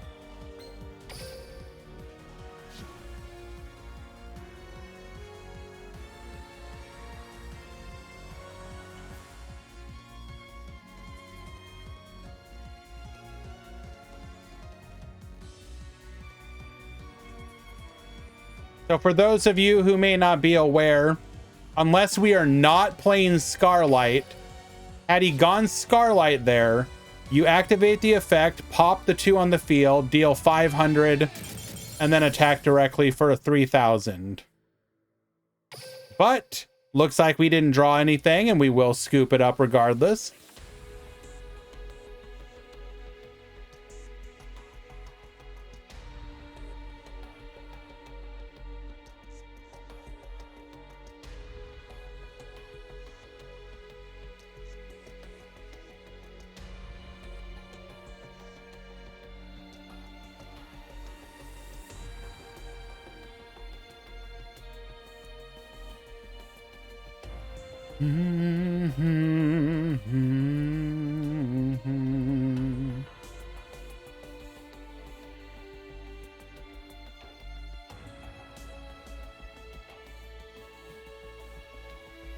Can Odd Eyes Wizard Dragon come to Duel Links? Well, here's the thing. Most Odd Eyes cards suck. So the answer is probably yes. But let's double check. Wizard Dragon. If this card is in your hand, you contribute 1 dark monster, send 1 Odd Eyes Dragon from your hand, deck, or face-up field to the graveyard. And if you do, special summon this card. If this card in your possession is destroyed by an opponent's card and sent to the graveyard, you can special summon 1 Odd Eyes monster from your deck or graveyard except Odd Eyes Wizard. Then you can add 1 Spiral Flame Strike from your deck to your hand. Yeah, that's whatever. That's fine.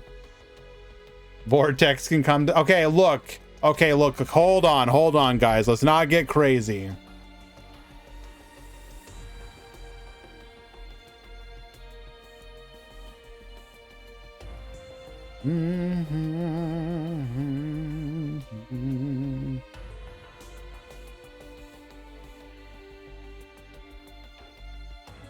If Vortex Dragon was only negate monster effect, I would say yes.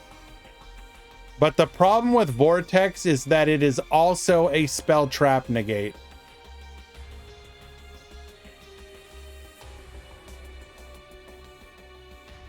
It is literally an Omni negate, and we want to avoid that.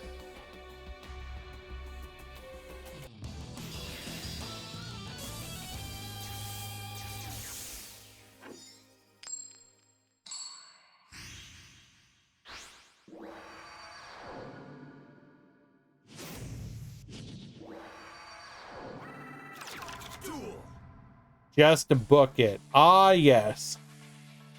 Just to book it. Simply draw the out forehead.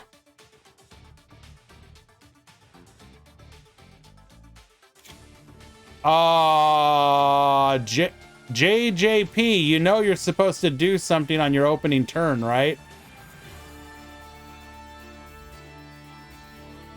Hello?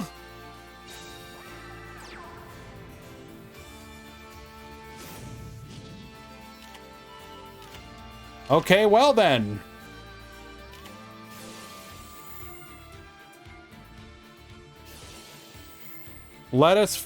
We will be looking to see if we have something in hand. Such as, I don't know, are we playing the Fortress?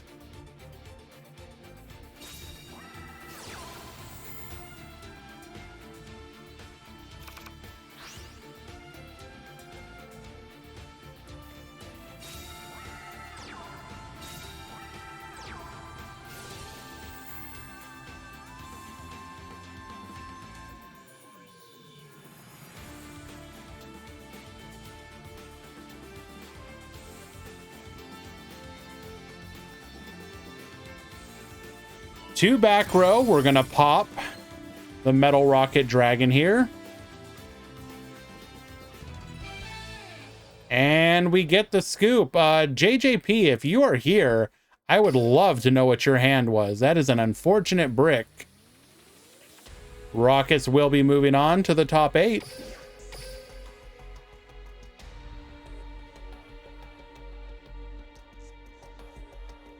You never like to see those kind of those kind of bricks. It's unfortunate.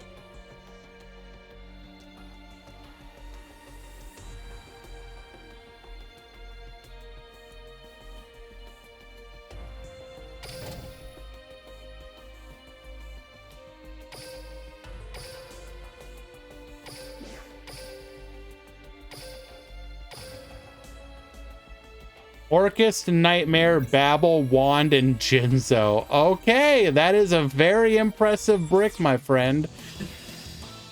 That said, by making it to the top 16, your deck will be featured. And congratulations for making it that far. Well done, my friend. Let's duel.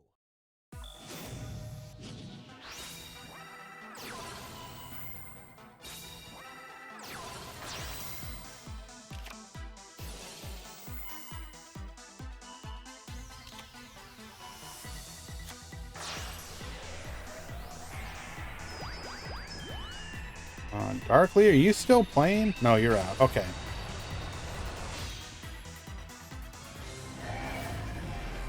Hello, Saifadine. Any spice today? Certainly is. This is your top 32 breakdown. Let me know if you consider this a pretty nice looking breakdown.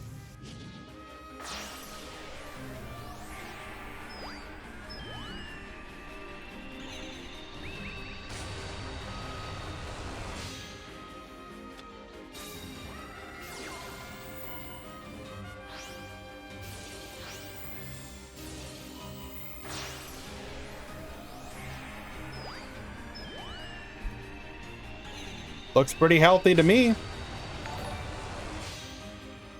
Aerobus Dan, thank you so much for the follow. So Sulfa Cores is a dead deck now. There were no Sulfa Cores in today's tournament. I don't think it's a dead deck from a strength standpoint. Like in the Meta Weekly, for example, we had a Sulfa Core player go undefeated 4-0. And the only reason we skipped, he had to leave, so he left in the top 16. So like, you know, and was that actually still able to play here? Okay. And then we scoop. Okay.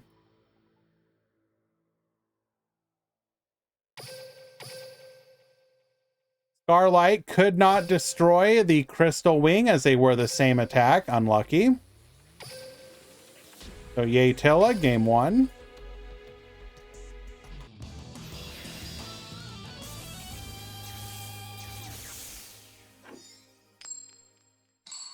Like, for example, if somebody was to start Duel Links right now, like right now, I would and unlocks zone, I would probably recommend them to go into the Sulfa Cord box and pull for both Sulfa Cord and Time Lords and then get 2 decks out of 1 mini box. I still think it is a perfectly good starter deck box.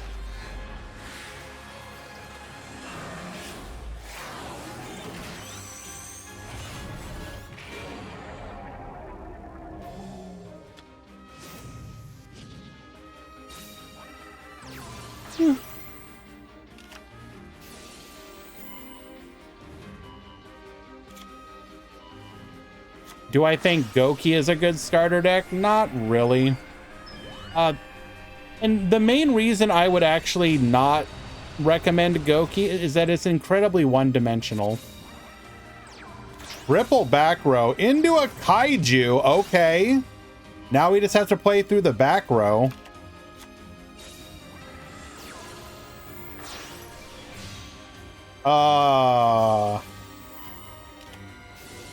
Shadow Imprisoning Mirror, unlucky.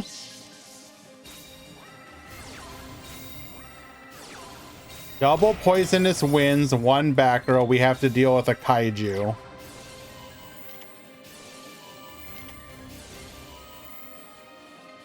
Double Lance. Able to still successfully attack past the turn.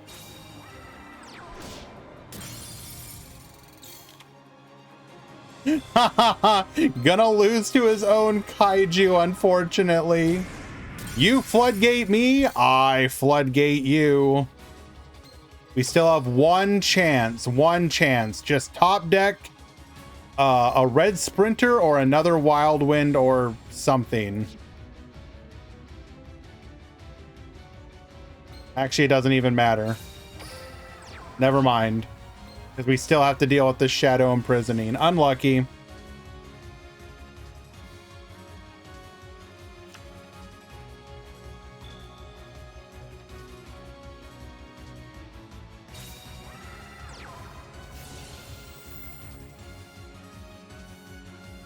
Mm-hmm.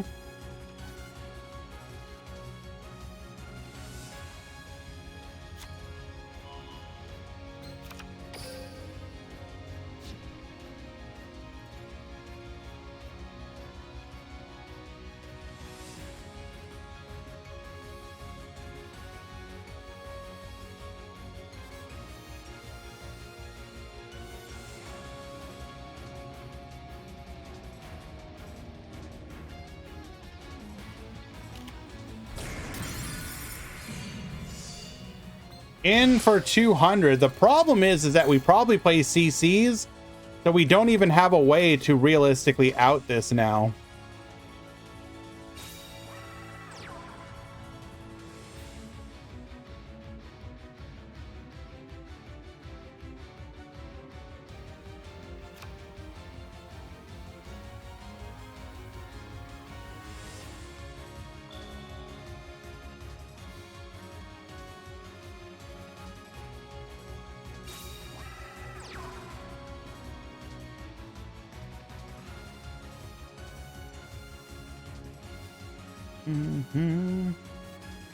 Ah, yes, the normal summoned 0 attack Denden Daiko Duke.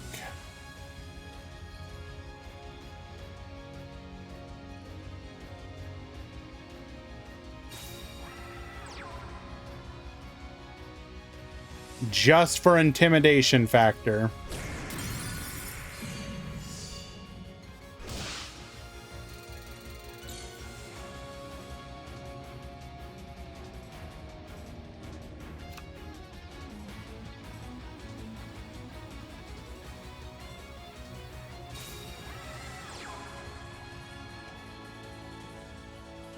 I refuse to lose or give up.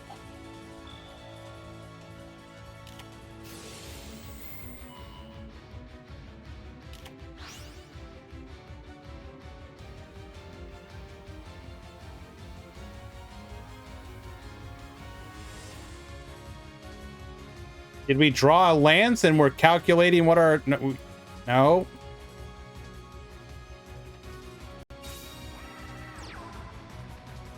I mean, a top deck kaiju doesn't really do anything for us though, right?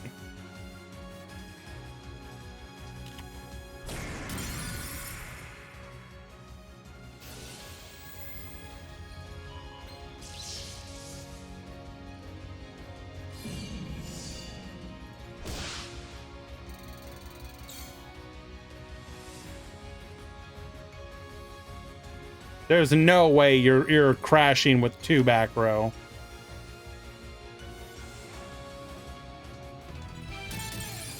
And the scoop. Yatilla winning in game number 3. Unlucky.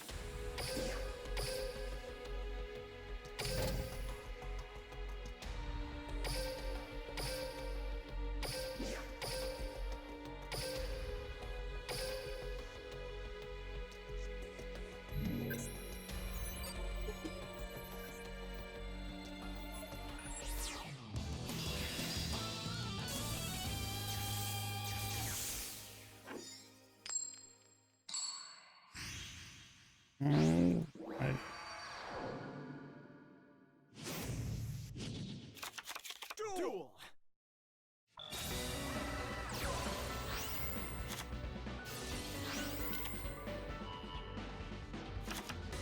We have moved after this match. We will be in the top 8.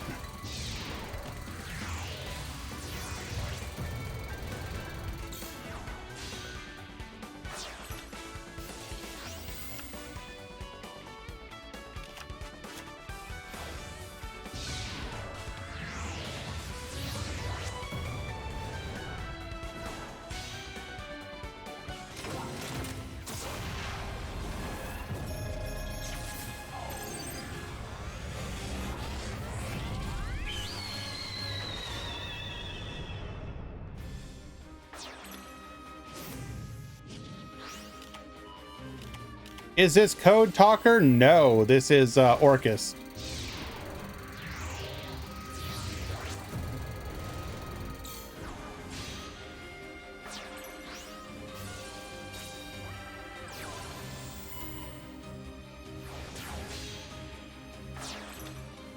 Standard board with 2 back row. We're going to start off with an orchestrated return, sending the Nightmare, Scrap Recycler, dumping the Bombard, activating Charge of the Light Brigade, searching for a copy of Raiden Hand of the Light Sworn, Bombard effect, summon out the Harp, Evil Swarm Nightmare to flip that down, World Wand effect to bring back the Bombard, flip that down face down as well, MST to take out the bluffed orchestrated return. We're going to go ahead and get ourselves a skip force here, activating it into a satellite cannon effect, nuking that back row, cannot activate anything in response. Attack 1, attack 2, attack 3, and pass back to you. Book of Moon on the Solda. We're going to be able to make our plays here. Add back orchestrated Babel.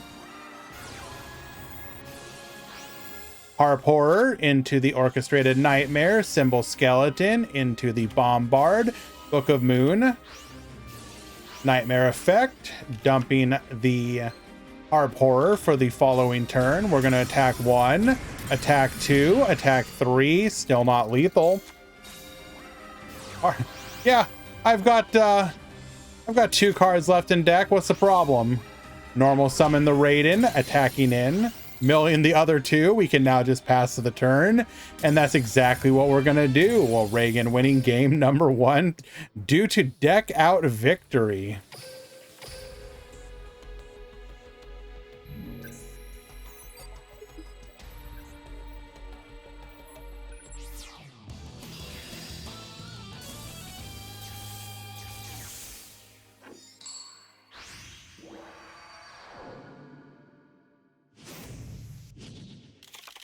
Duel.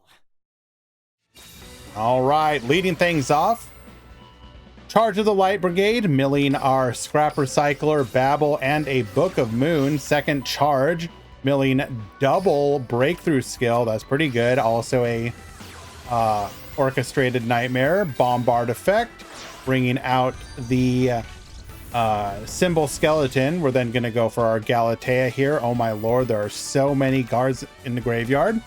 Activating Orchestrated Return, or rather setting Orchestrated Return, which we will then activate by sending the Wand.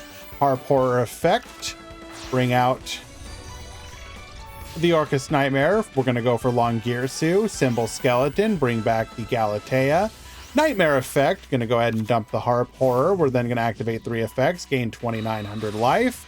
Into a Dingirsu, get attaching. We're going to go ahead and recycle 2 off of the Longirsu and pass the turn. Did we not get back our Babel?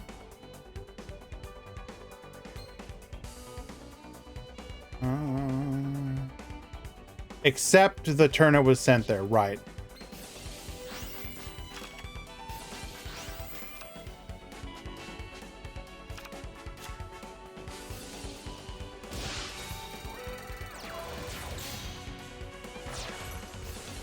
So this is it's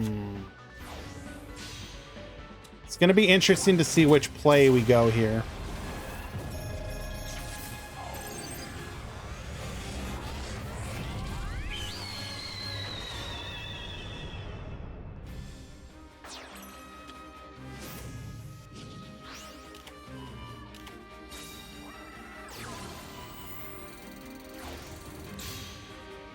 Going for the Revolution Falcon, Rise Falcon effect, get Babustin, Strangle Lanius, bring back the Tribute, attack 1, protect, attack 2, protect, attack 3, attack 4, lethal.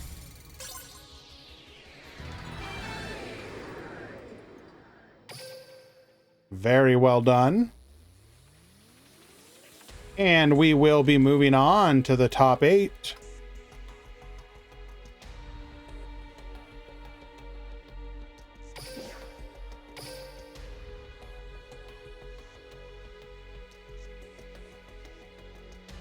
Your top 8 players, we have Speedroid, Rocket, Speedroid, Trickstar, Rocket, Raid Raptor, Goki, and Rocket.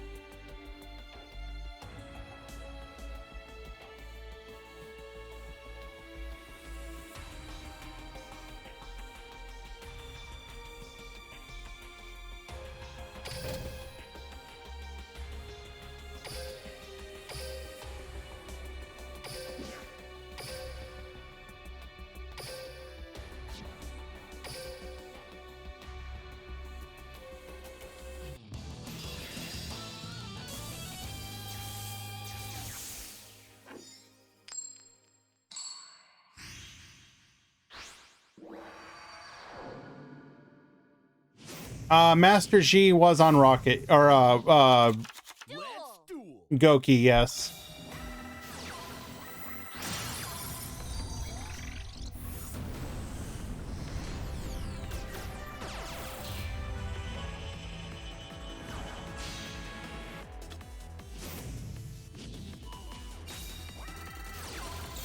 Master G isn't in the top 8. He lost in top 32.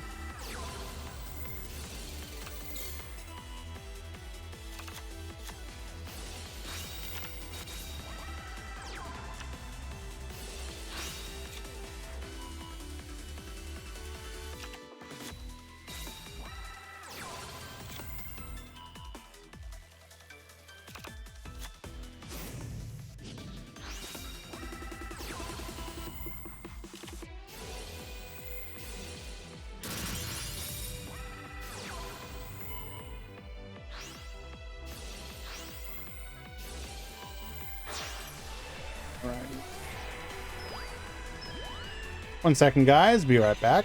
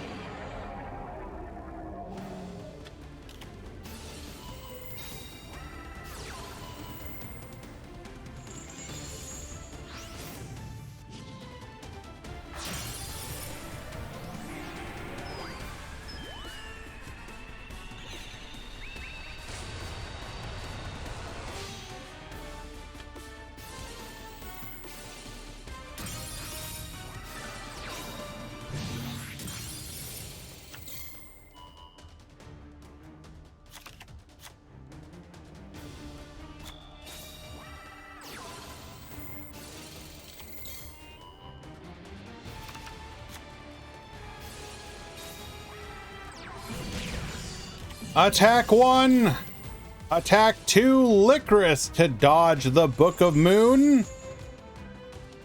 And we get the scoop. Is Trickstar good or is Needle Sealing good? I mean, we've seen Trickstar do well without any back row at all. So Trickstar, I described this before, but Trickstar is kind of like Water Xyz, Mermail Atlantean, or the current Water deck, in that after a ban list, it just tends to do well. The question is, will it continue to do well going forward? I personally think that it probably will continue to perform at least at a tier 3 level.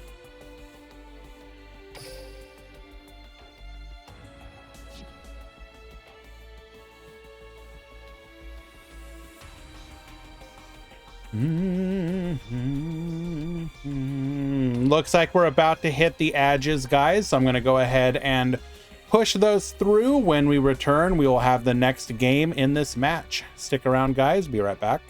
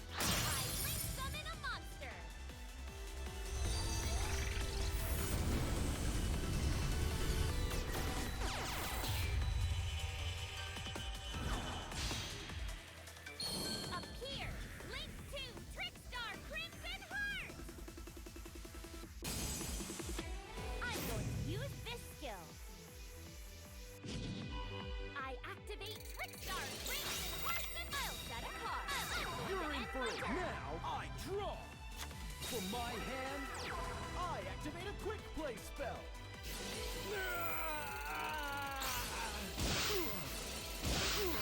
I activate my monster's effect. Speedroid Terror Top.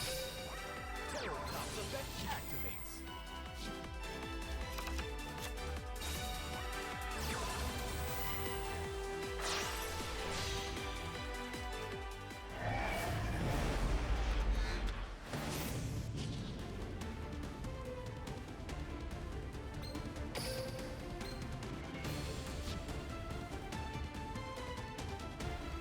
Ah, muted. Thank you guys. Sorry about that.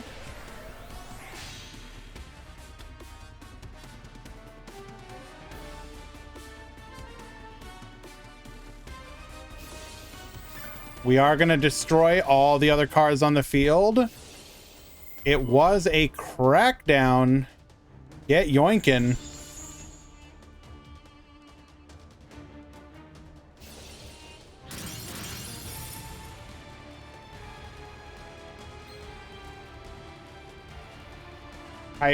Kite Drake will not be destroyed here, however.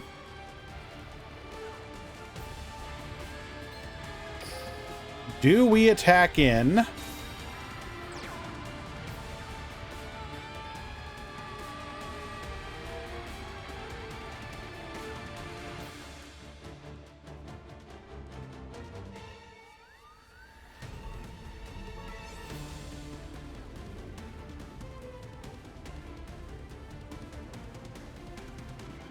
Am I quiet? I'd appreciate it if you don't joke around with this stuff, as I do have a new microphone. Okay, thank you.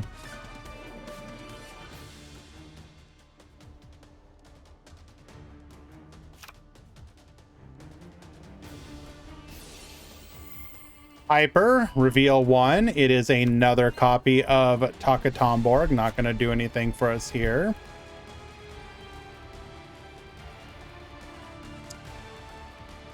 I understand it means that I need to ban Dr. Dinosaurio. Unlucky.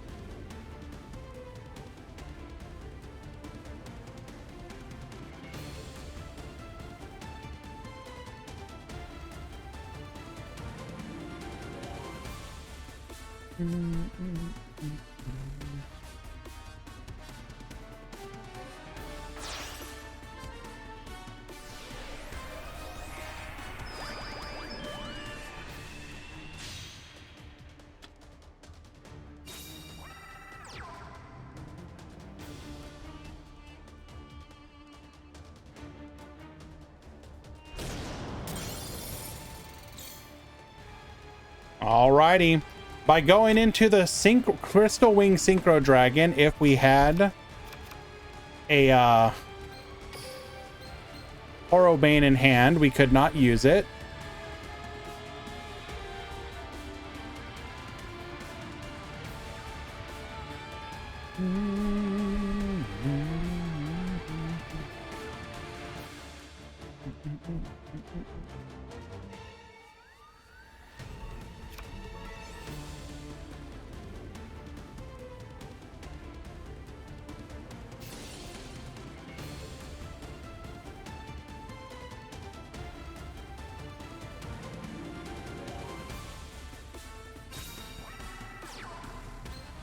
Allows the Korobane to go through.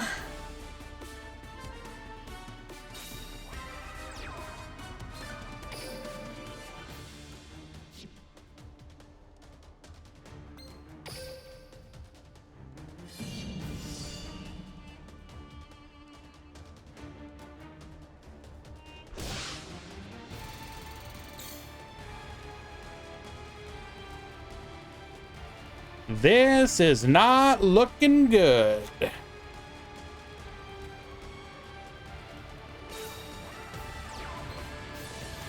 Double yo-yo will ensure this is in fact quite lethal.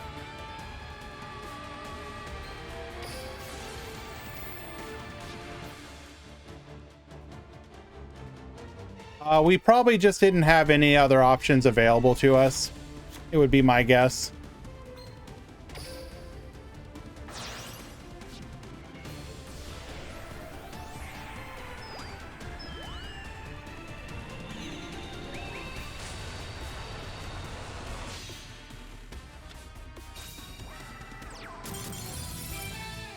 And we will get the scoop. We will be going on to a game number 3. Yeah, once our opponent was able to nuke the board like that, it was kind of GG from there, especially once Crystal Wing hit the field. You would have needed like some kind of strong back row, like Compulse or something of the like.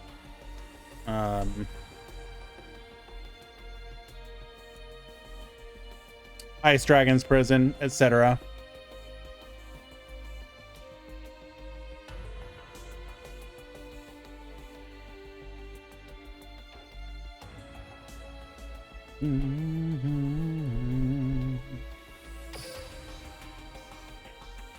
All right, the decisive game number 3.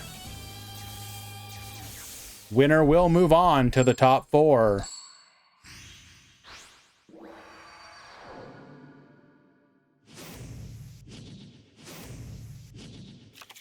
Let's duel.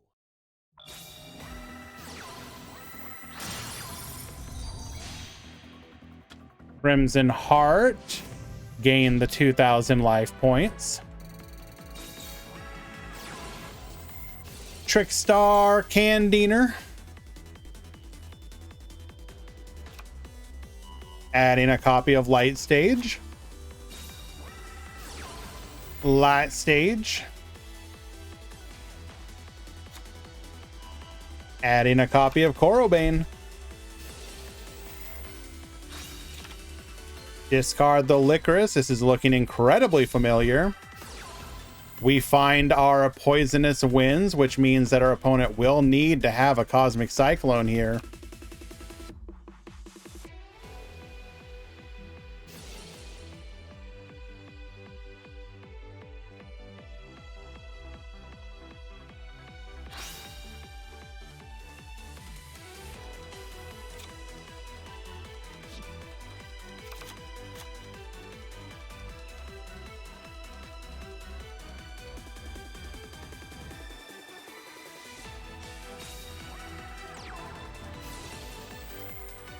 Normal summoning the Terror Top. That is not looking good for Yatilla.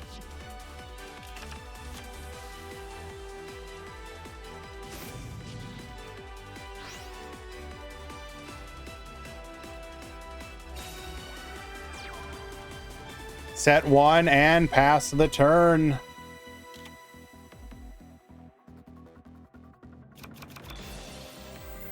Trickstar Light Stage will be able to force out that back row.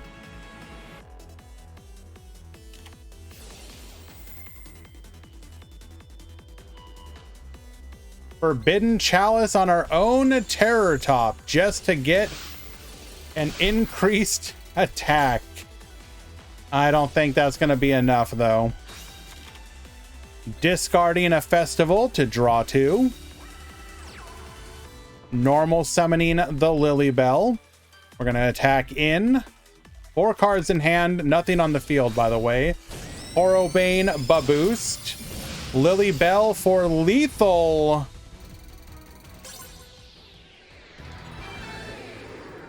Pilot, did he actually draw into CC off of that? Can you confirm that, or are you just saying that for funsies?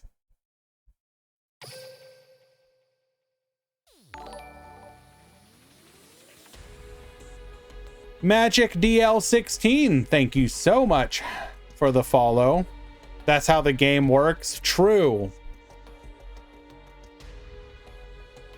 You already know.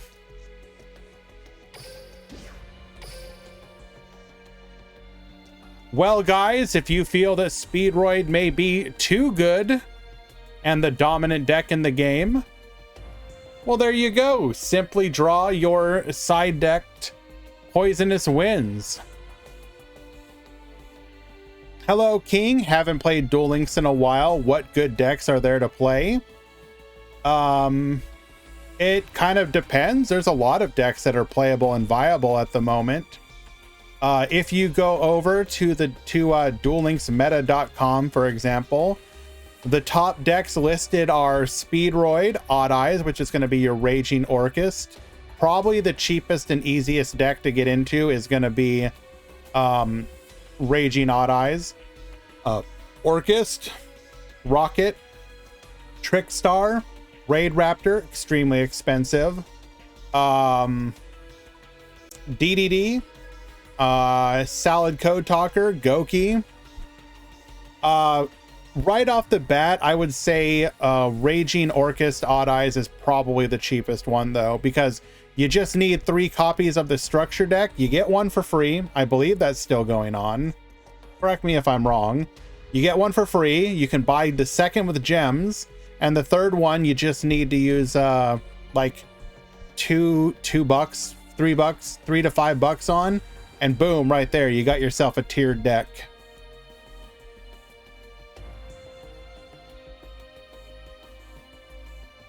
Trickstar is all in one box. You could grab that. Although that does require you to dig through a box.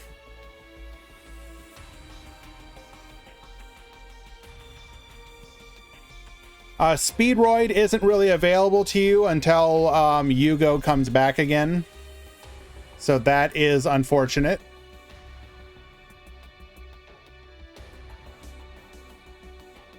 So you would have to wait on that.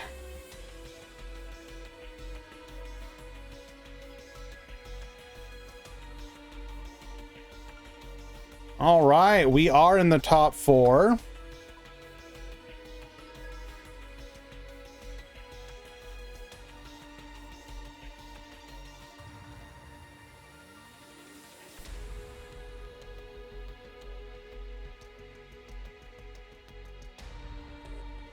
They can be next, but those aren't really good decks.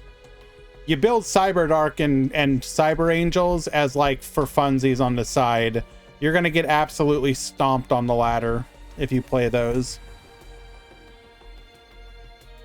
I mean, I guess technically Cyberdarks might steal some wins with the direct attacks, but you're just gonna get absolutely destroyed. IMO.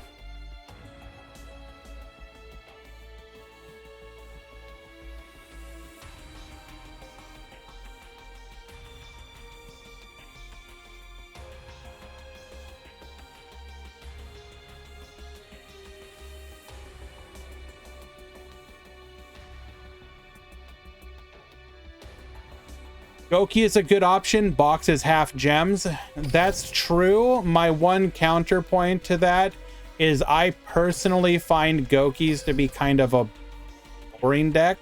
It's very one-dimensional. If you don't mind that, then that's fine. I tend to like decks that have a little bit more. You can approach it from different angles. Like it's fine if a deck has a preferred combo. I'm not trying to knock that.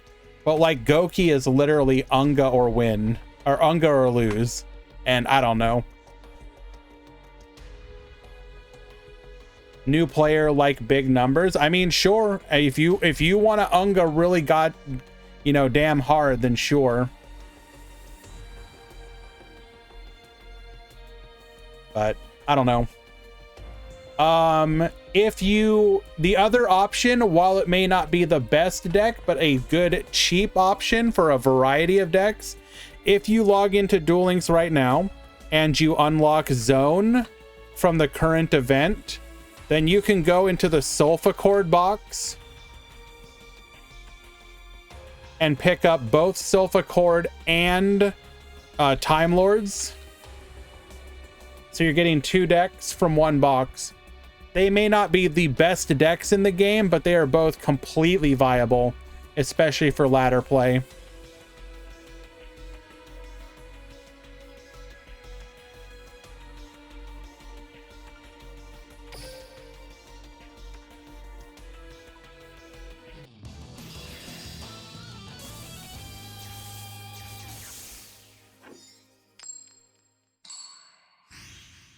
All right, in the top 4, we have Alessio at the top, Deborah at the bottom.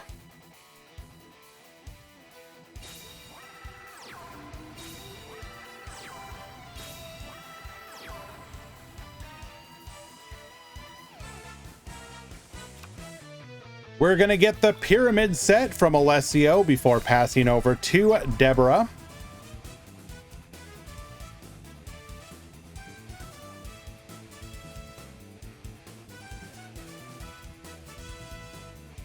We have a completely diverse top 4 today, by the way.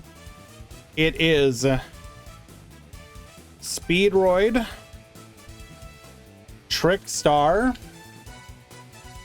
Goki, and Rocket. That is your top 4.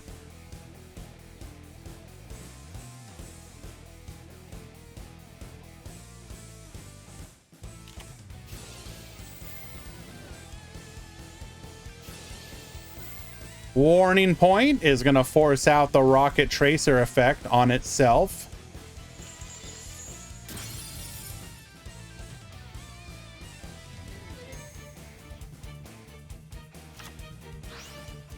Why Warning Point? I'll be honest with you, I don't actually know.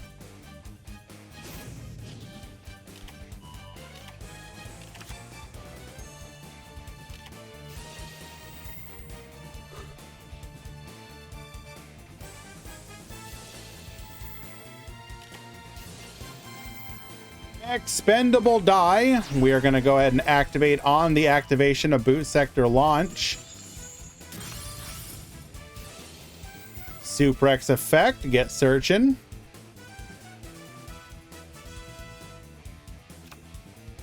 Adding a copy of the headbat to hand. Deborah will not be able to lethal here. We will, however, triple set the back row and get in for 1900. What deck to collect right now, in my opinion? I mean, so here's the thing, Xyz plays. If you can hold out on getting anything at the moment, if you wait like 1 week, we're going to have a new box and you would know what to get for sure then. Fiendish Chain on the Suprex will negate the additional summon. However, we do have Headbat, so a good chance. Oh, never mind. Get out of here.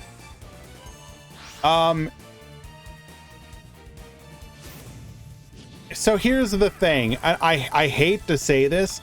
If you have like, if you can spend like $5 on the game, the absolute cheapest deck in the game right now is Raging Pendulum Orchest. Or not Orchest. Pure Raging Pendulum. You get 3 copies of the starter deck, and you have a top tier deck. If you can do that, just use that until the new box comes out, and then decide what to play from there. If you can't spend money on it, you can still play a 2-deck version of it. 1 deck for free, 1 with gems. You're golden.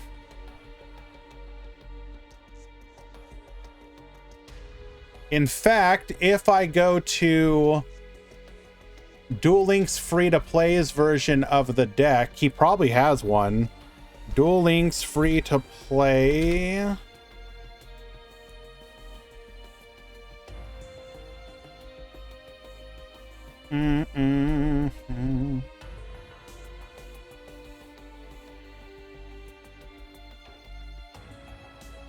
No gem odd eyes.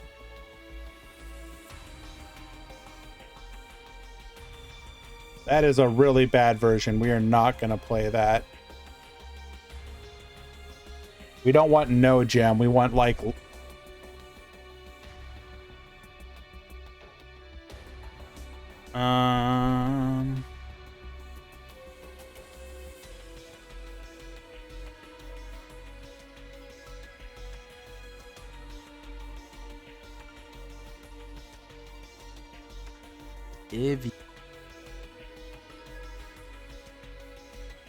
So here's a version. Was Volo in the structure? No. So you can just look at this version and take out the triples that you're missing. It's not going to be able to be 1-to-1, but there's an idea there. He's also got a really nice free-to-play deck list idea here. Consider checking out some of his content for ideas. But like I said, if you can afford to get 3 structure decks of the Raging Pendulum, it's your best bet. Otherwise, Trickstar's not bad. Going for Time Lord and Sulfachord out of the Sulfachord box is not a bad idea either.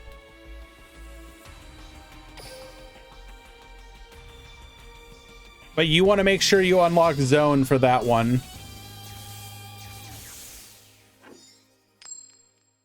But Raging Pendulum extra deck is splashed in many boxes. That's fine. Just play a free-to-play version of it. Who cares? You're talking about just getting into the game.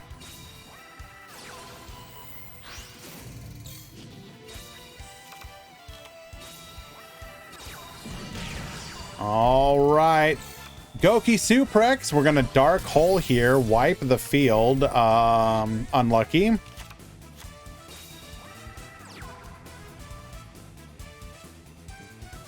Deborah does unfortunately appear to have Giga Bricked here.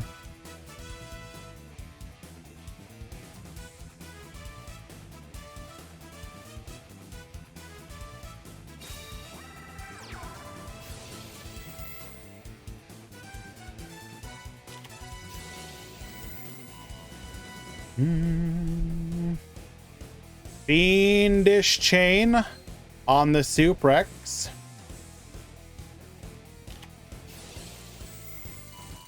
Cosmic Cyclone to stop the Fiendish Chain. This is probably just Jover.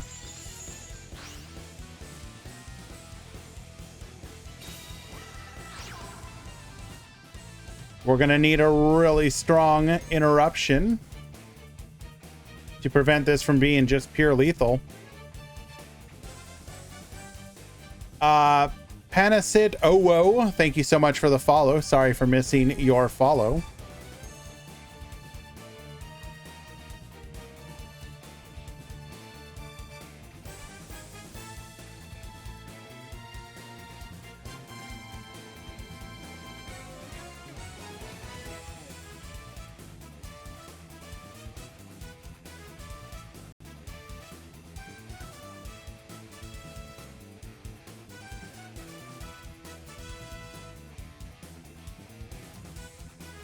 What is the game plan here?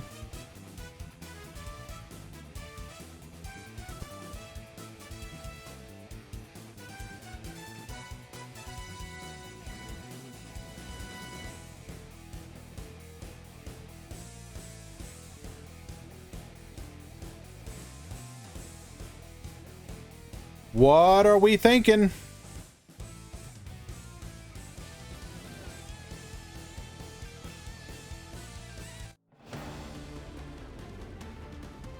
We proceed to the battle phase.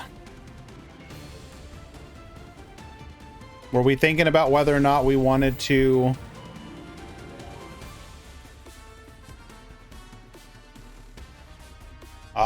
we must have felt the delay and decided against Link summoning.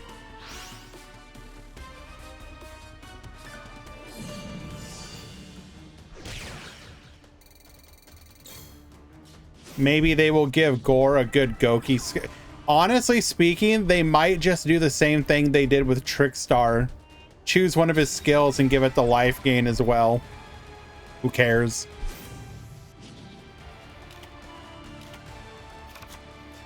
Ah, we have finally found our boot sector launch. It's a little too early, too late, perhaps.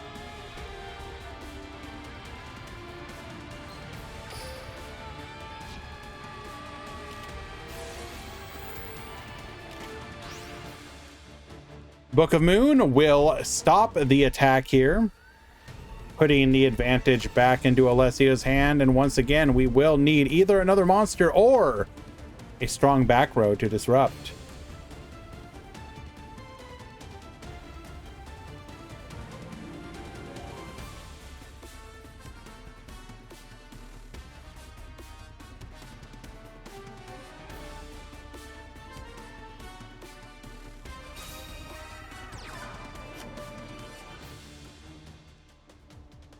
Going to defense position does not even attack over. We would get the float, which would bring back the Dylan Jarrus, so there is that. Ooh.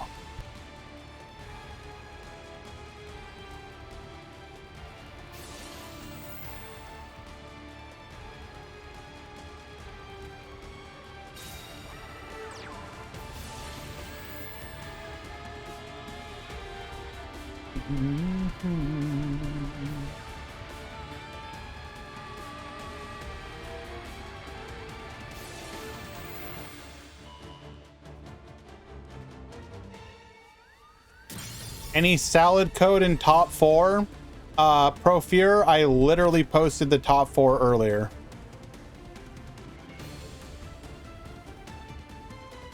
Speedroid, Trickstar, Goki, Rocket, are any of those salad code? You let me know.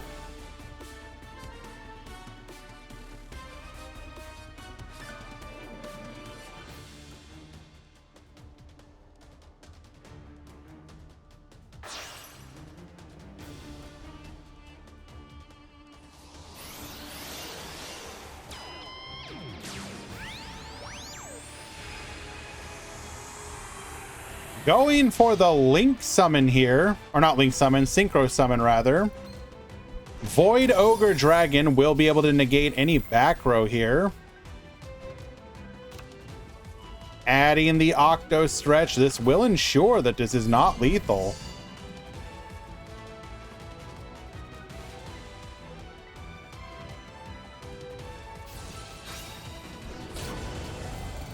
$1,500 to the dome. Silver Rocket is going to go ahead and float during the end phase, bringing us out of Magna Rocket. Pass back to Alessio. This is your final chance. All you have to worry about is whatever that back row is, and then if you need to use a spell trap. Goki rematch.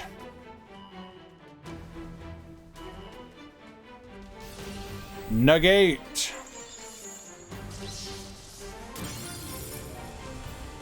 Does Gore even have a good Goki skill? Technically speaking, main event is fine, but it's not great. That is going to be a 2-0 victory for Deborah. Moving on to the grand finals.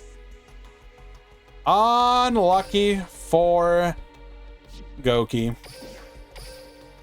On the other side of the bracket, we missed out on ICANN 2-0ing Trickstar. So that means Speedroid will be in the grand finals facing Rockets.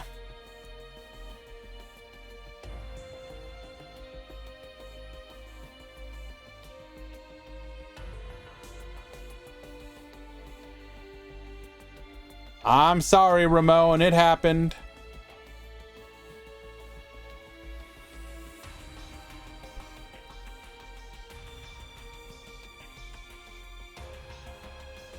Let us... Okay, we're going to do two quick things. Number one, we're going to do a quick shilling. If you guys have enjoyed this, if you enjoy the tournaments that we host here, do consider joining the Discord, joining our events, letting us know when and where you would like to see events. On top of that, we appreciate when you are okay with letting the adges go through. Adges and subscriptions to this channel are what allow us to fund these events.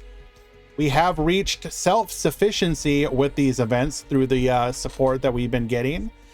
Basically, I'm at the point right now where I don't have to pay out of pocket. Everything that goes into the channel is going back to the players as prize support. It would mean a lot to me if any of you would consider subscribing to help continue supporting these events. Besides that, simply being here and enduring the Twitch ad apocalypse helps out as well. Appreciate you guys. With that said, I am going to go ahead and push the adges through right now so that we do not get interrupted during the grand finals. So stick around. In about 3 minutes, we will be right back with the grand finals. Also, on top of that, do consider signing up for the single elimination, which will be tomorrow at 6 a.m. Eastern. You can find that in the single elimination channel in the Discord. All right, be right back, guys.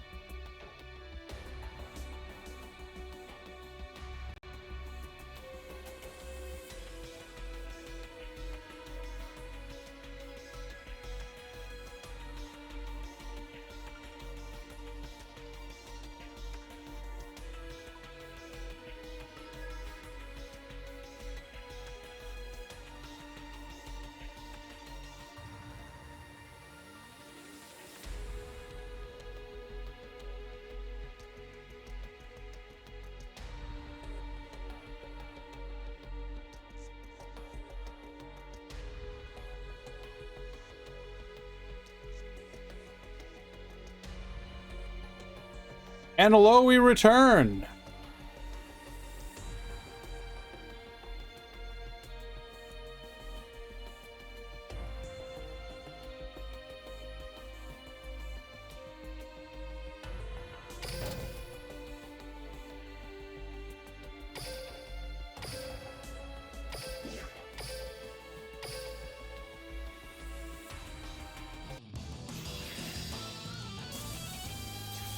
Your grand finalist today is going to be Icon and Deborah. This is Speedroids versus Rocket. Rocket's a bit of the underdog here. Speedroids, the favored deck as the most likely tier 1 deck of the meta. Ooh, we got our world qualifier mat here or world duelist mat, by the way. 2017. Very nice.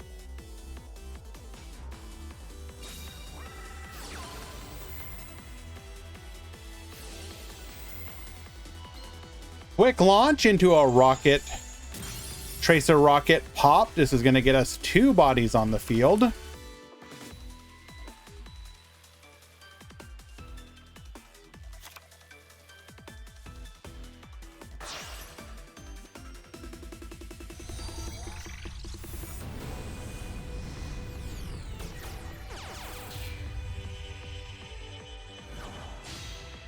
Booster Dragon, we will be going for the extra deck rip here. Silver Rocket popped. Get yoinkin'. Goes for the Kite Drake here. Does not want to let our opponent nuke the field. Interesting decision.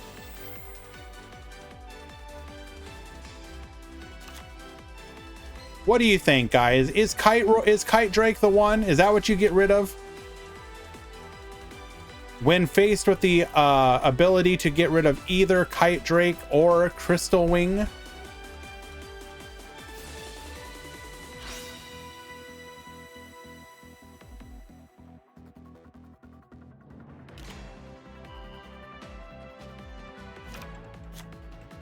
Adding Terror Top to hand. If you have a perfect opening, so shall I.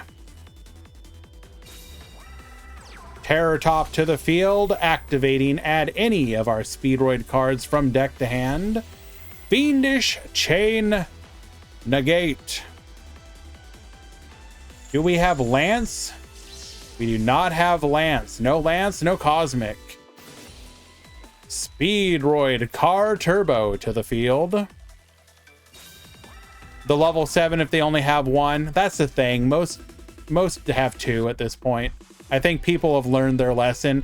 Not only have they learned their lesson, but on top of that, it's also nice to have for follow-up. We're going for the Charge Warrior here. Get drawn another card. Both of these monsters are special summoned, so Stardust Charge Warrior can attack both of them.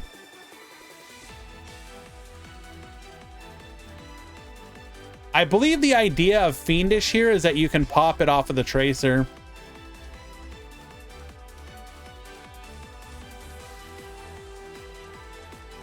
A little more susceptible to your CCs and the like, but on top of that, once the negate is no longer relevant, you can pop it for more material.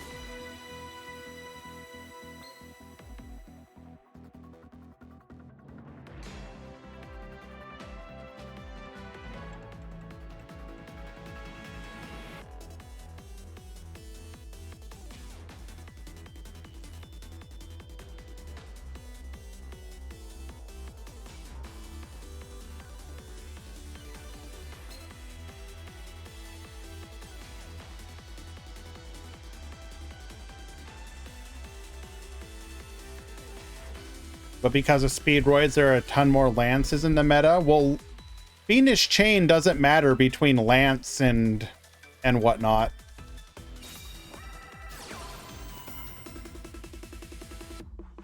Forbidden Chalice on the Rocket Tracer.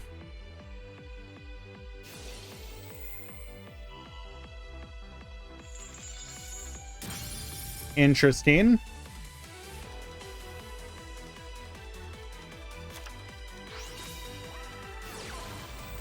Speedroid Recovery, gonna be able to bring back this. Wait, hold on. What the hell is?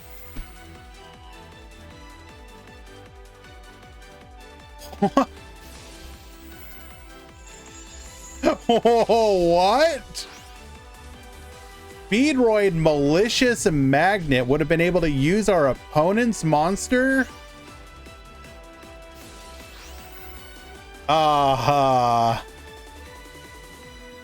Hello? How did it even get in the graveyard? It was sent via the Wind Channeler.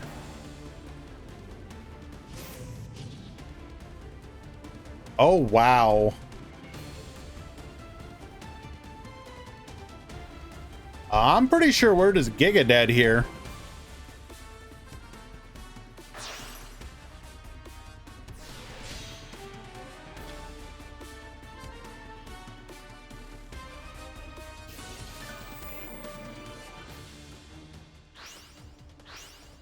Our Turbo Baboost. Attack 1.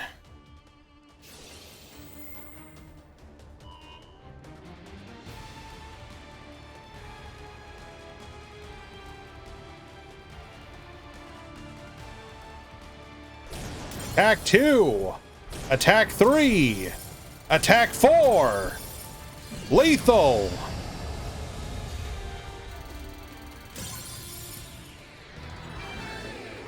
Wow.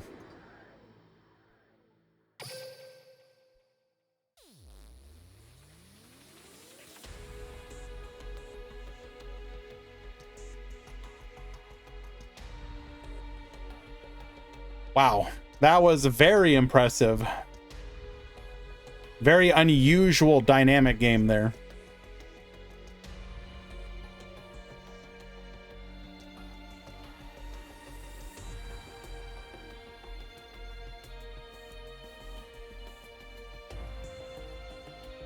Interesting deck list, by the way.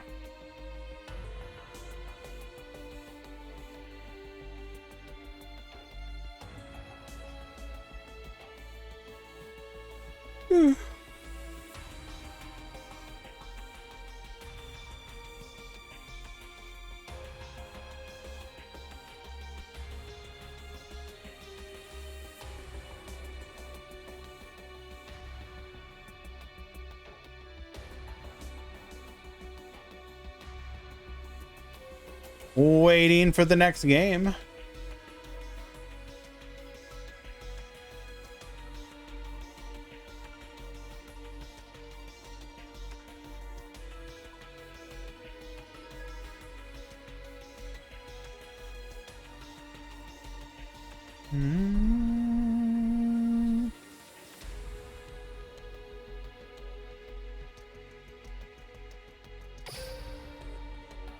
Alrighty, game number 2.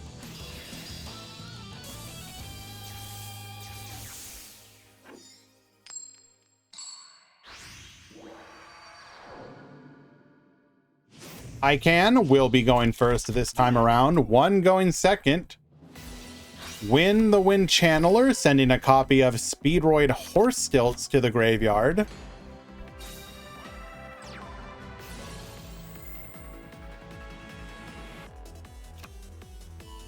Banned thrice, they were attempting to.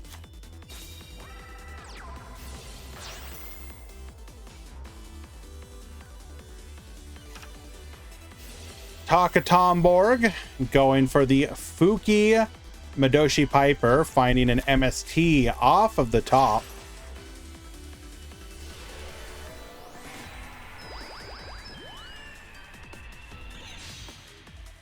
Into a Clearwing Synchro Dragon. We're going to activate our skill here, getting our free red-eyed dice.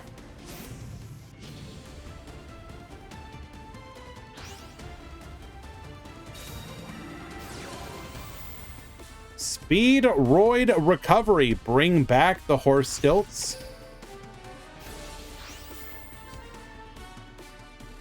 MST is more viable now with less Orchest.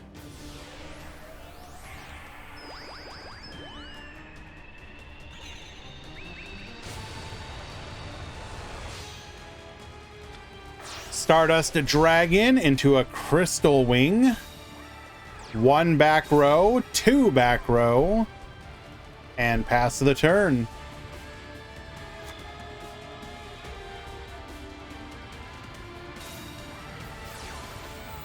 Dark Hole! Wipe the field! Except we have Stardust Dragon. Dark Hole! Number 2! Let's do this again!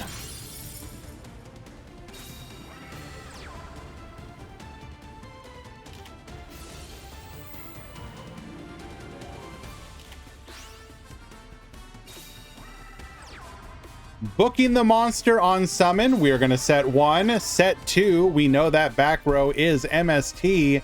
Will we blind hit or save it? We're going for the blind hit. It is a bluffed rapid trigger. Let's go. Bringing back the Stardust Dragon in the end phase. We do have Speedroid Recovery.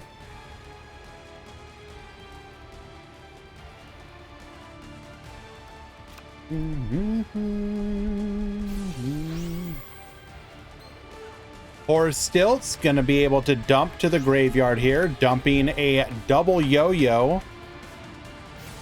Speedroid Recovery, add that yo-yo back to hand. Double yo-yo effect, bring back the red-eyed dice. Needle ceiling, wipe the field. Stardust, negate.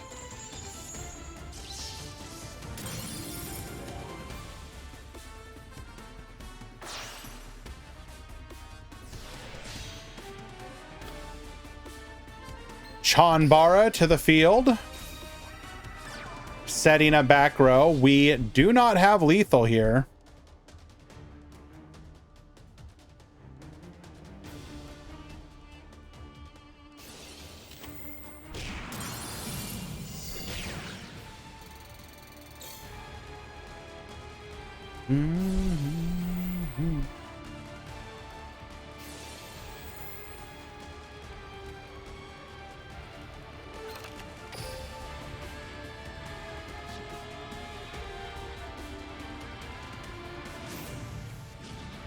Boral launch, putting the Dillinger's Dragon into the graveyard. Our skill, oh no! We needed to draw any other card and we got the field spell for free. Oh, unlucky. 19 cards in deck, by the way.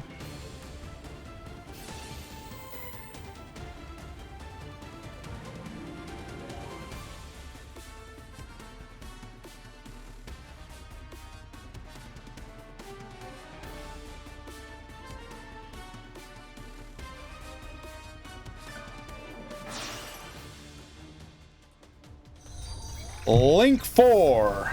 1, 2, 3, 4. That is a Boral Load Dragon to the field.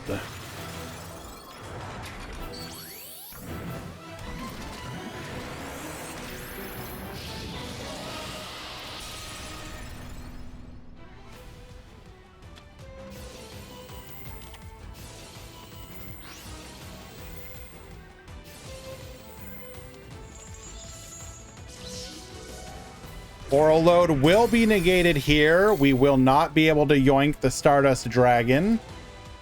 Chanbara will be able to add back a banished Speedroid card. Ooh, should we? Decides to add the Duke. We did have the opportunity to add Recovery.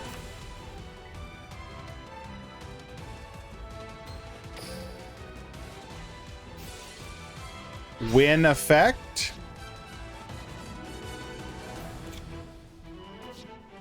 For the yo-yo.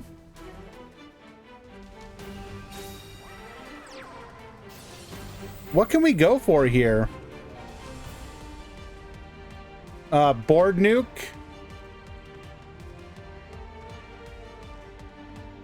Speed. Right. It's not a Speedroid car.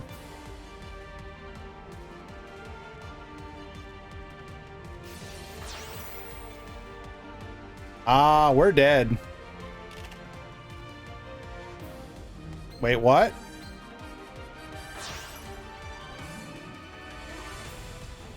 I mean, we're still dead, but what?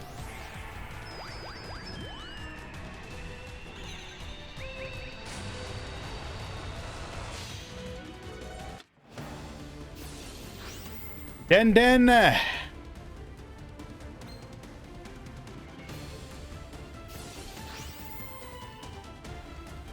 We are going about this in the most convoluted way possible.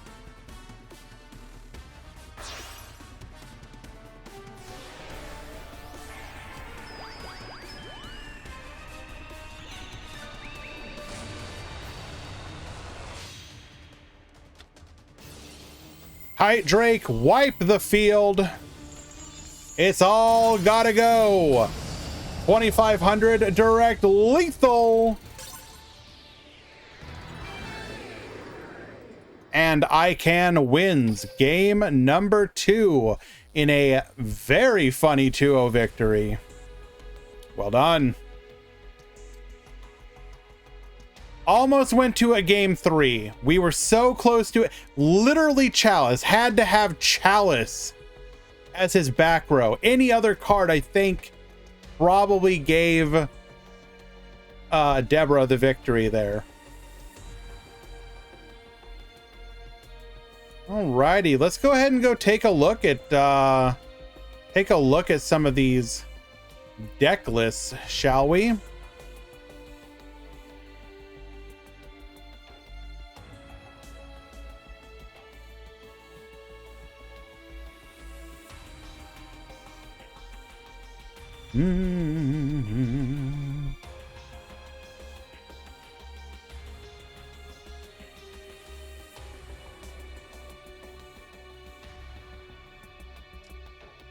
Alrighty, so ICANN winning 2-0 versus Deborah in the grand finals. Let us go ahead and take a look here. I just want you guys to appreciate this beautiful monstrosity. We are running 2 Takatomborg, 1 3-eyed dice, a car turbo, a malicious magnet, horse stilts, a single chalice,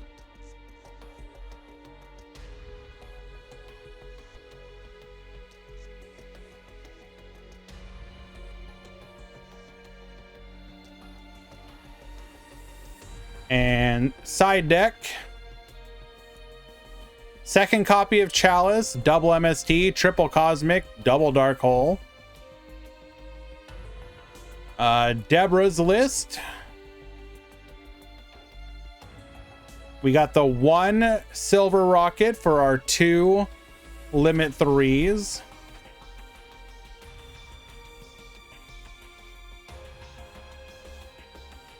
$25 card, looks pretty good. I like it. Stygian Dirge, Cosmic Cyclone, Dark Hole as our side deck cards.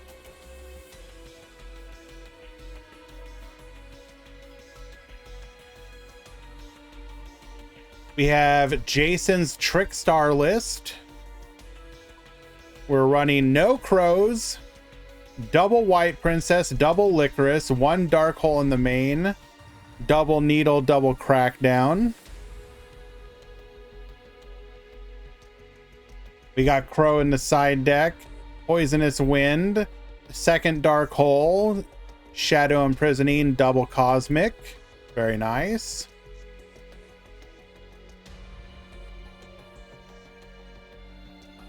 Here is Alessio's deck list. So we are running pretty standard here, it looks like. So not limit 3 anymore, so that's how we're playing that. 1 Rescorpio.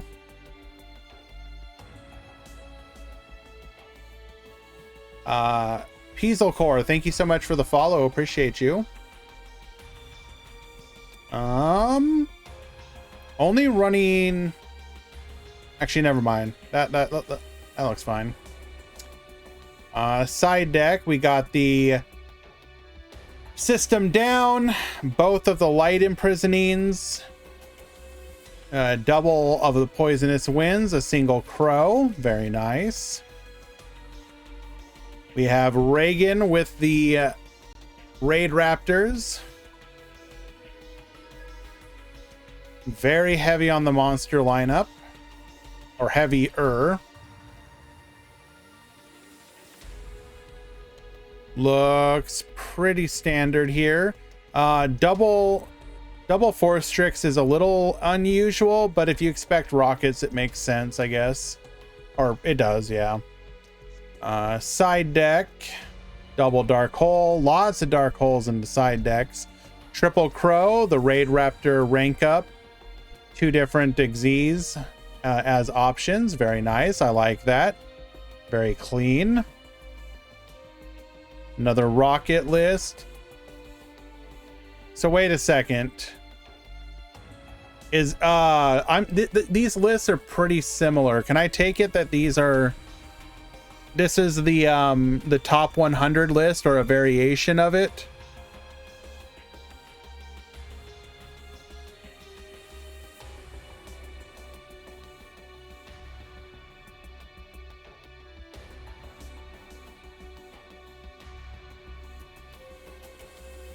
Yatilla, a more standard version of Speedroid.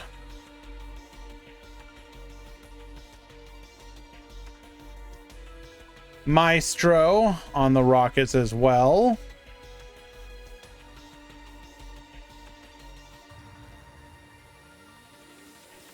There's the 3 limit 3s.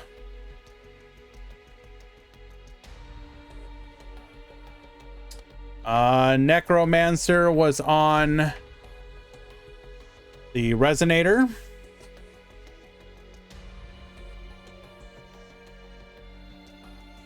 Poisonous Winds. We had Judai also on.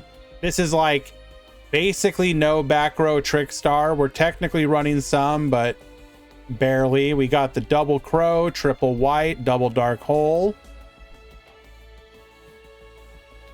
Went undefeated during Swiss, by the way. Made it to top 16.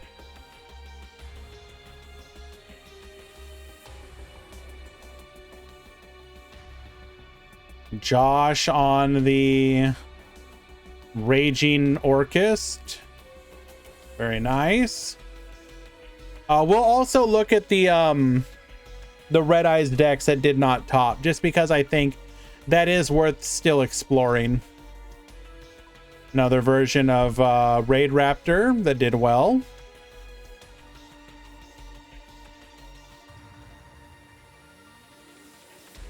Another Raging Orchist. Yeah, I definitely want to go look at the bracket here for a second, because I do think, how did Quantum perform? I think he went 2-2.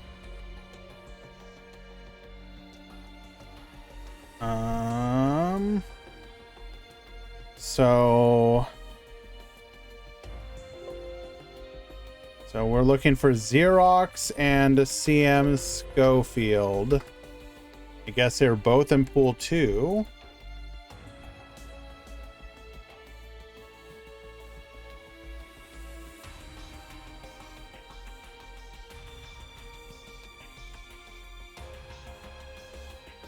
So these are some examples of how the new version of Red Eyes is being played. So there's Xerox. You'll notice ways to revive the Aether.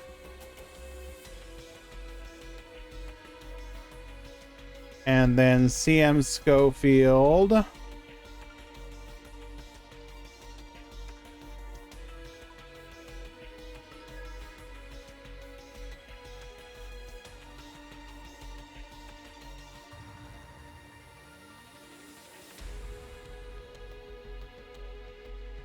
The new change to the skill here, for example, will guarantee you 6 out of 7 of the cards being Red Eyes Fusion.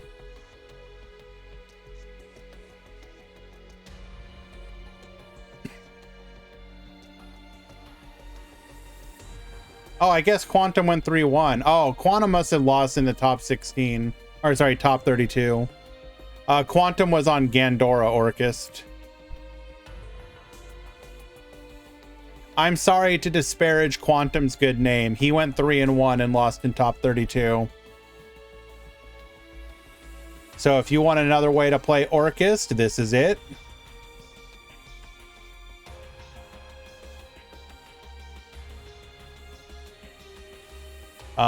We had Let's Rub Salt in the Wound of Ohaimi, who played Solid Code Talker.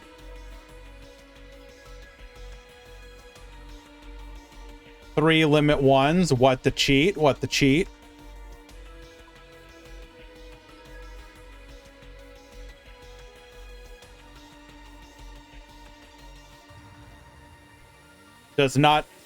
Chose not to play Link Slayer. Unlucky. Probably could have used that.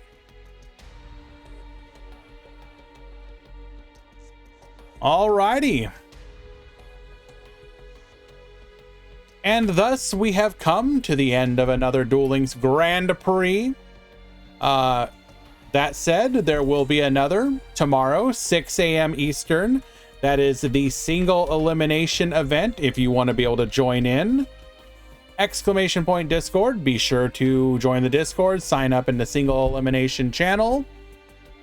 And we will also probably have another tournament this week. I just expect that to be pinged sometime tomorrow. If not tomorrow, then Friday.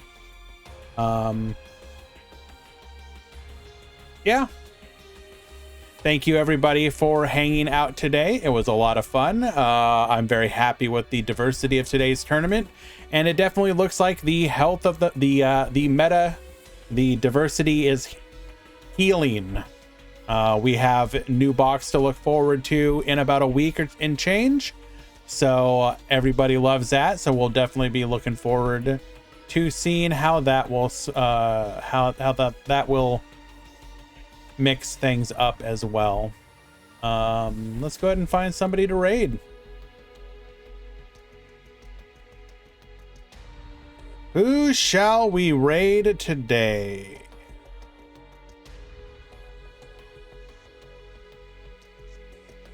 I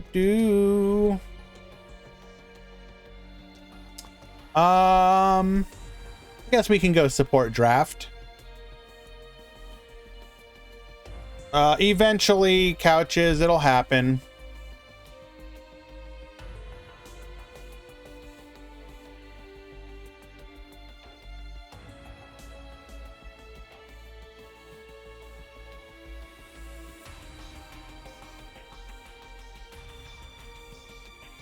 Alrighty, friends.